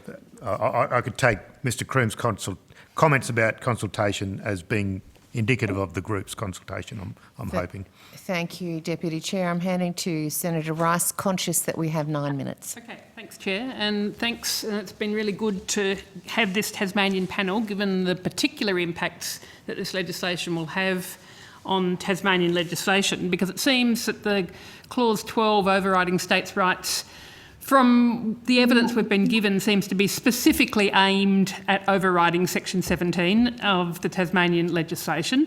So I just wanted, Mr. Croom, you just talked about the benefits of it. Do you think that one of the reasons that they are doing this, it seems that because we had Archbishop Porteous had a case taken against him under Section 17, seems to be a very key reason as to why they've got Section 17 in their sights, but also the potential for the ideas and the concepts in Section 17 actually to be reproduced in other states and territories' legislation. Can you just talk to us about why you think that it is appropriate about having Section 17, and why, in fact, it would be more appropriate for other states and territories to also have the sorts of changes, the sorts of protections that are in Section 17 compared with their existing legislation? Some members of the panel will recall that in the 1990s, Tasmania had a reputation for bigotry, homophobia and hate speech, particularly in regards to the debate about decriminalising homosexuality. And when that reform occurred in 1997, the state, if you like, turned a corner. Very, very deliberately, we as a people decided that we did not want to go back to that. And we passed in rapid succession the Anti-Discrimination Act, the relationship laws, new policies in schools, all of which sought to promote inclusion and fairness. The Anti-Discrimination Act does that in a number of ways, as we've heard today, including through Section 17(1), which the Commonwealth is seeking to water down. That section has provided hundreds, potentially thousands, of Tasmanians with a remedy to demeaning and derogatory conduct against them, as we've heard already, particularly people with disability, women and racial minorities, but also others. I think of a case that hasn't got much publicity in these hearings, but really needs to be looked at carefully, and that is the case of Robert Williams, who took a complaint under Section 17(1) against a flyer that was distributed in Hobart in 2013 that was very derogatory towards LGBTIQ+ people. That case the flyer was found to violate Section 17(1), and the person who distributed that flyer, James Thurston, appealed to the Supreme Court. And in 2018, the Supreme Court found not only that the law had in fact been violated, Section 17(1), but that Section 17(1) itself is not an onerous imposition on freedom of speech or freedom of religion. The Supreme Court Justice, concerned Justice Brett, did a very thorough examination of this issue and said those rights are not unfettered, and that Section 17(1) strikes the right balance. Given that the Tasmanian Supreme Court, as well as all three major political parties in Tasmania, as well as all of us, find that Section 17(1) is a useful section and is not an impediment to freedom of speech or freedom of religion, I find it hard to understand why the Commonwealth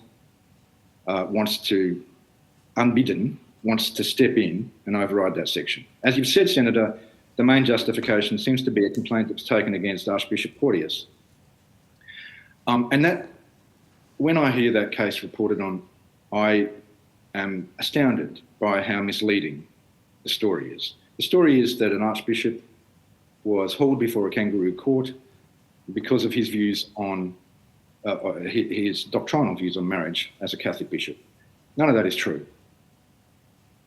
A complaint was made against a booklet that the Archbishop was distributing, Don't Mess with Marriage, but not against that booklet's statement of the Catholic view on marriage.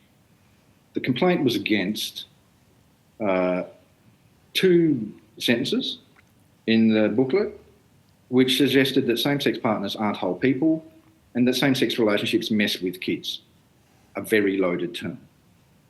And the person who took the complaint, Martine Delaney, wanted to work with the bishop to try and make the booklet a bit more respectful by removing those kinds of references, or those references. It was not about trying to stop the booklet being distributed. The bishop, while he said he found the voluntary 1-hour mediation that he was asked to attend good and valuable for seeing another point of view, didn't in the end agree to change the booklet, and the case was dropped and the booklet continues to be distributed.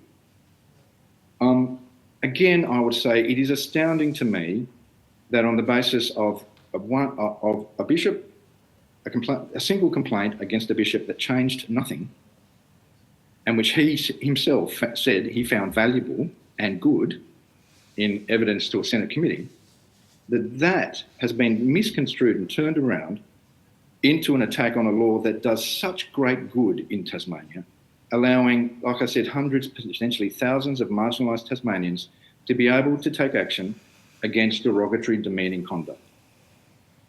My final statement is, as well as allowing people to take that action, Section 17 stands as a symbol of the changes that have occurred in Tasmania over the last 25 years.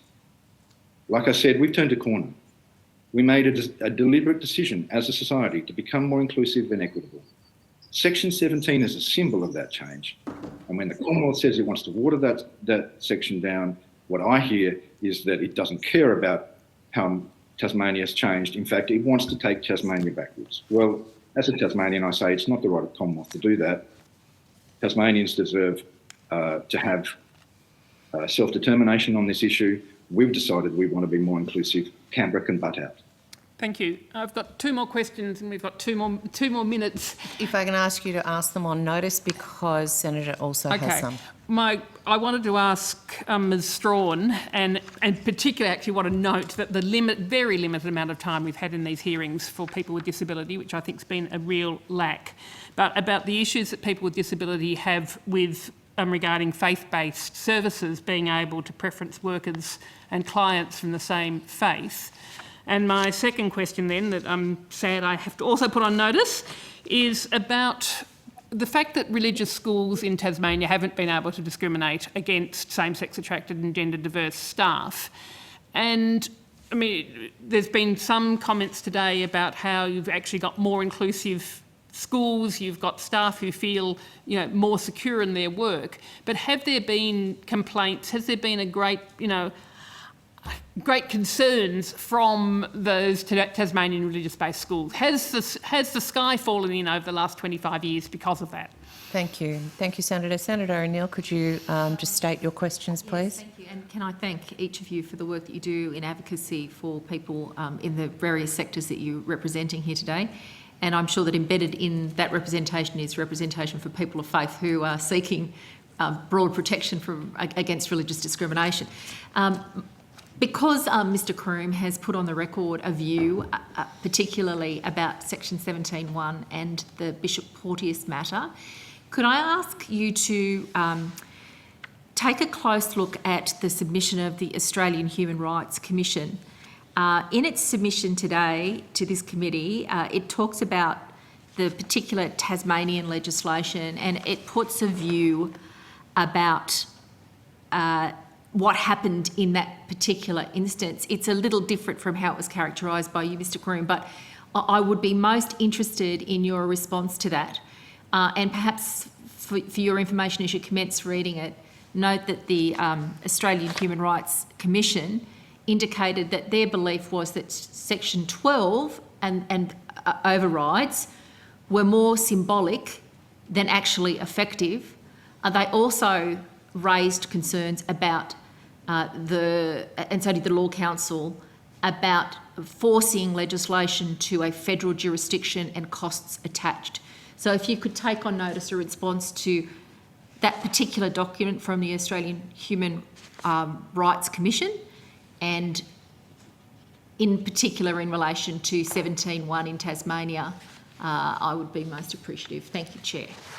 Thank you. And I thank you all for appearing before the committee today and giving of your time so generously. The committee requests that answers to questions taken on notice are provided to the committee secretariat by January 20th, 2022. Dr Webster, can I just indicate that when I asked my question about agreement with the principles of protection against religious discrimination, while there wasn't a voice, I noted every head was nodding in agreement with that principle of protection at a high level for against religious discrimination. So, thank you. Can we record that? Yes. Because I don't think there was any disagreement with Mr. that position. Croom?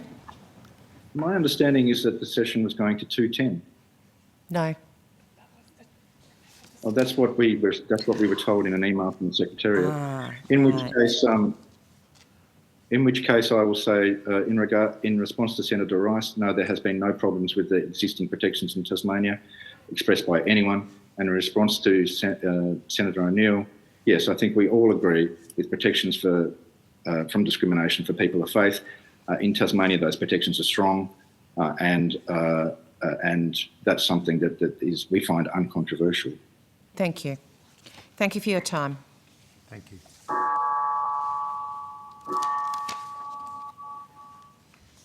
The bells ring.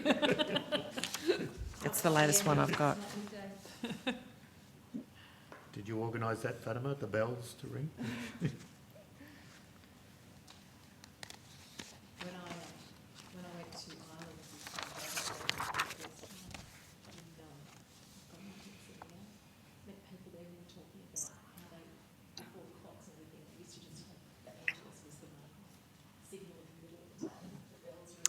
I now welcome representatives of the Uniting Church in Australia Assembly and the Uniting Network Australia via video conference. Can I quickly confirm that you can hear us? Yes, excellent. I understand that information on parliamentary privilege and the protection of witnesses and evidence has been provided to you. Yes. For the Hansard record, could each of you please state your full name and capacity in which you appear today? Sharon Hollis, President of the Uniting Church in Australia Assembly. Claire Little, Uniting Care Australia National Director.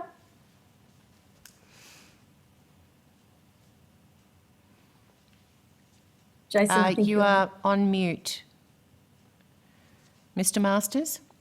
Sorry, thank you. Jason Masters, co-convener of Uniting Network Australia.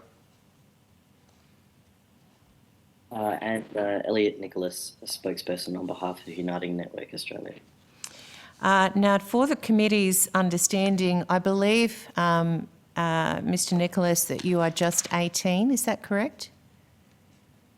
That's correct, yes. Thank you. If you've provided a written opening statement, would you like it to be incorporated into the Hansard record? Yes, please. I will now invite members of the committee. Uniting Network has provided one, yes, please. Thank you. I will now invite members So there is also one from Uniting. Yes, thank you. I will now invite members of the committee to ask questions, and I'll start with the Deputy Chair, Mr. Graham Perrett. Thank you. Thank you, Chair, and thank you for your submission and for appearing before us today. Hopefully it won't be too embarrassing, Mr. Nicholas. It's your first inquiry if you've just turned 18. It's a tradition where normally the youngest person starts with the song. Are you okay to do that, Mr. Nicholas? Don't believe it. Do not believe it. No, all right. Sorry, Chair. The Uniting Church submission suggests that certain provisions in the bill may actually increase the likelihood of discrimination against people of minority faiths and also people from more vulnerable groups within society. Could you please explain to the committee what you mean by that statement? I'll let you select President Hollis or whoever. Thank you. I might begin and then Claire might pick that up because it has particular ramifications yes, please, in our community service sector. So one of our concerns is that particularly the statement of belief enables people to make statements that they hold to be true and can find one other person who holds that to be true. And having a religious foundation being able to make derogatory statements against other people, including other people of other faiths, and that while this bill seeks to enshrine protection against religious discrimination, the capacity to make those sorts of statements based on a position that you hold to be true and that you can find one other person to agree with you, not tested by a religious community, not necessarily part of the broader sweep of the beliefs of a religious community, we think puts at risk people, particularly of other minority faiths, LGBTIQ people, women, people with disabilities and so on. It's the very low standard for proving that statement that has us concerned that while this bill does seek to protect religious people against religious discrimination, something which we believe, along with most other people, is important, the lack of capacity, the lack of rigour around what might constitute that statement and in what contexts they could be offered threaten people who hold minority positions or who come from vulnerable groups. As I said, we have particular concerns about that in the field of employment and eroding the ethos of our services. Okay, thank you very much. Ms. Little? Thank you. Thank you so much for our opportunity today. I come from the land of the Awabakal and Worimi peoples in Newcastle. Yes, look, our community services pride themselves really on being employers that employ the right person for the job. And we don't believe that we need this sort of legislation in our community services at all, and that it will really provide an opportunity for people to discriminate against those who are coming to our services. So as employers, we have an inherent belief in the dignity and worth of every individual, and that the quality of the service is the most important thing, and that people deserve a quality service when they come to our community services. So we employ the best person for the job. We don't discriminate when it comes to the employment of our staff in providing care and support to people, both in our residential services, in our community services more broadly. So we believe that this is a really difficult and dangerous place for faith-based organisations, where you may have people coming to us because, so we want those people who come and work in our services to believe in the ethos of the Uniting Church, but don't necessarily have to be, card-carrying Uniting Church members or Christians. They come from all walks of life and faith. In fact, we have a really strong belief in diversity, and it's very important for us to be able to do that in providing the quality services that we do. So, I think it's really going to be a difficult and dangerous place when someone comes. We could have the situation where someone comes to us because we are a church-based community services organisation. They come in, they're looking for a job. They think because we're an organisation that's faith-based, they can then sprout their own views when they come in, and you can't really necessarily tell at interview necessarily where people are at. So that is going to be, that opens the door in some ways. So that's an issue for us, but also, of course, an issue for people who are wanting to access services. Most of our services are provided to people who are in the most vulnerable of circumstances. And we, if they believe that because they're coming to a faith-based organisation, and sometimes they have no choice about that because that's the organisation in the community that they need to come to, then they may be fearful that they will be discriminated against when they get there. And that is really not okay, because that is not what happens in our services at the moment. So I think this opens up the sense that, if you're faith-based, you are going to be discriminating. And I think that's a really deeply difficult and dangerous place to be. Thank you, Ms. Little. Mr. Perrott, if I could just add a comment. Likewise, I'm thankful for the committee that we're able to attend. I would expand on our President's view around beyond two. And if I look at the Uniting Church, it has been a long journey for the inclusion of LGBTIQ people. And if we look at, say, the decision for the Uniting Church to allow the option for ministers to marry people and for the option for a church property to be used for a same-gender marriage, that was a long journey of, I think, went over probably at least 2 or 3 assemblies. So we're talking about 6+ years just on the question of marriage.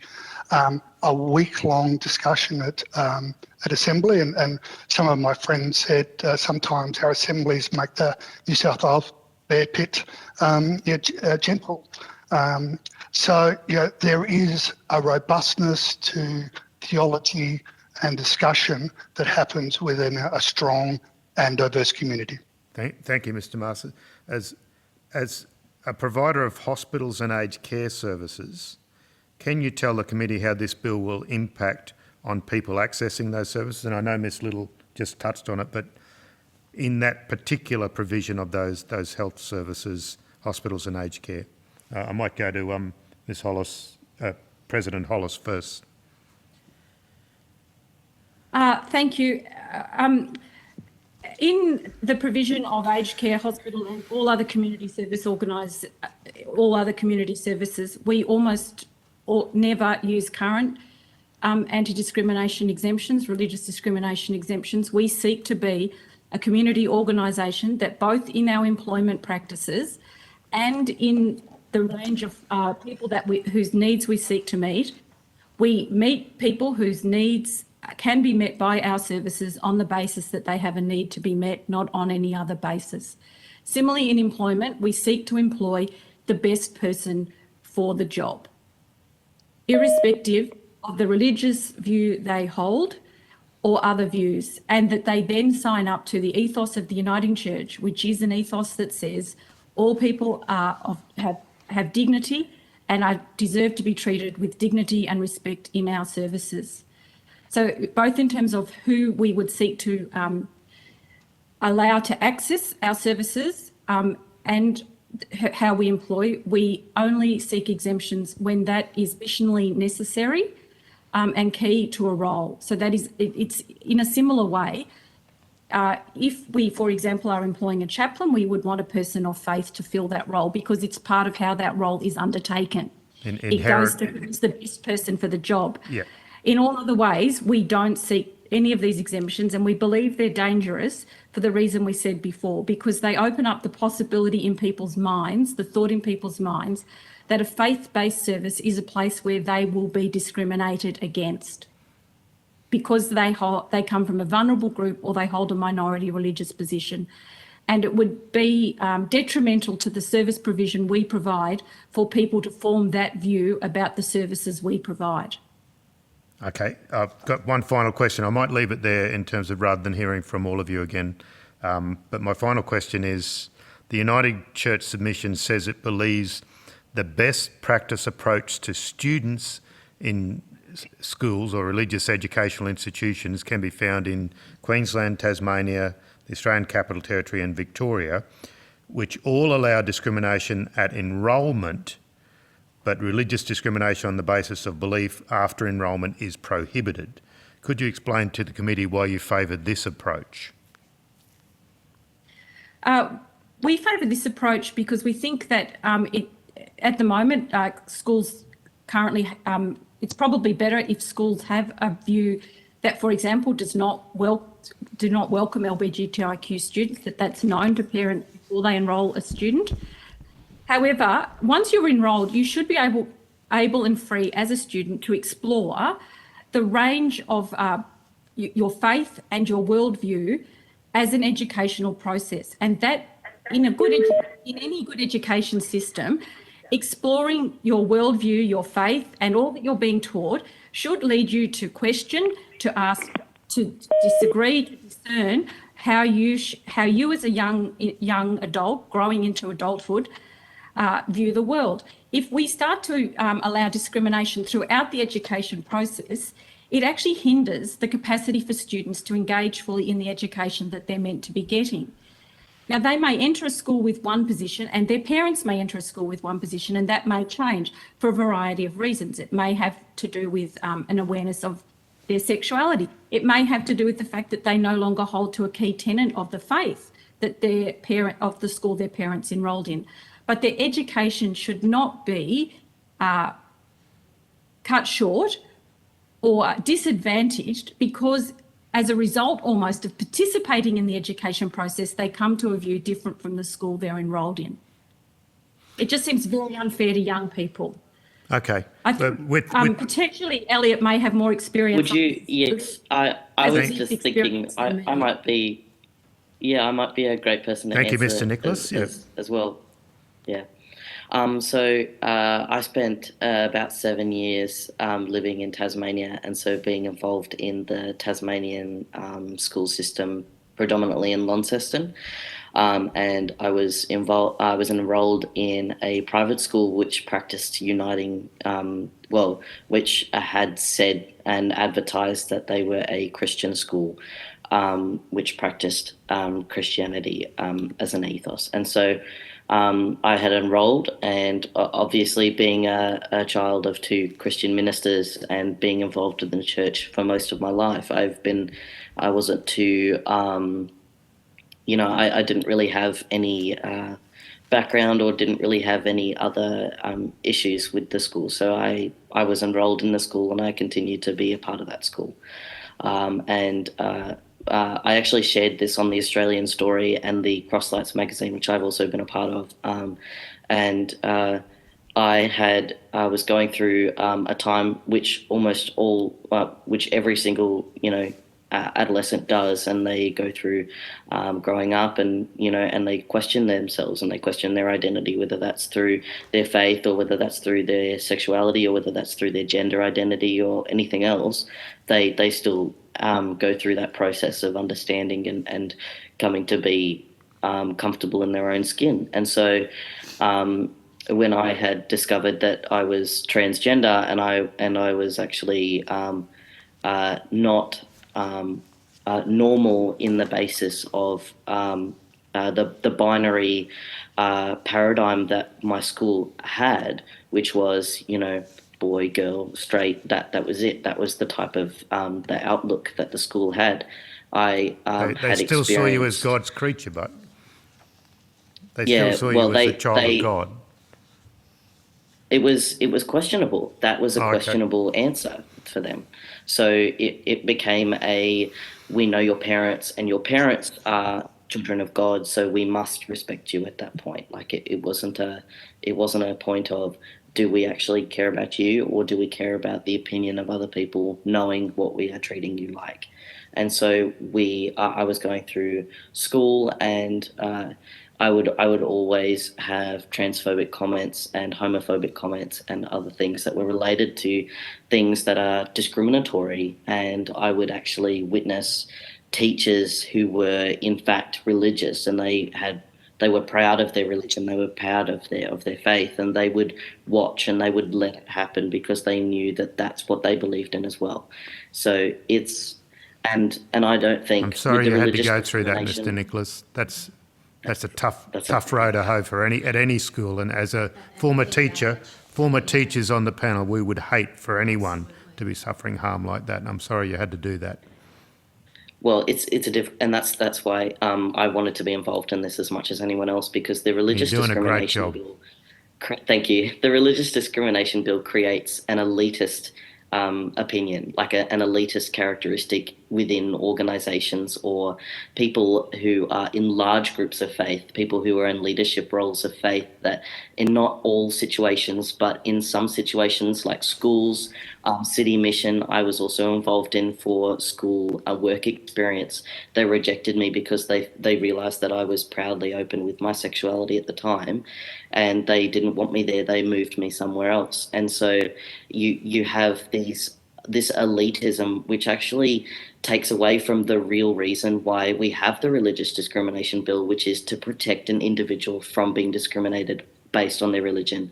But in actual fact, what it's turned into is people who are part of that religion are now part of the stereotypical majority view, which means that they are actually able to discriminate other people because they are feeling free to use their values, which aren't even what the values of Christianity or other faith should be on, as much as faith is, love your neighbour as much as you love yourself and treat people with kindness. But people often overlook homophobia and transphobia, and that's an easier thing to do than love. And so it's it's being twisted and it's being warped into a religious discrimination bill that isn't actually what it was supposed to be in the first place. And so that's my take on it. Thank you very much, Mr. Nicholas.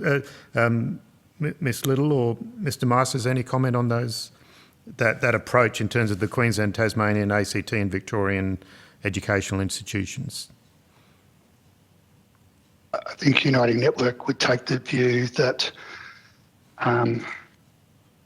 there should be no basis for discrimination based on the parents or the child to enter a school, particularly given that a significant amount of private schools are funded by the state.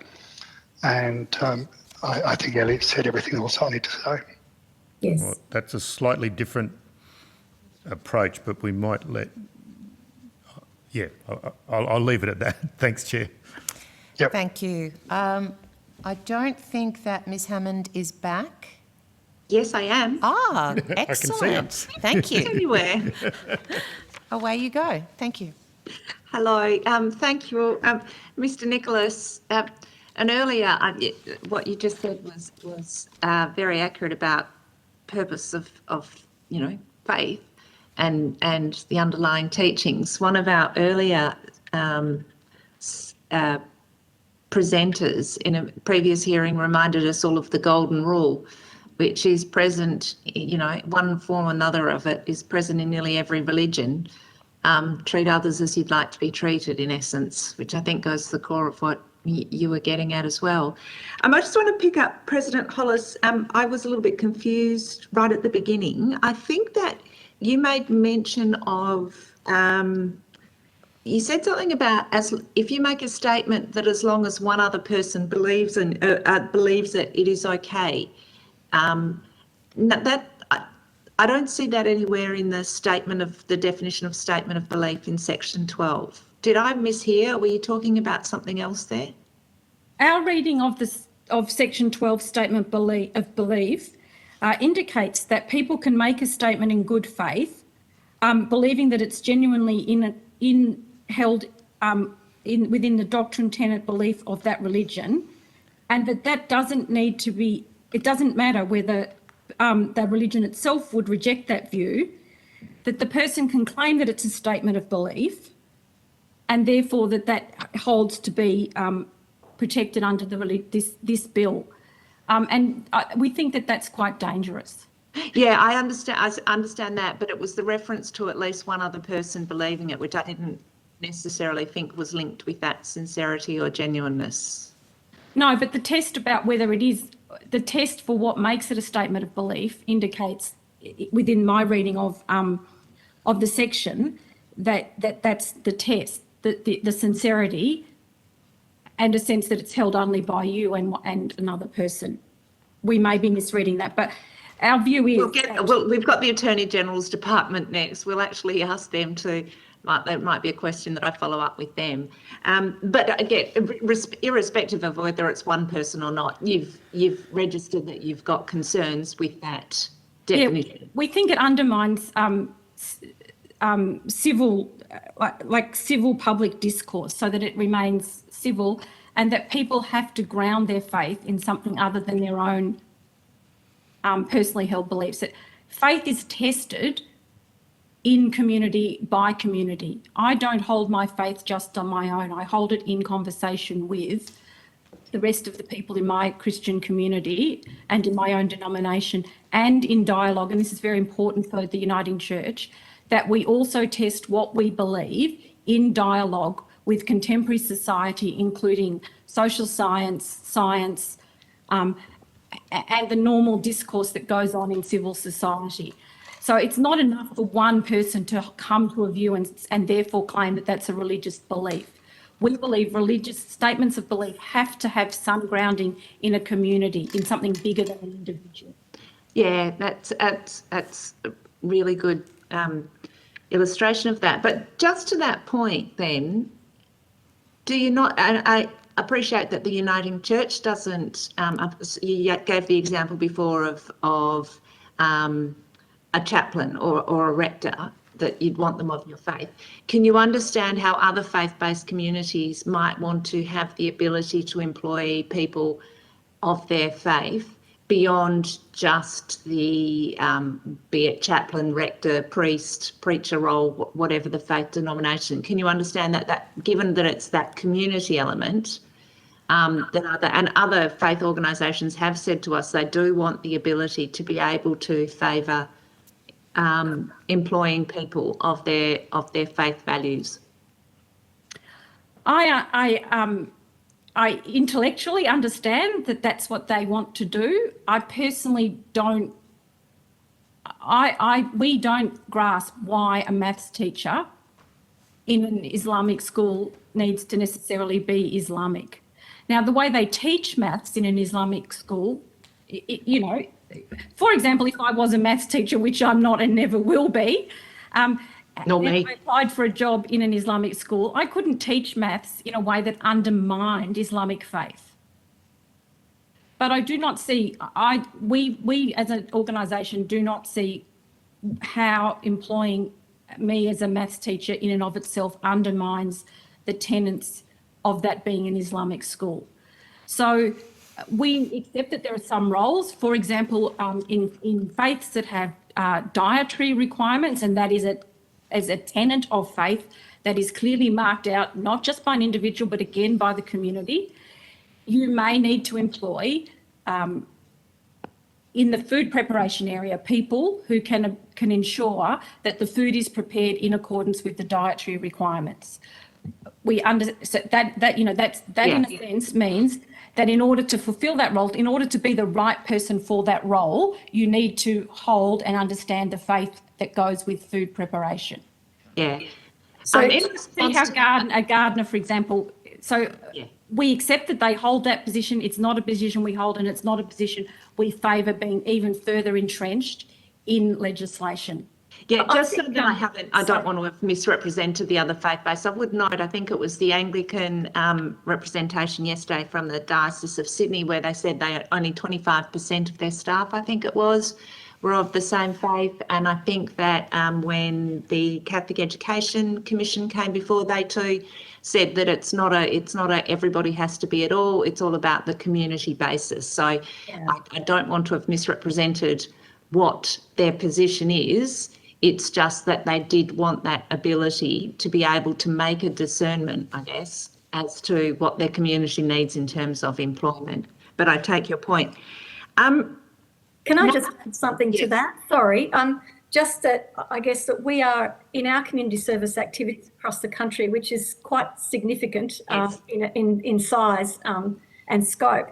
We are still able to remain to keep the integrity of the organisation as a Christian faith-based organisation without having to have having that opportunity to have to employ people from particular faith, because in fact, as a Christian and as a uniting church community service activity, the diversity of our workforce is central to the work that we do in providing person-centred care and providing the needs of that individual. So in fact, it's almost counterintuitive to that, in that we want the opportunity to be able to provide, as we said, not only the best person for the job, but a diversity of people and a workforce that actually reflects the community in which it's being delivered. So, you know, in southwest Sydney, most of our staff are from a variety of cultural backgrounds.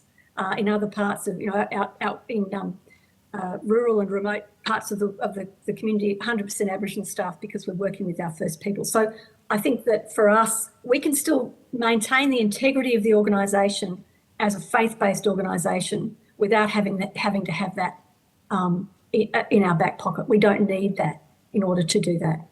Yeah. Thank you. In your submission, you state that the current draft of the bill has been improved in some respects, but it's also got worse in some respects.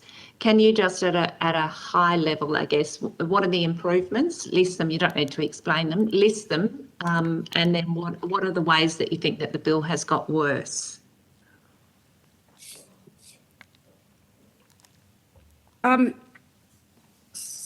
Sorry. I think. Well, I think in terms of worse, the statement of belief is a key one for us. That in particular is the one that we are most concerned about, and that's a new addition to the legislation. We do think there have been some improvements, particularly. Sorry, I've lost the spot where I wrote that down. Yeah, the statement of, as I said, the statement of belief. We also think that the test, the test for a religious organisation in section 7.2 and 7.4 and replicated elsewhere are not helpful and should be replaced with the narrower test that we see in something like the Sex Discrimination Act. We also think that the organisations covered by religious exemptions should be narrowed. So that it's clear that the organisation, that those organisations that can seek a religious exemption exist primarily for religious purposes and not simply claim to be part of a religious body.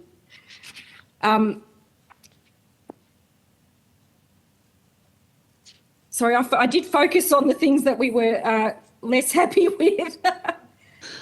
There was some improvement. That's all right. That's fine. There were some improvements around. I think the conscientious objection, I think, was one that. Yes, we think that's been a very important thing to remove the right of individual practitioners to have conscientious objections, and we're really grateful for that improvement. We think that's particularly important for people in areas where there's only one, for example, medical practitioner, psychologist, social worker, and so on, where you have very little choice. I think for us that's probably been the main improvement, that removal of that. So the Uniting Church, do you believe that there is a need for religious discrimination protection or protection against religious discrimination? I don't think anybody would disagree that people shouldn't have a broad-based protection against religious discrimination that sits within a sweep of other discrimination protections, and where one's religious beliefs are part of the area where one deserves protection, and where they have to, in a sense, be in dialogue with other protections people want, like gender, sexuality, disability, and so on.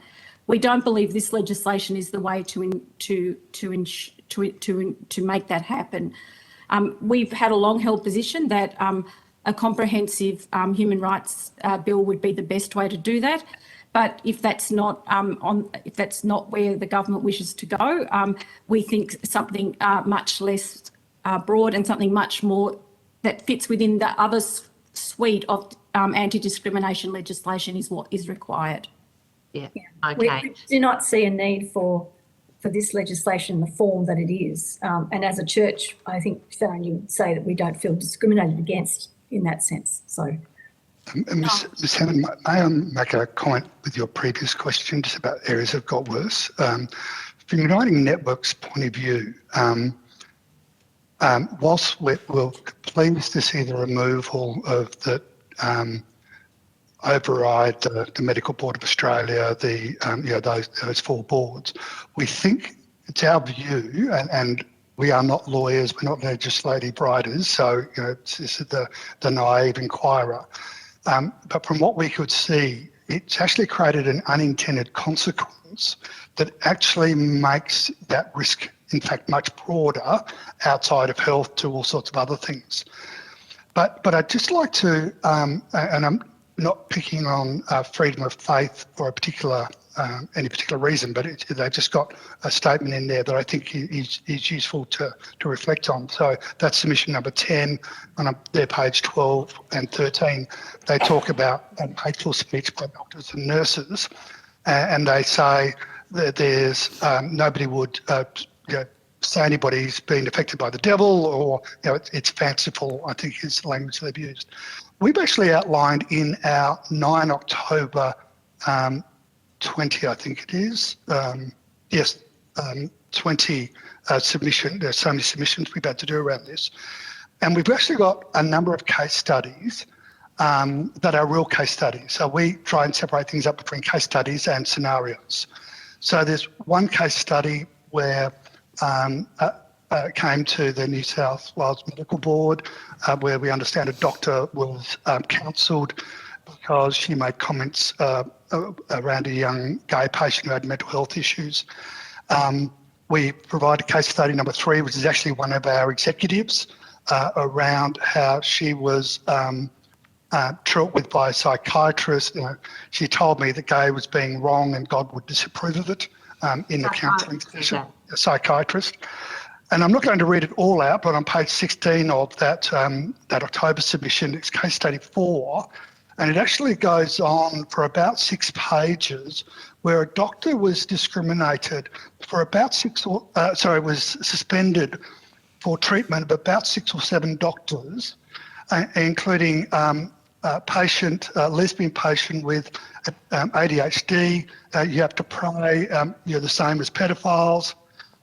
Patient B who had alcohol issues. Jesus hates you. Don't cry. Jesus drank. You should see a priest, and the priest wants you to confess.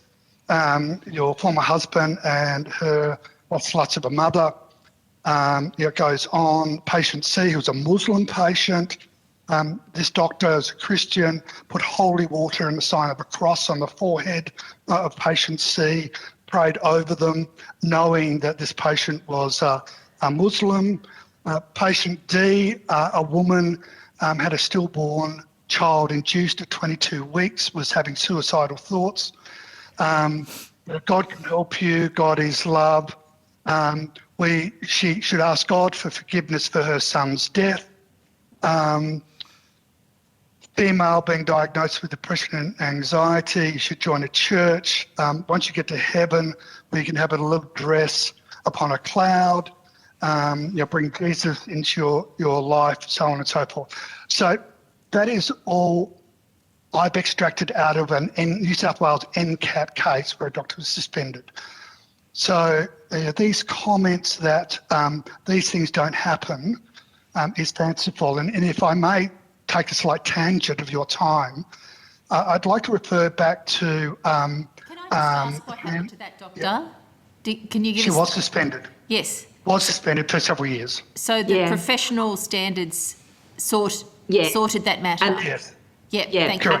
I think the point that we will also clear up with the Attorney General's Department is that even if this bill is passed, the professional standard conduct rules would still see that person chucked off the register. So at the moment, the way we're seeing it, that would not necessarily be the case. So we need... As I said, it's unintended consequence of an amendment. Yeah. If I could just talk to the evidence given by the National Catholic Education Commission, an organisation we highly respect. But in the Hansard on page 64, there were questions being asked of examples being given by Equality Australia. And because there is not the standard of evidence, how can they really know it's true?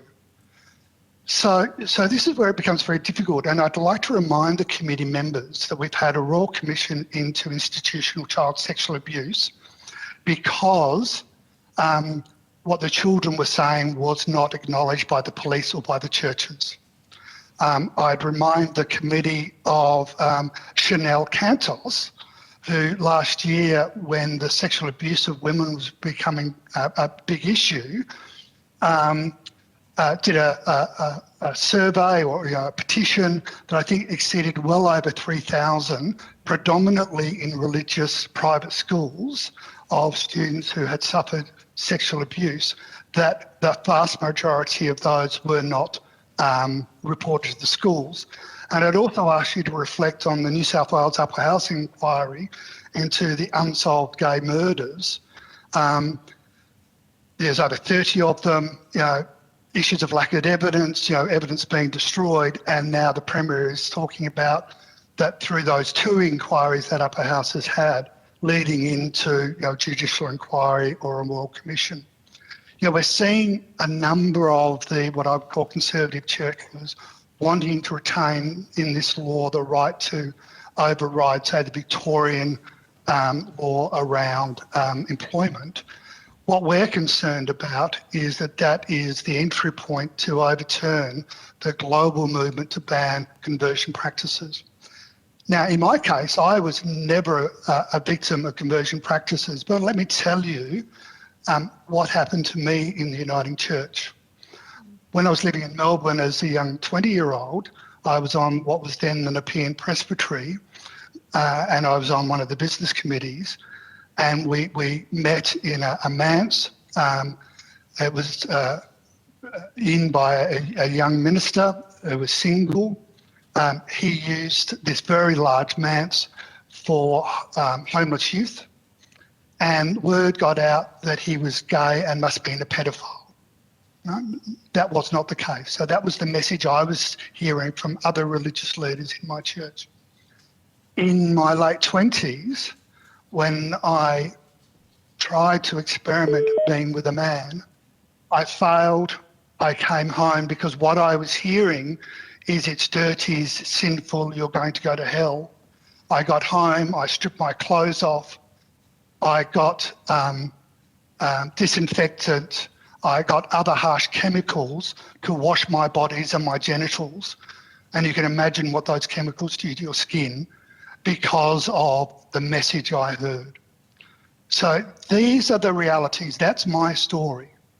And so I'm very concerned when people say there's not the standard of evidence, because the standard of evidence has never been accepted in the past, and we've ended up having royal commissions. We've got royal commission into aged care, and the evidence is there. The LGBTIQ community has never been listened to. In this process, as one of the largest LGBTIQ plus communities of faith, we have never been engaged by the government. I had one call from the Attorney General's office with our first submission, and it was an abusive call. Our voice, our reality of what religion does and has done needs to be heard. Yeah, look, thank you very much for sharing your story and what has happened to you. But also I think you make it's a point that we all need to take on board all the time, which is in a lot of situations, people are fearful about coming forward. They don't feel that they're going to be supported, whether it's with respect to their gender, their sexuality, or any other aspect about whether they've been abused. There is a fear. And the fact that we've seen it time and time again, as you've pointed out over the course of history, that just because we don't have documented evidence doesn't mean that it hasn't happened. To my recollection of when the National Catholic Education Commission gave that statement, it was in the context of being queried about whether they knew how much, and I think that they said they didn't have the evidence. So I don't think it was a denial that things were happening within the Catholic education system. I don't think that they would be, and I know they would not be as naive enough to think that it's not happening. But the point is, none of us potentially know the extent. So thank you very much. Thank you all. That will end my questions there. Thank you. Thank you, Ms Hammond. I'm going to Senator Rice. Conscious that we have 15 minutes. Senator O'Neill also has some questions. Okay, thank you. Look, thank you very much for your submissions and for your evidence today, and in particular for sharing your stories. Because I wanted to start with basically the first paragraph of your submission, the Uniting Church's submission, that we believe the redrafted Religious Discrimination Bill does not get the balance right and requires significant amendments. On this basis, we would not support the bill's progress into law in its current form. So this is it's a different position that many of the other faith groups have presented to us during our hearings and their submissions to this inquiry. And I wanted you to comment on the fact that so much of this debate is often set up as a dichotomy of, God versus gays. That it's basically people of faith having the ability to hold and manifest their religion versus the right of LGBTIQA plus people. And as you have shared with us today, this is a false dichotomy. So could you just talk about the damage and how this is a false dichotomy and how and what the reality actually is for a lot of people of faith in Australia today?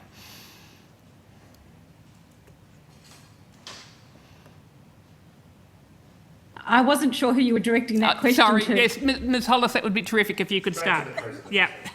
Excellent. I think, as Jason's already said, as a denomination, this has been a long, hard journey and painful, most particularly for LGBTIQ plus people and their friends and family. But it is true that as a denomination, we have come to the position where we now believe it is possible to maintain the integrity of your Christian faith and be gay or lesbian or transgendered or bisexual or intersex or any of those other things, and that you can practice a full and meaningful Christian faith as a person of any sexuality that we know in the human experience. I acknowledge it hasn't been easy, and I acknowledge that not all, the great majority of the Christian church is still not fully there. What I would also say is that simply because a Christian tradition holds an official position that says it is God versus gay, so to speak, that's not all, that's mirrors the lived experience of people within that tradition. I know many LGBTIQ Christians in other traditions as well, and I think they would also be looking for some protection from this legislation, and that's why, and it fails to protect them as well. As I say, it's not an easy road, and the kind of experience that Jason and Elliot have spoken about continue to be our eternal shame, and continue to be things that we have to repent of and look to do better in our own life. But it is absolutely possible, we believe, to hold a consistent Christian, to be a Christian person, and to either be gay or lesbian or transgender, or to be a straight person and believe that those people also have a right to be included within the Christian faith. So I think one of the dangers of this bill is the fact that it has been tied to the plebiscite and to the legislation of a marriage equality, because what it does is suggest that the right to be free of religious discrimination is somehow counterposed to the right to practice your sexuality, and particularly in context of faith. And I think that's a very dangerous position. And it doesn't reflect the experience of many, many LGBTIQ people, both within the Uniting Church and even within denominations that aren't as publicly supportive of the inclusion of LGBTIQ people. Thank you. I think I would just add, if I may, and I'll try and be very quick. Particularly in our tradition, the Christian tradition has moved significantly on many issues over time. You know, it's not that long ago that interracial marriage wasn't allowed. Wasn't that long ago that slavery was allowed. All that you can find justification in our religious text. We've moved away from that. This is just the next frontier of where where the community of faith is discovering that LGBTIQ people of faith are also one with God. Could I just, one last comment before I hand over to Senator O'Neill. You said, Ms Hollis, that you felt that the great majority of the Christian church was still coming along, but the Uniting Church, you're not a minor player in terms of the Christian church in Australia, are you? You're one of the major denominations. Can you just give us just some figures as to the size and the extent and the number of people who are members of the Uniting Church in Australia? So we don't have the census figures for the current census, but at the last census we were still the third largest Christian denomination in Australia.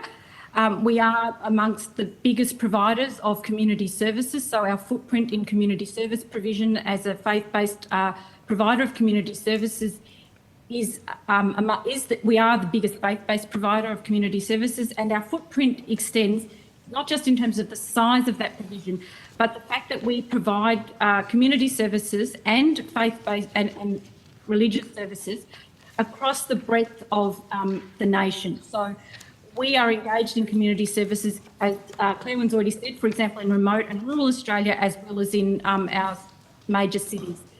We similarly have churches across the breadth of Australia, including the provision of religious services to very remote communities through an organisation like Frontier Services. We're also the only Christian tradition in Australia that has a formal group that recognises our First Nations people. So we have within our organisation what we call the Uniting Aboriginal and Islander Christian Congress, which is a voice for First Nations Christians who identify with the Uniting Church. So it is true that we are, in that sense, not a minor player. I guess when I said we still have a lot of people to come along, I don't want to give the committee the impression we are the biggest denomination in Australia either. But we are not an insignificant tradition, and we've been part of the Australian landscape since colonisation. Thank you. Thanks, Chair. Senator O'Neill. Thank you very much, Chair. Mr Masters, in your evidence just a little while ago, you made a statement about a phone call that you received. Could you repeat what you said there? Oh, yeah, so we mailed our submission and some media release information to all members of Parliament and also to the Attorney General. And I was in the middle of a very busy consulting assignment, and I got a call from one of the staffers from the political office of the Attorney General. He said he wanted to talk to me about it. I said, look, we just don't have time. Could we make an appointment? He just kept bulldozing on and was basically saying I was wrong with this, I was wrong with that, was wrong with this. And it was just quite an abusive phone call. And I just had to, after about 15 minutes, I basically had to stop and had to go to talk to some people just to get a bit of support after that phone call. So, Mr Masters, that's a very disturbing report to receive in the context of what's supposed to be an open and transparent inquiry process. I'll leave it to you to perhaps provide in writing, if you so wish. I don't want to impose on you, but if you so wish, a more fulsome account of what happened. I'll leave that entirely with you. But I have to say, it sounds extraordinary to have a submitter to a parliamentary inquiry being spoken to in the way that you have described, which, in my view, amounts to harassment and intimidation. So I look forward to hearing from you, if you so wish, to provide us with the context and more information about that individual, the details of when it occurred, time, etc., would be very helpful for the committee, because Australians have a right in a democracy to participate and put their view on the record. I mean, this whole inquiry goes to freedom of expression in a multitude of forms. So that is one of perhaps the most disturbing pieces of evidence that we've received. Well, I've never heard that before, frankly, in any inquiry. I'm very, very worried about that. Can I go to the concern that has been raised by a number of submitters about the time? You indicated, time pressures when you were trying to put the submission together.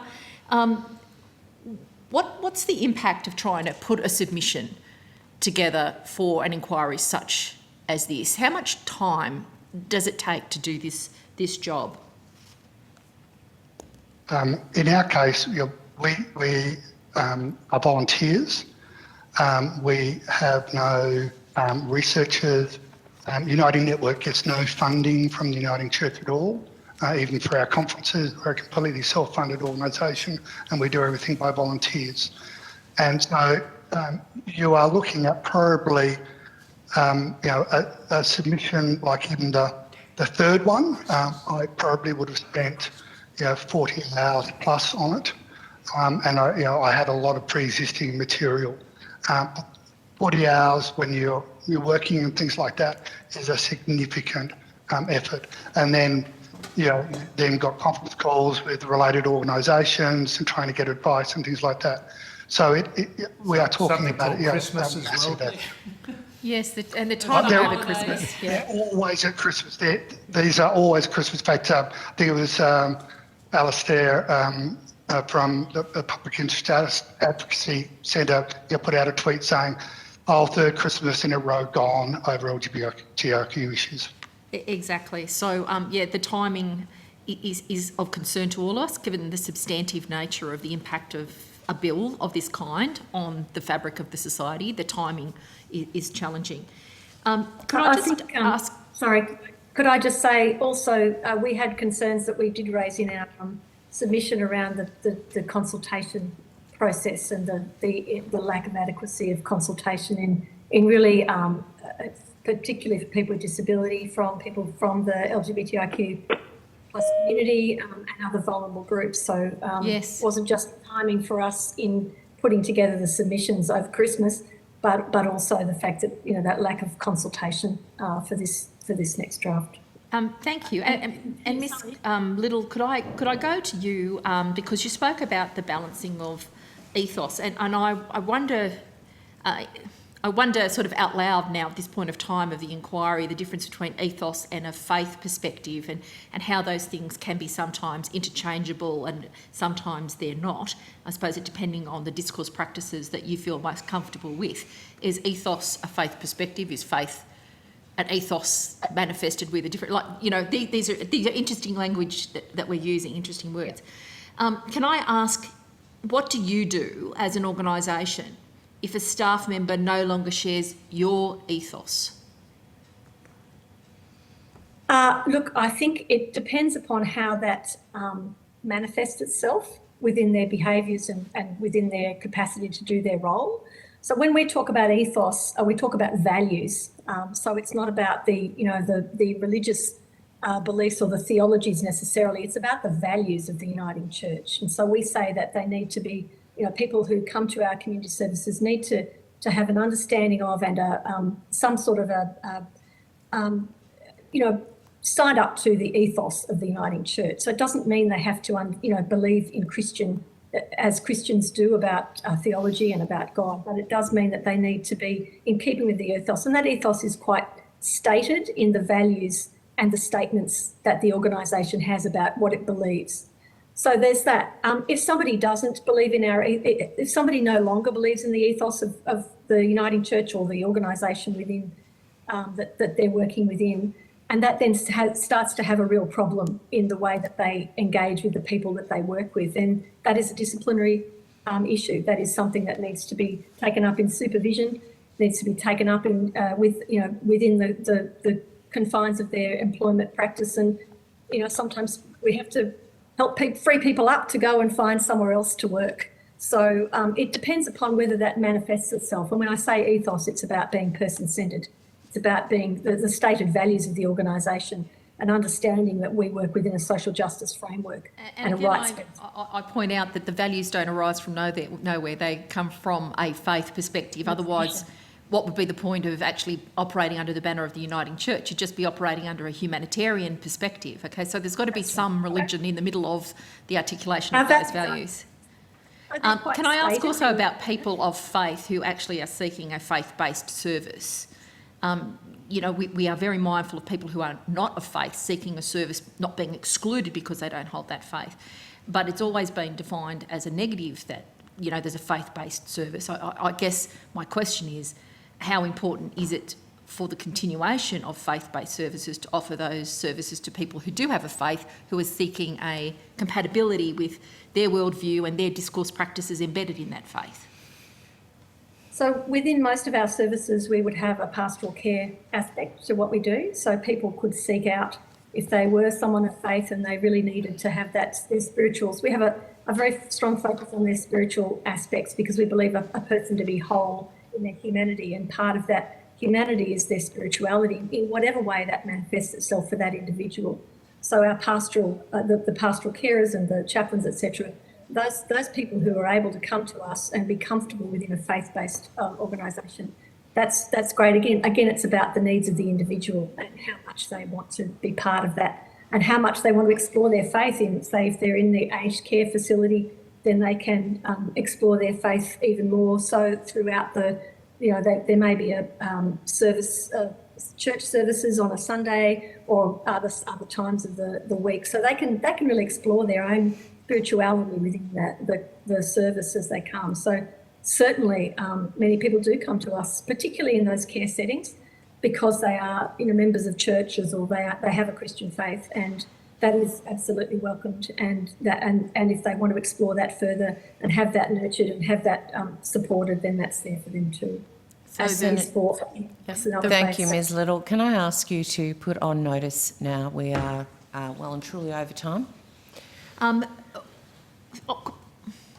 think we've had a pretty wide-ranging conversation with the representatives of the Uniting Church. What I would ask is if you have the capacity, and I'm mindful of asking this in the context of the time demands that have already been placed on you, volunteers, etc. But within the talent capacity of the Uniting Church across the country, some more detailed articulation of key parts of the bill that you seek particular amendments to, rather than just the flavour of where the disappointments with the bill lie. So that I think that could be very helpful. And can I point you to the submissions, I think, of the Australian Law Reform Commission and the Australian Human Rights Commission, particularly today, the Law Council around 17.1 in Tasmania. You might find some help there. And finally, Chair, if I can, not seeking for you to do this on your own behalf, Mr. Nicholas, I'm just wondering if you had any support, because you indicated that the experience you conveyed here happened in Tasmania, where we are hearing that Section 17 of that Act provides an extraordinary degree of protection, yet your experience happened in Tasmania.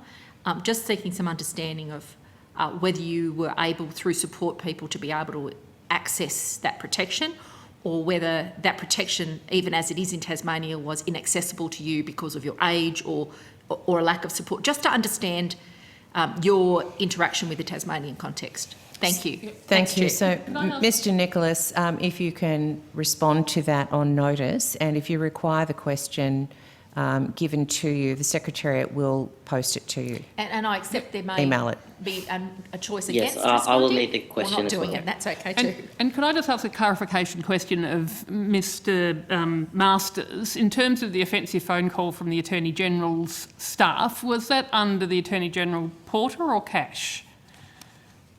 The Porter. Porter, thank you. Okay, thank you for appearing before the committee today and giving your time so generously.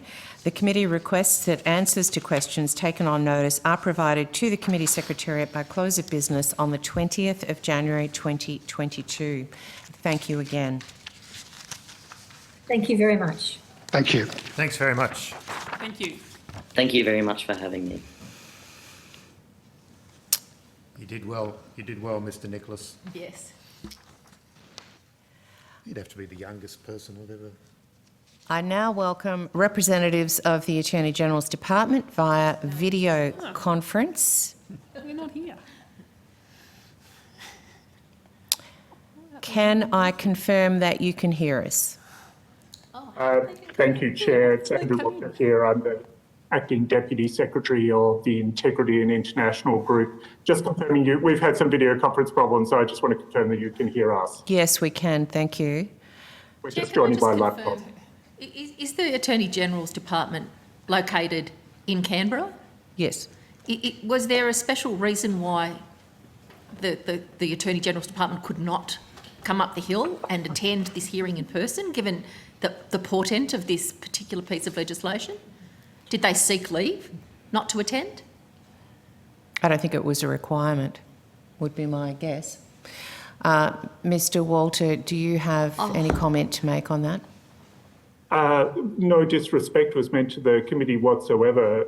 We weren't aware that it was a requirement to attend in person. We were concerned, obviously, with the current COVID situation to minimise contact with the committee. So that was the basis for our decision, but certainly no disrespect meant to the committee. And my apologies if it's been taken that way.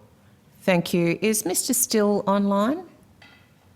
So with me I have Mr Stephen Still. He's logging on now. And next to me, we'll move the camera, is Mr Minahan, who's the Assistant Secretary at the moment for the Human Rights Branch. So they are all in the room with you? Yes, we are all distanced in a room, yes. Okay. I understand that information on parliamentary privilege and the protection of witnesses and evidence has been provided to you. I remind senators and members that the Senate has resolved that an officer of a department of the Commonwealth or of the state shall not be asked to give opinions on matters of policy and shall be given reasonable opportunity to refer questions asked of the officer to superior officers or to a minister. This resolution prohibits only questions asking for opinions on matters of policy and does not preclude questions asking for explanations of policy or factual questions about when and how policies were adopted.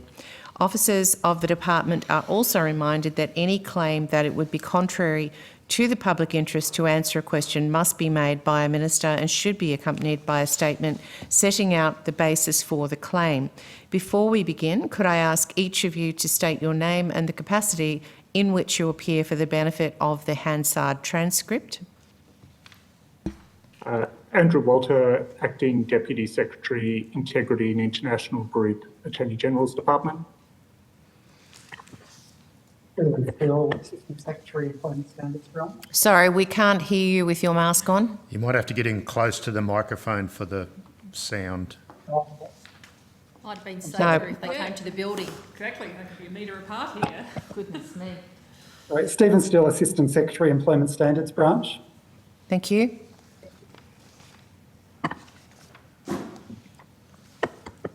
And as Colin Minahan, Acting Assistant Secretary for the Human Rights Branch. Thank you. If you've provided a written opening statement, which you have, would you like it to be incorporated into the Hansard record? Yes, we would. Thank you.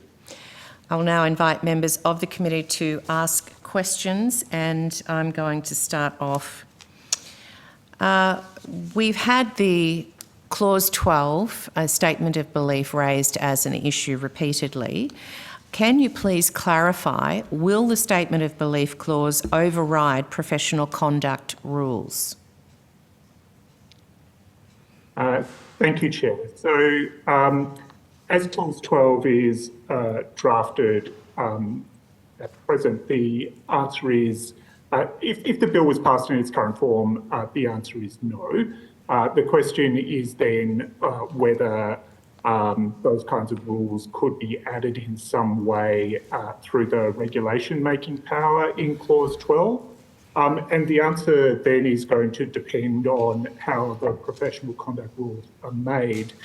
In most instances, they would not be laws made under a Commonwealth or state and territory enactment, as we understand, so in which case the legislation could not provide for them to be overridden. But however, if they were somehow incorporated into a law of the Commonwealth, state or territory, then it would be possible to list them for the purposes of Clause 12, and then you would have to work through the relevant elements of that provision to see whether they, whether how the two interacted. But as a general proposition, if those rules are not in the form of legislation at Commonwealth, state and territory level, then the answer is no. Just a point of clarification.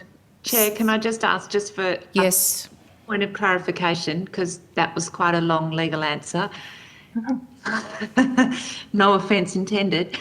So a number of our people who've appeared before us, such as the AMA, have it appears from their understanding that Section 12 would override professional conduct rules.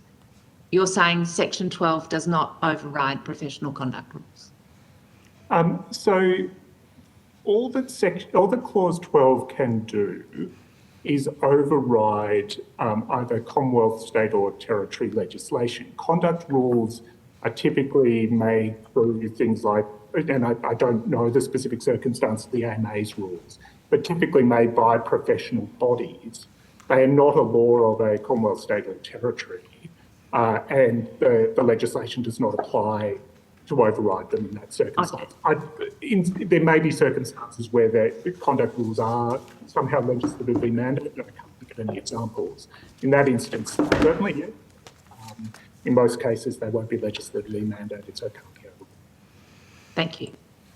I'll try to be less of a lawyer if I can. Thank you, Ms Hammond.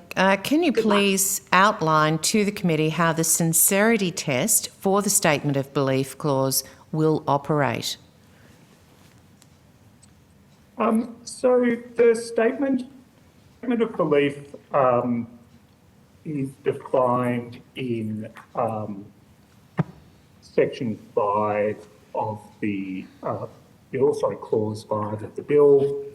And there are three limbs, and the three limbs operate cumulatively. So firstly, a statement that's made has to be a religious belief, so it can't just be any old belief. It can't, it has to actually have some association with religion or not holding a religion.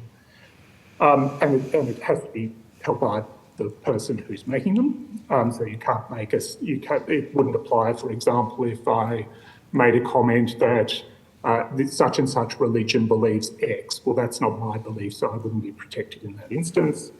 The second limb is that the statement must be made in good faith, and I can come back to good faith because I know that's been a topic of some discussion during the hearings. Good faith in our reading as a broad application, it has kind of two aspects to it, if you like. The first aspect is that it's a kind of genuineness. You are genuinely making a belief, or it's fidelity to that belief. The second goes to the conscientiousness, the way in which and the circumstances in which you are actually making that statement, that you are having regard to the circumstance of the person you're making the statement to, and so forth. And we can talk about that a little bit more if that's helpful. And then the third aspect is that the belief is one that the person genuinely considers to be part of the faith. So it must be, you must actually believe that what you are saying is a religious belief that's associated with the creed that you're professing. So if you're saying, well, as a Catholic, I believe X, Y, and Z, you must genuinely believe that Catholicism it holds that as part of their creed. So one of the examples that we've been given is somebody working in an aged care facility who believes that euthanasia is of the devil, well, is not a godly principle, for example, and makes a comment to, I guess, the family or the person concerned because they're in a religious facility and they hold that belief themselves. Is that going to be upheld, or are there parameters around that? So the important thing here, there's a few steps that we need to work through. So the first is the making of that statement discriminatory against the person to whom the statement is made? Because Clause 12 is not a general right of expression. It is, if you like, a defence or an answer to a claim of discrimination. So the first question is, would that conduct amount to discrimination against the person, and on what ground is that discrimination claimed? So in this case of a person in an aged care facility, it's a little bit tricky, but it could be on the person's age, it could be a disability claim of discrimination. If the person's not religious, I suppose it could be a religious discrimination issue, but that's not 100% clear here that it is discriminatory.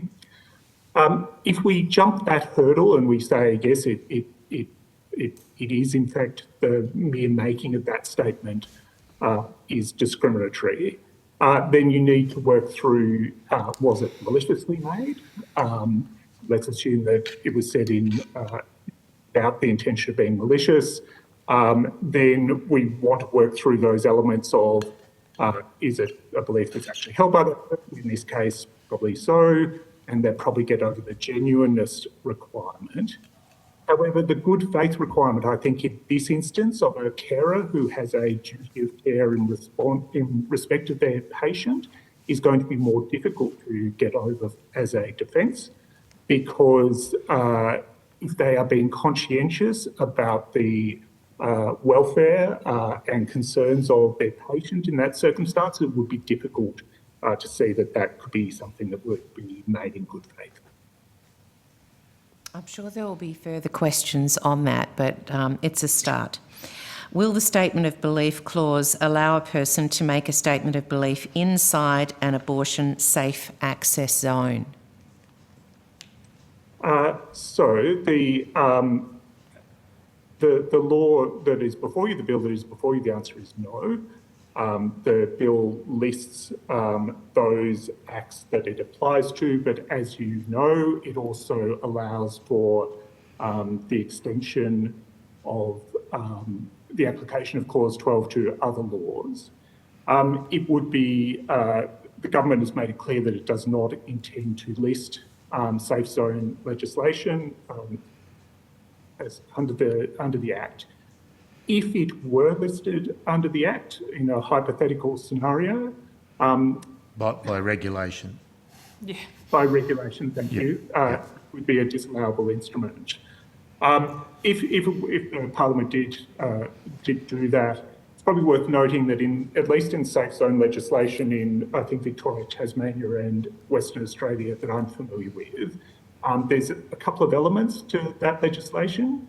One is about making statements to an individual about abortion in a way that may cause distress or anxiety to them. Others is about inhibiting their ability to access premises, and other offences apply to blocking roadways and footpaths and those sorts of things. Again, working through those tests that we just worked through about maliciousness and so forth. In the unlikely event that the Parliament were to list legislation, we think that very moderately expressed views, say, about abortion made in a way that did not interfere with any individual by approaching them or harassing them in some way would probably be permissible. However, those other offences of interfering with somebody or blocking footpaths or approaching people would not be in any way interfered with by this provision. But again, I stress that the Attorney-General has made clear there is no intention to list that legislation. Thank you. Can you please outline to the committee how the bill will interact with other anti-discrimination bills?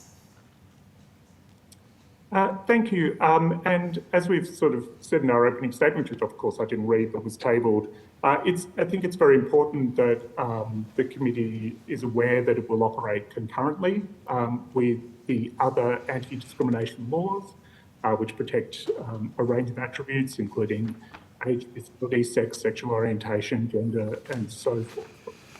And what that means significantly is that in a particular circumstance, it may be that a claim of discrimination could be grounded in a number of those acts.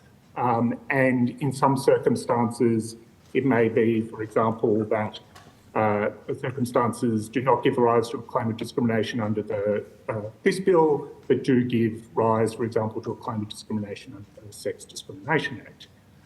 The bill does, with the exception of Clause 12, the bill leaves those other acts as they are, and they continue to operate as they currently operate. So they will all operate concurrently. And the Human Rights Commission has procedures available to it to handle circumstances where complaints are made under multiple discrimination laws at the same time.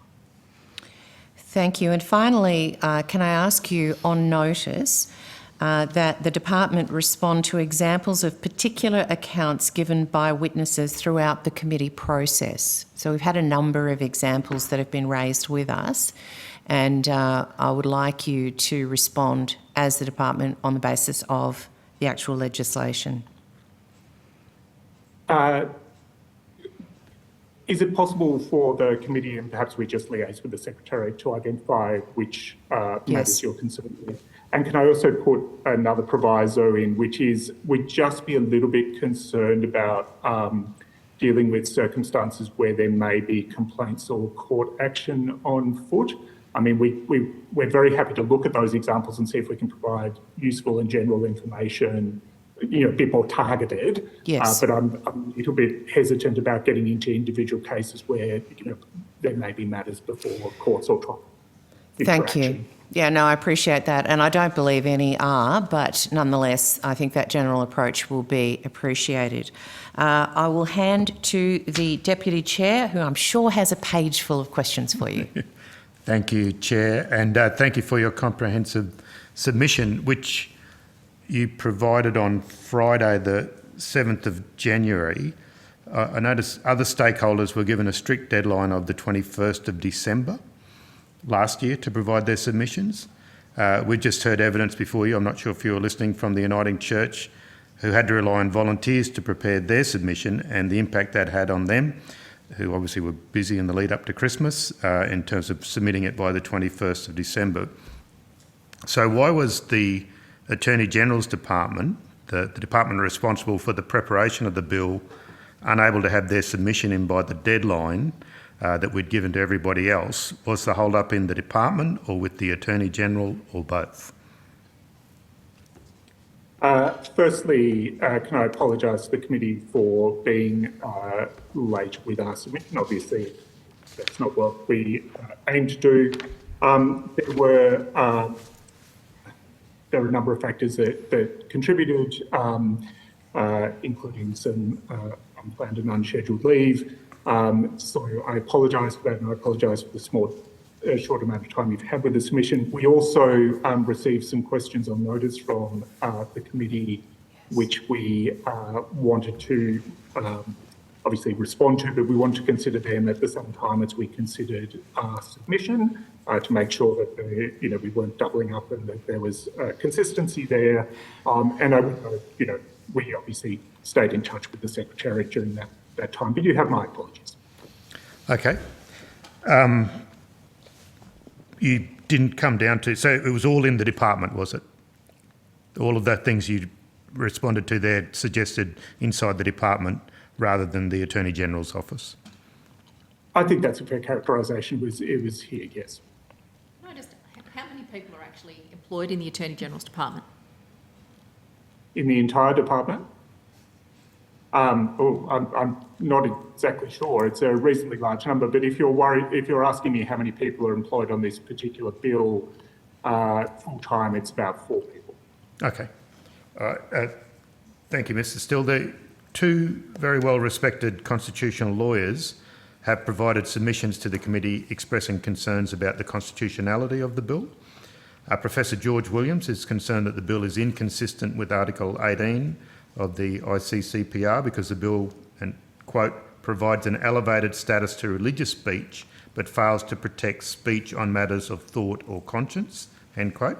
Professor Anne Toomey says the Commonwealth cannot dictate the interpretation of what amounts to discrimination under a state law, as clauses 11 and 12 purport to do. Has the Attorney General's Department sought advice as to the constitutionality of the bill? Yes. And so, if so, could you share that advice with the committee? Obviously not right now, but... as you'd be aware, it's not the practice of the executive to share the legal advice that it receives in relation to legislation. I can say this, though, if it helps. We are confident on the basis of the legal advice that we received that the law is constitutional within Australia, within the Commonwealth's constitutional power, subject to the current interpretations the High Court takes to various provisions in the Constitution. Okay, thank you, Mr. Still. The Tasmanian Liberal Attorney General has made a submission to the inquiry where she said the practical impact of Clause 12.1 of the bill is that where a response to a complaint under Section 17.1 of the Tasmanian Anti-Discrimination Act raises a statement of belief, the Anti-Discrimination Commissioner's ability to deal with that complaint will be significantly diminished, end quote. What consultation occurred with the Tasmanian Government and Tasmanian stakeholders about Section 12.1b, which specifically overrides Section 17.1 of the Tasmanian Anti-Discrimination Act? Thank you. So no specific consultation beyond the general consultation that took place with the community more broadly. So as you know, there were a number of proposed drafts of the legislation, but otherwise there were no specific consultation with Tasmania. They were also aware of the legislation through the meeting of Attorneys General as well, which is attended by all states and territories, as well as the Commonwealth. Do you want, sorry, I'm in your hands, of course, Deputy Chair, but would you like me to address the substantive point around procedural aspects there? Look, perhaps with the clock ticking, you might want to just include that in an email through in terms of some dot points of the consultation with Tasmanians. But perhaps I could just note. Sorry, you go. My apologies. Perhaps I could just note that there is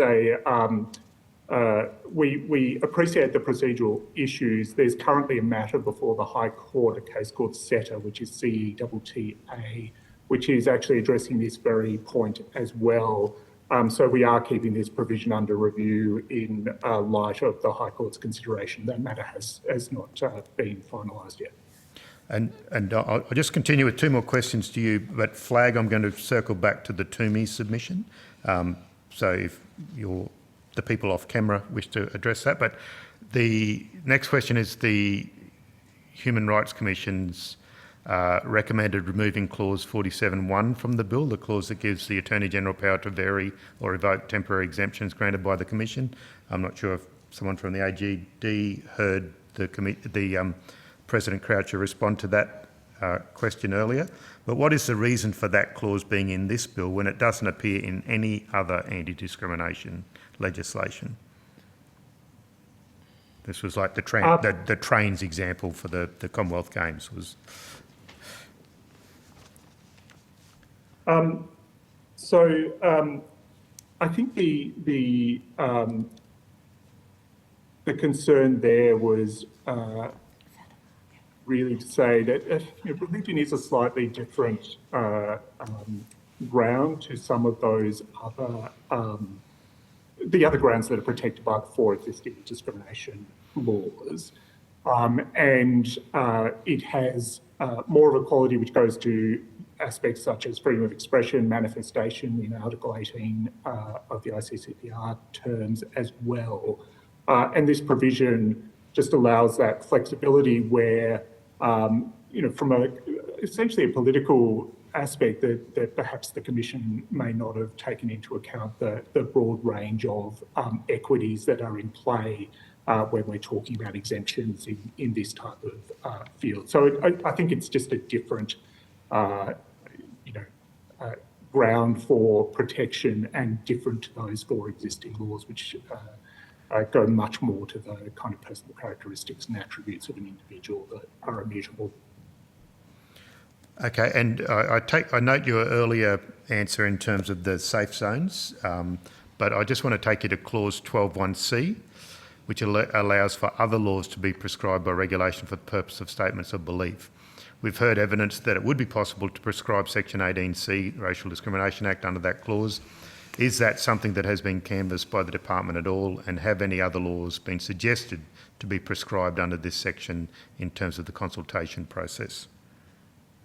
There are no proposals at this time to list provisions for the purposes of 12.1c.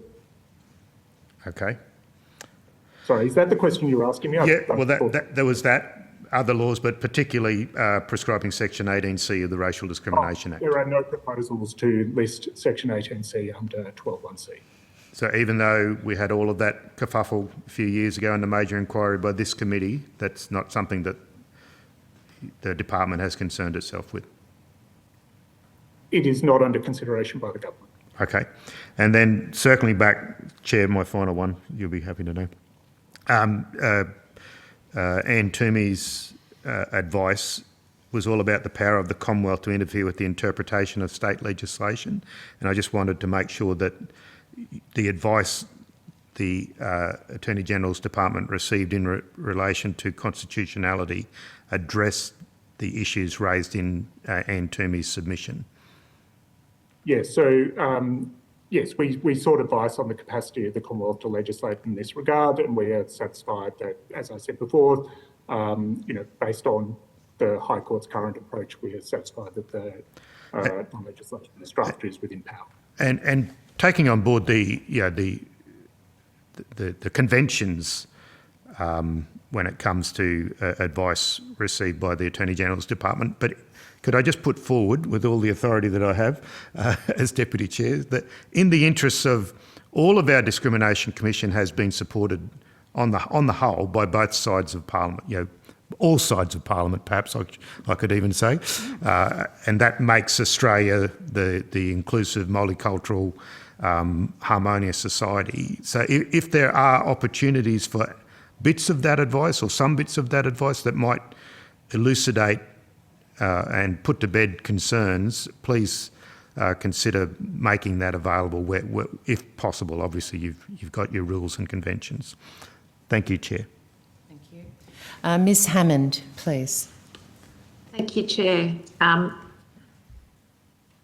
Thank you for appearing here. There was, over the course of these hearings, and I know that the Chair has asked you to respond to some that we'll identify through the Secretariat, but there have been a number of submissions, and I don't think I'm the only one on the committee who will admit that at times we've got confused. We've had a number of lawyers also come in with different interpretations of how different things are going to apply. So I'll speak with the Chair and the Secretariat after when we're identifying those issues that we'd like you to address. I do think that some of the conflicting legal opinions on how things operate, we need to get a clarity over that, and if necessary, we do need to ensure that the bill and or the explanatory memorandum make sure that there is that clarity. We know that lawyers can argue about anything, even if it's crystal clear on its face. And I'm not having a dig at lawyers. I am one by background, so I put it in that context. One of the submissions that I was particularly taken with yesterday was by the AI group. And they recommended, in the context of, and I'm just looking at it here, section 39, that it would be, their recommendation was to include an amendment which would, exception, inherent requirements and reasonable management action. So to include a defence to an action for discrimination. I think they said that they've worded it the same as the anti-bullying provisions in the Fair Work Act. Now, I thought it was a very sensible submission. My question to you is it needed, or will the provisions in the Fair Work Act apply in any event? Or, so if you can respond to that. There's probably a couple of things in there.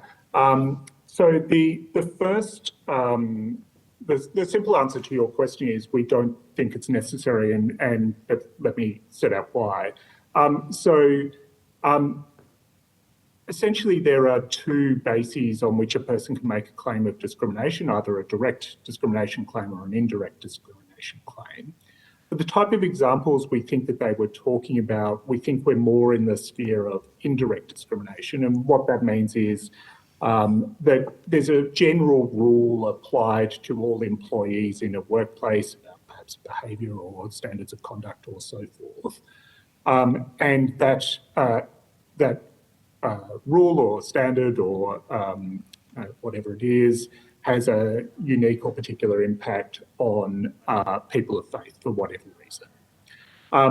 In the indirect space, so it's a general rule, applies to everyone, but just happens to have a disproportionate impact on people of faith or people of particular faith. In that instance, the question is whether or not that rule or standard or whatever it is reasonable or not. So there's already a requirement in the indirect discrimination rule that if it's reasonable, then it doesn't constitute discrimination. Reasonable employee rules would not constitute discrimination for the purpose of indirect discrimination. And then in the second, we think it's less likely to arise in the very direct discrimination context, which is really about I'm discriminating against a particular individual because of their religious activities or beliefs. We think it's far less likely to arise in that context, and where it does arise, it's far more likely to be about some other issue, not about actual faith or belief. Now, we will give some further consideration to that, and we'll see, if there's a few things that clearly the committee would like some further information on, and I think that's one that we can provide you with a bit more information on. We can also address, I think, the interaction with the Fair Work Act as part of that as well. We haven't considered it in a huge amount of depth, but our initial thought is we don't think it's necessary because that's just how discrimination law works. Yeah, my understanding of the sort of scenario where it might be applicable to was if you've got two employees and one employee continues or not continues, but makes comment to the other employee saying, something about, because I believe X and you're living contrary to that, therefore you're a sinner. Let's just say it's that. That management can come in and actually tell that employee just to not do that anymore as reasonable management action to make sure that there's not hostility. Now, that person can say, look, don't discriminate, I'm allowed to make this statement because of the bill, but bosses or managers want to have the ability to make sure that their workplace,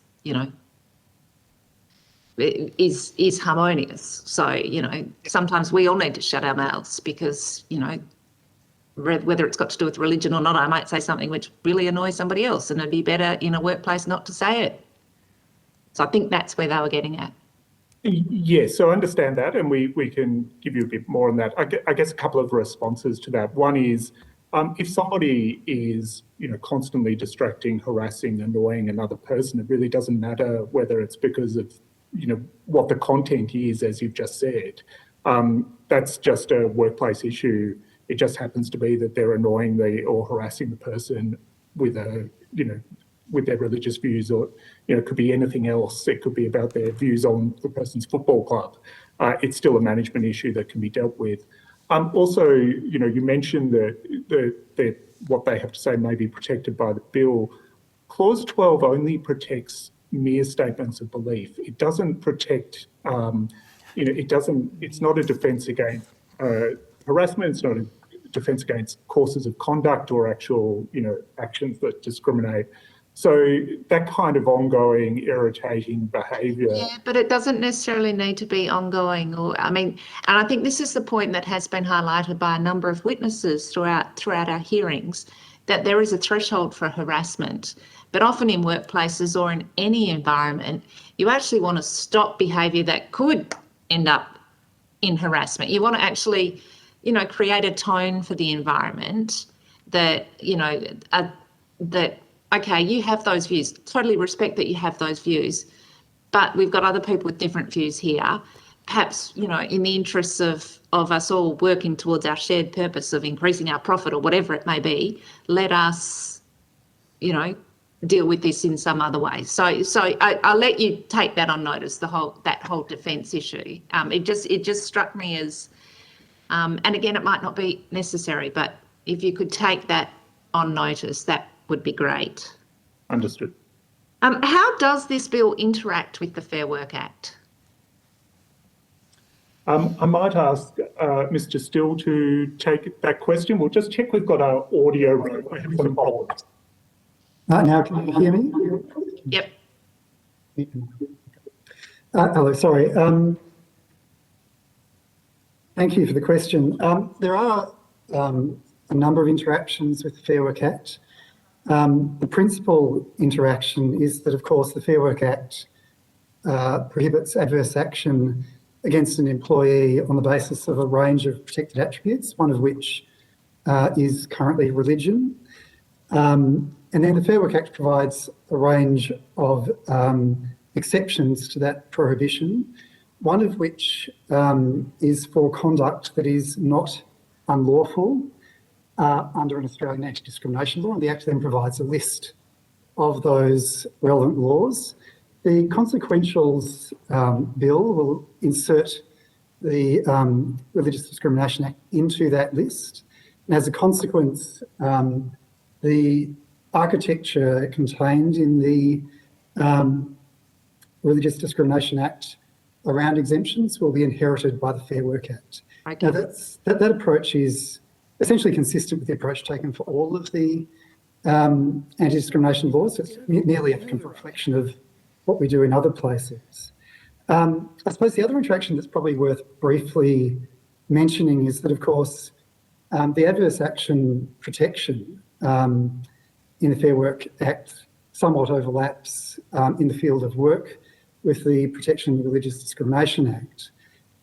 So there are provisions in the Fair Work Act and indeed in, I think, the Human Rights Commission Act that ensure that a complainant can only bring a complaint in one forum.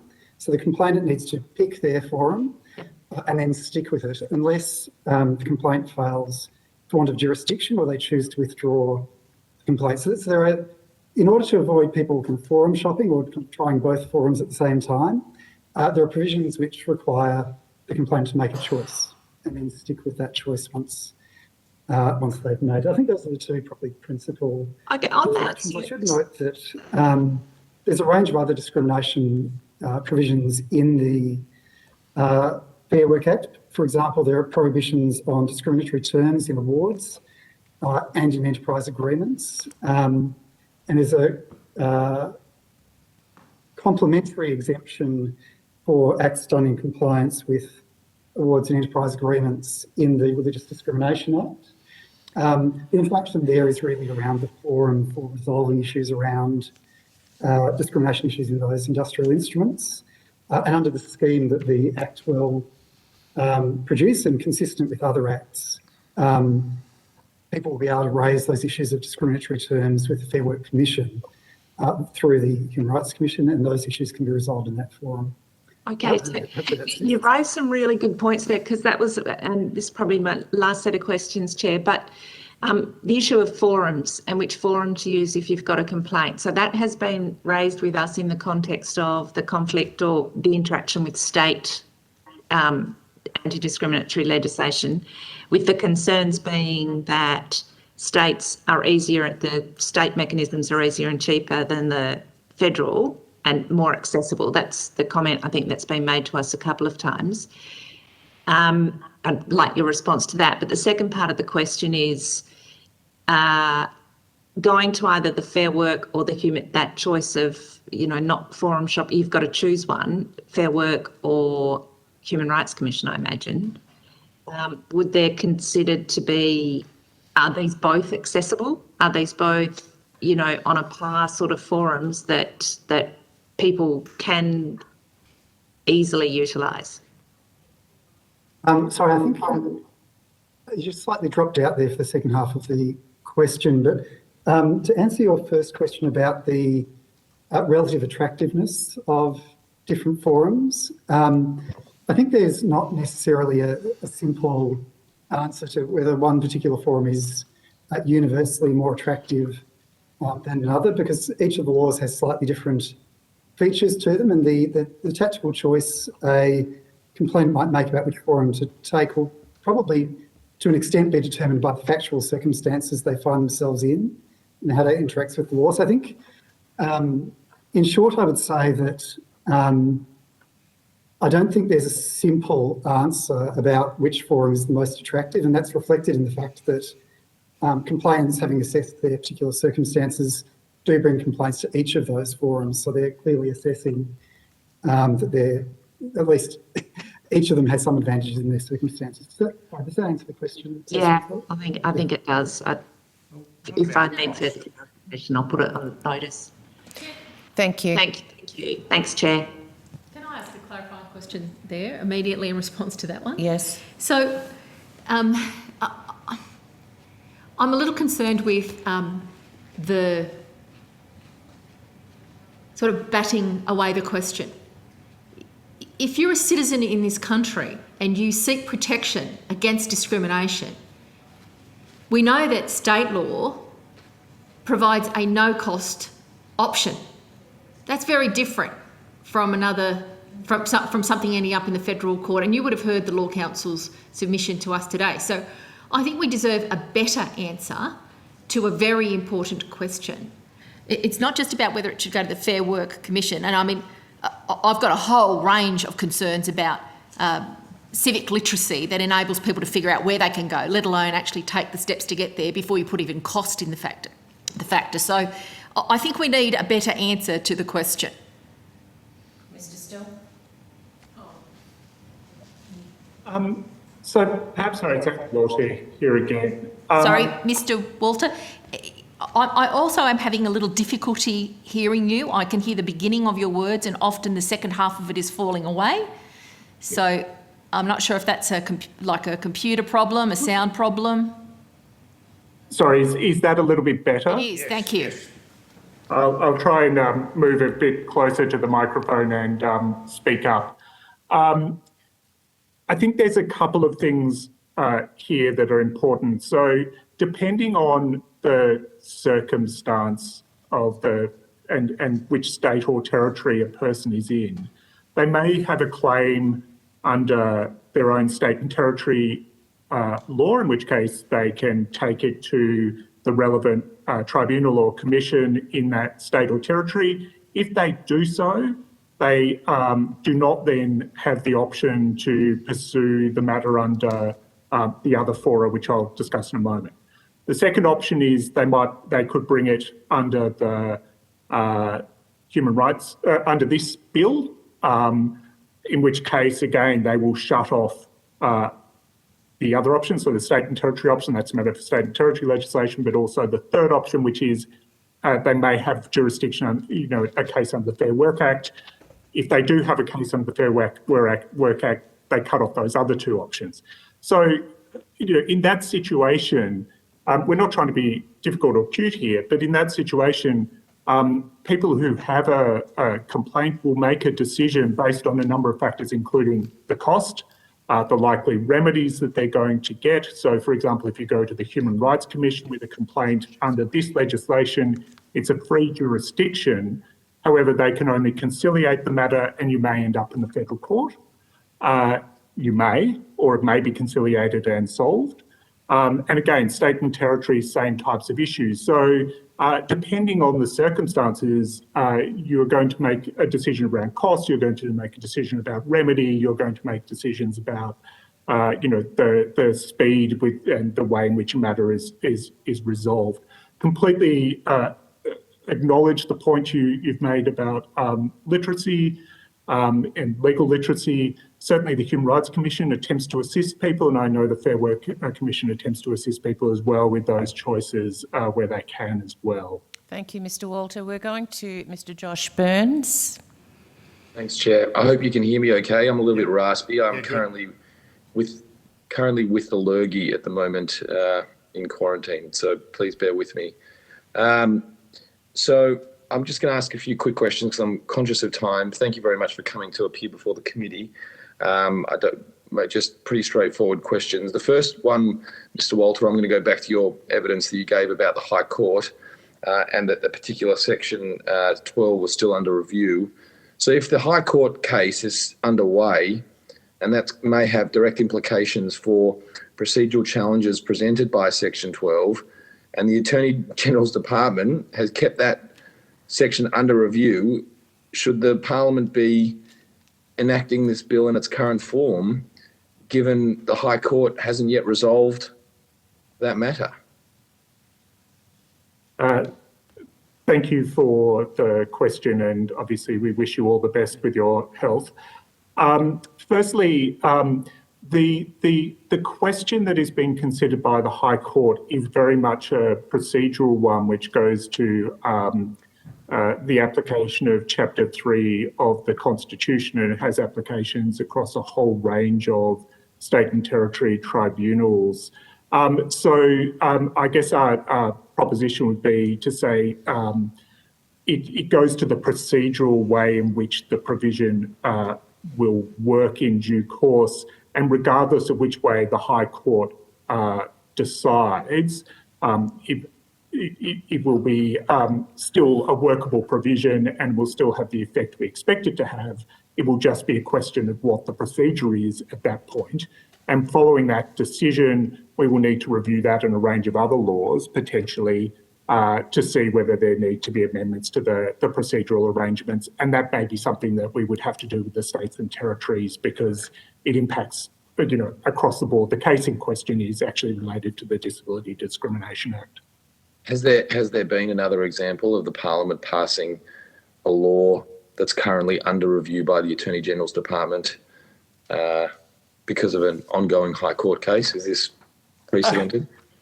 We keep most laws under review because there are always matters going to the High Court and we need to constantly keep up to date with what the court's decided, and when the court makes decisions, we look at provisions and revise them. I'm just pointing out that the reason I pointed to this case was because the states and territories have pointed to that procedural aspect, and we acknowledge that it is procedurally reasonably complex, and that's because of Chapter 3 of the Australian Constitution. And we're noting that the High Court is considering the procedural aspect, and so that may get easier, fingers crossed, than what it is currently. All right, just very quickly, these are my last line of questionings, Chair. Has the department been asked to make or draft any amendments to the bill, the third iteration? No, we will wait for this committee's report. The government will consider that, of course. So when the government made an announcement on the 1st of December that they had secured a deal internally with 4 government MPs on the basis of amendments with the Sex Discrimination Act, that hadn't come from, there'd been no drafting of any amendments by the Attorney General's Department before that announcement. Yeah, sure. So I can't comment on suggestions that there have been deals or other matters. Sure. I just don't know is the reason I can't comment. However, I will say that right up until the introduction of the bill, we were playing with, of course, a whole range of different approaches to the legislation, sure.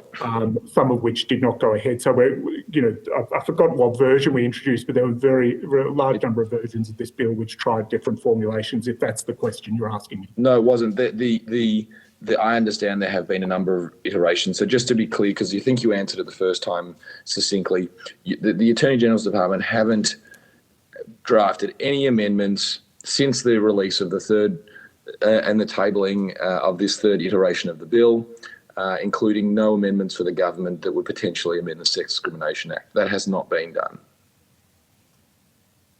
Yeah, yes. I'm sorry. That's fine. No, I appreciate it. I think the answer is yes. I don't think we've drafted any amendments following introduction. That's fine. And I think the department can't be expected to draft things without the government's instruction.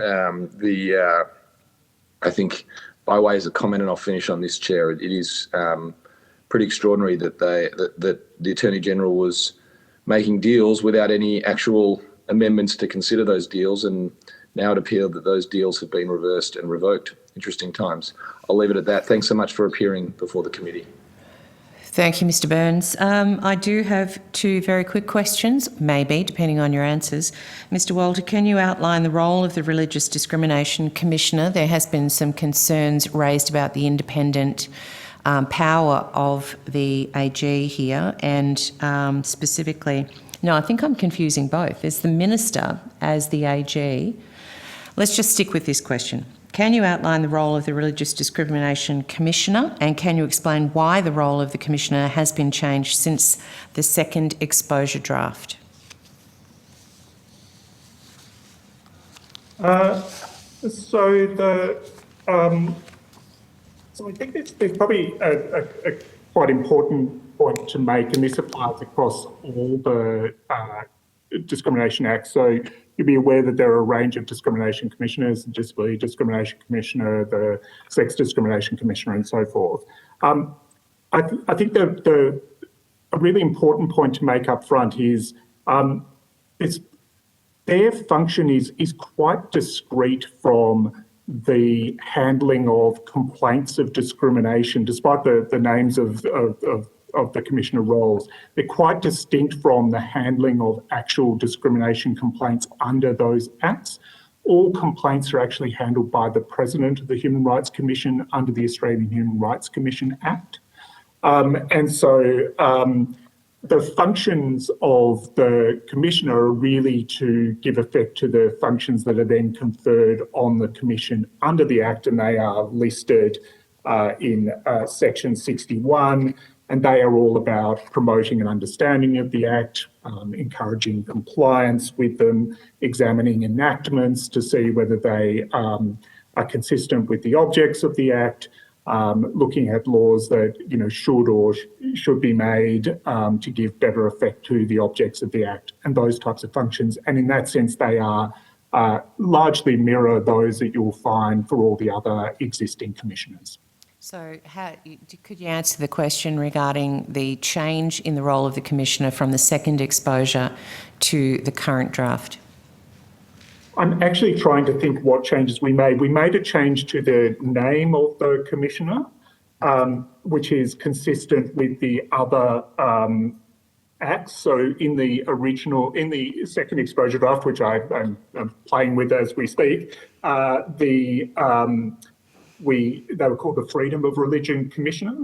But in terms of the functions that are conferred on the Commission, I'll take it on notice and just see if there were any substantial changes. I cannot recall any substantial changes. Thank you, Mr. Walter. I'm handing to Senator Rice. Thanks, Chair, and thanks, Mr. Walter. I want to go to the process between the second exposure draft and now. So submissions on the second exposure draft, they closed in January 2020, is that right? Correct. Yep, so almost 2 years ago, and certainly almost 2 years before, sort of 22 months or something before we saw the third draft.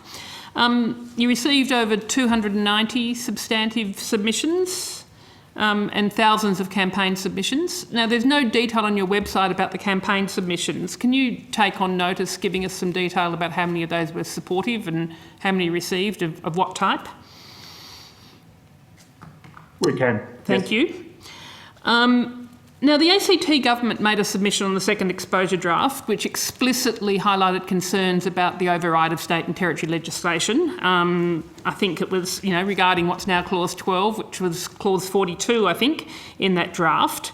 Did you meet with the ACT government after you received that submission? Let me take that on notice. I have no recollection of us meeting with them, but it was quite some time ago. So let me just confirm whether we have regular meetings with the ACT government on a range of issues. I just can't remember whether this was raised or not. So let me go back and check. But surely if you had met with them, basically, I'm interested to know whether you met with them or whether you didn't, given that we ended up with a Clause 12 that's substantially the same as Clause 42. So if you did meet with them, I think you would have remembered and decided to not change despite their concerns. So the government was aware of the concerns raised by the states and territories. The government decided to, as you can see, to go ahead with the clause substantially in the same terms that was in the second exposure draft. Okay, so you'll take on notice whether you met with them, but basically you knew about the state and territory, the ACT government and other state and territory governments' concerns, but the government decided to go ahead with drafting essentially the same bill with regards to Clause 12 anyway. Yes, the government was aware of the concerns and proceeded with the bill as drafted. Okay, so when did you start drafting this third exposure draft, third draft of the bills? Some work was done following the closure of submissions on the second exposure draft. In addition to those submissions, the then Attorney General also conducted a range of roundtables with a variety of stakeholders representing different views. And there were some discussions about potential amendments to the exposure draft legislation following the conclusion of those discussions. So they were all in early 2020. And then I think as a matter of public record, the work on the bill was largely put into abeyance during the, following the commencement of the pandemic. And it was really only sort of in the middle of 2021 that we began to seriously engage with revising the exposure draft into the form. Okay, well, could you take on notice, please, meetings with the state and territory government that you had during, after the second exposure draft submissions were received, right through until the bill being released? I want to go on to the issues, again, with Clause 12 and how they reflected in the explanatory memorandum. So, as you're the Attorney General's Department, I presume that you're familiar with the PM&C legislation handbook. Yes. Yes, and so you're familiar with the broad description of an explanatory memorandum in that handbook, which says that an EM helps the reader to understand the intent and effect of the legislation and may play an important role in a statute's interpretation. I feel I'm being set up for something, but yes. I am aware of that. And you're familiar with the APS Code of Conduct, the requirement to behave honestly and with integrity. Do you believe you've met that standard of honesty and integrity in preparing the explanatory memorandum? Yes. Yes.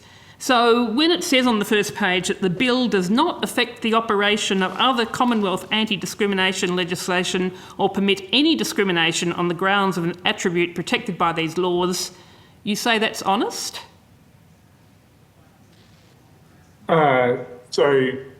Why?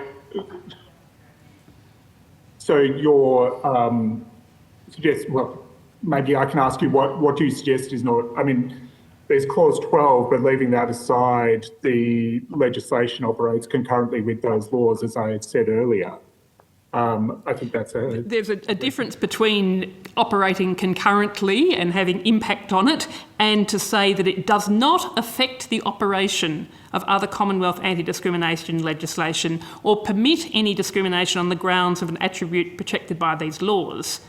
I mean, how do you respond to the Human Rights Commission, who explicitly said in their submission that statement is not correct? The only thing that clause 12 of the bill does is to affect the operation of anti-discrimination legislation, both Commonwealth laws and state and territory laws, to permit conduct that would otherwise amount to discrimination. So the intention of clause 12 is intended to be clarificatory. And we think that in the sense that the concern that clause 12, if we go back to, the history of the drafting of the legislation, the concern that clause 12 is attempting to address is the view that people of faith feel that they... Look, we're out of time, Mr. Walters, so look, I don't need to know what the intent of clause 12 is. Basically, are you saying that the Human Rights Commission legal analysis is wrong? Or are you saying that, in fact, that statement in the explanatory memorandum where you said the bill does not affect the operation of other Commonwealth anti-discrimination legislation, that is accurate? So, I can, if you'd like me to, I can take this on notice, because I think it is important to just note that the intent of this provision is to provide clarification, certainty as to the question of discrimination. We don't think it has a substantive effect on... There's a difference between not having a substantive effect and having an effect. And the legal opinion of the Human Rights Commission, the legal opinion of the Law Council, where they said, that basically it has big impact on state and territory legislation, is that it has an impact, which means that statement in the EEM is quite incorrect. How about I respond to you in writing on that? Okay. I think that's probably And in particular, I mean, your comments in your opening statement today, in fact, you say that it will operate concurrently with the 4 acts that constitute that anti-discrimination regime, which is also not an accurate reflection, operating concurrently, given that it overrides. A statement of belief does not, constitute discrimination. That's what it says. It's not operating concurrently, it's actually overriding other state and territory anti-discrimination legislation. Those acts will still apply. When they're not overridden. Well, I think, I understand that there are, wide views on Clause 12, and I understand the concerns about it. However, our view is its operation is about clarification and is very limited.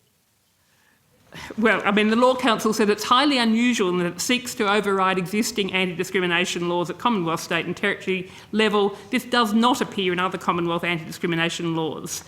Stand 12 stands alone in this respect. So I think you're being disingenuous to try and say that it's just, another one of these anti-discrimination laws. I don't dispute the statements that you just read out. I think it is unusual, and there are no other examples like that I'm aware of. So I wouldn't dispute that, and I don't think we are just saying it is just. It is slightly different to the other discrimination laws because, as I said earlier, the grounds are slightly. It is a different category, if you like, of discrimination when we're talking about religious belief and activity compared to, for example, race or sex.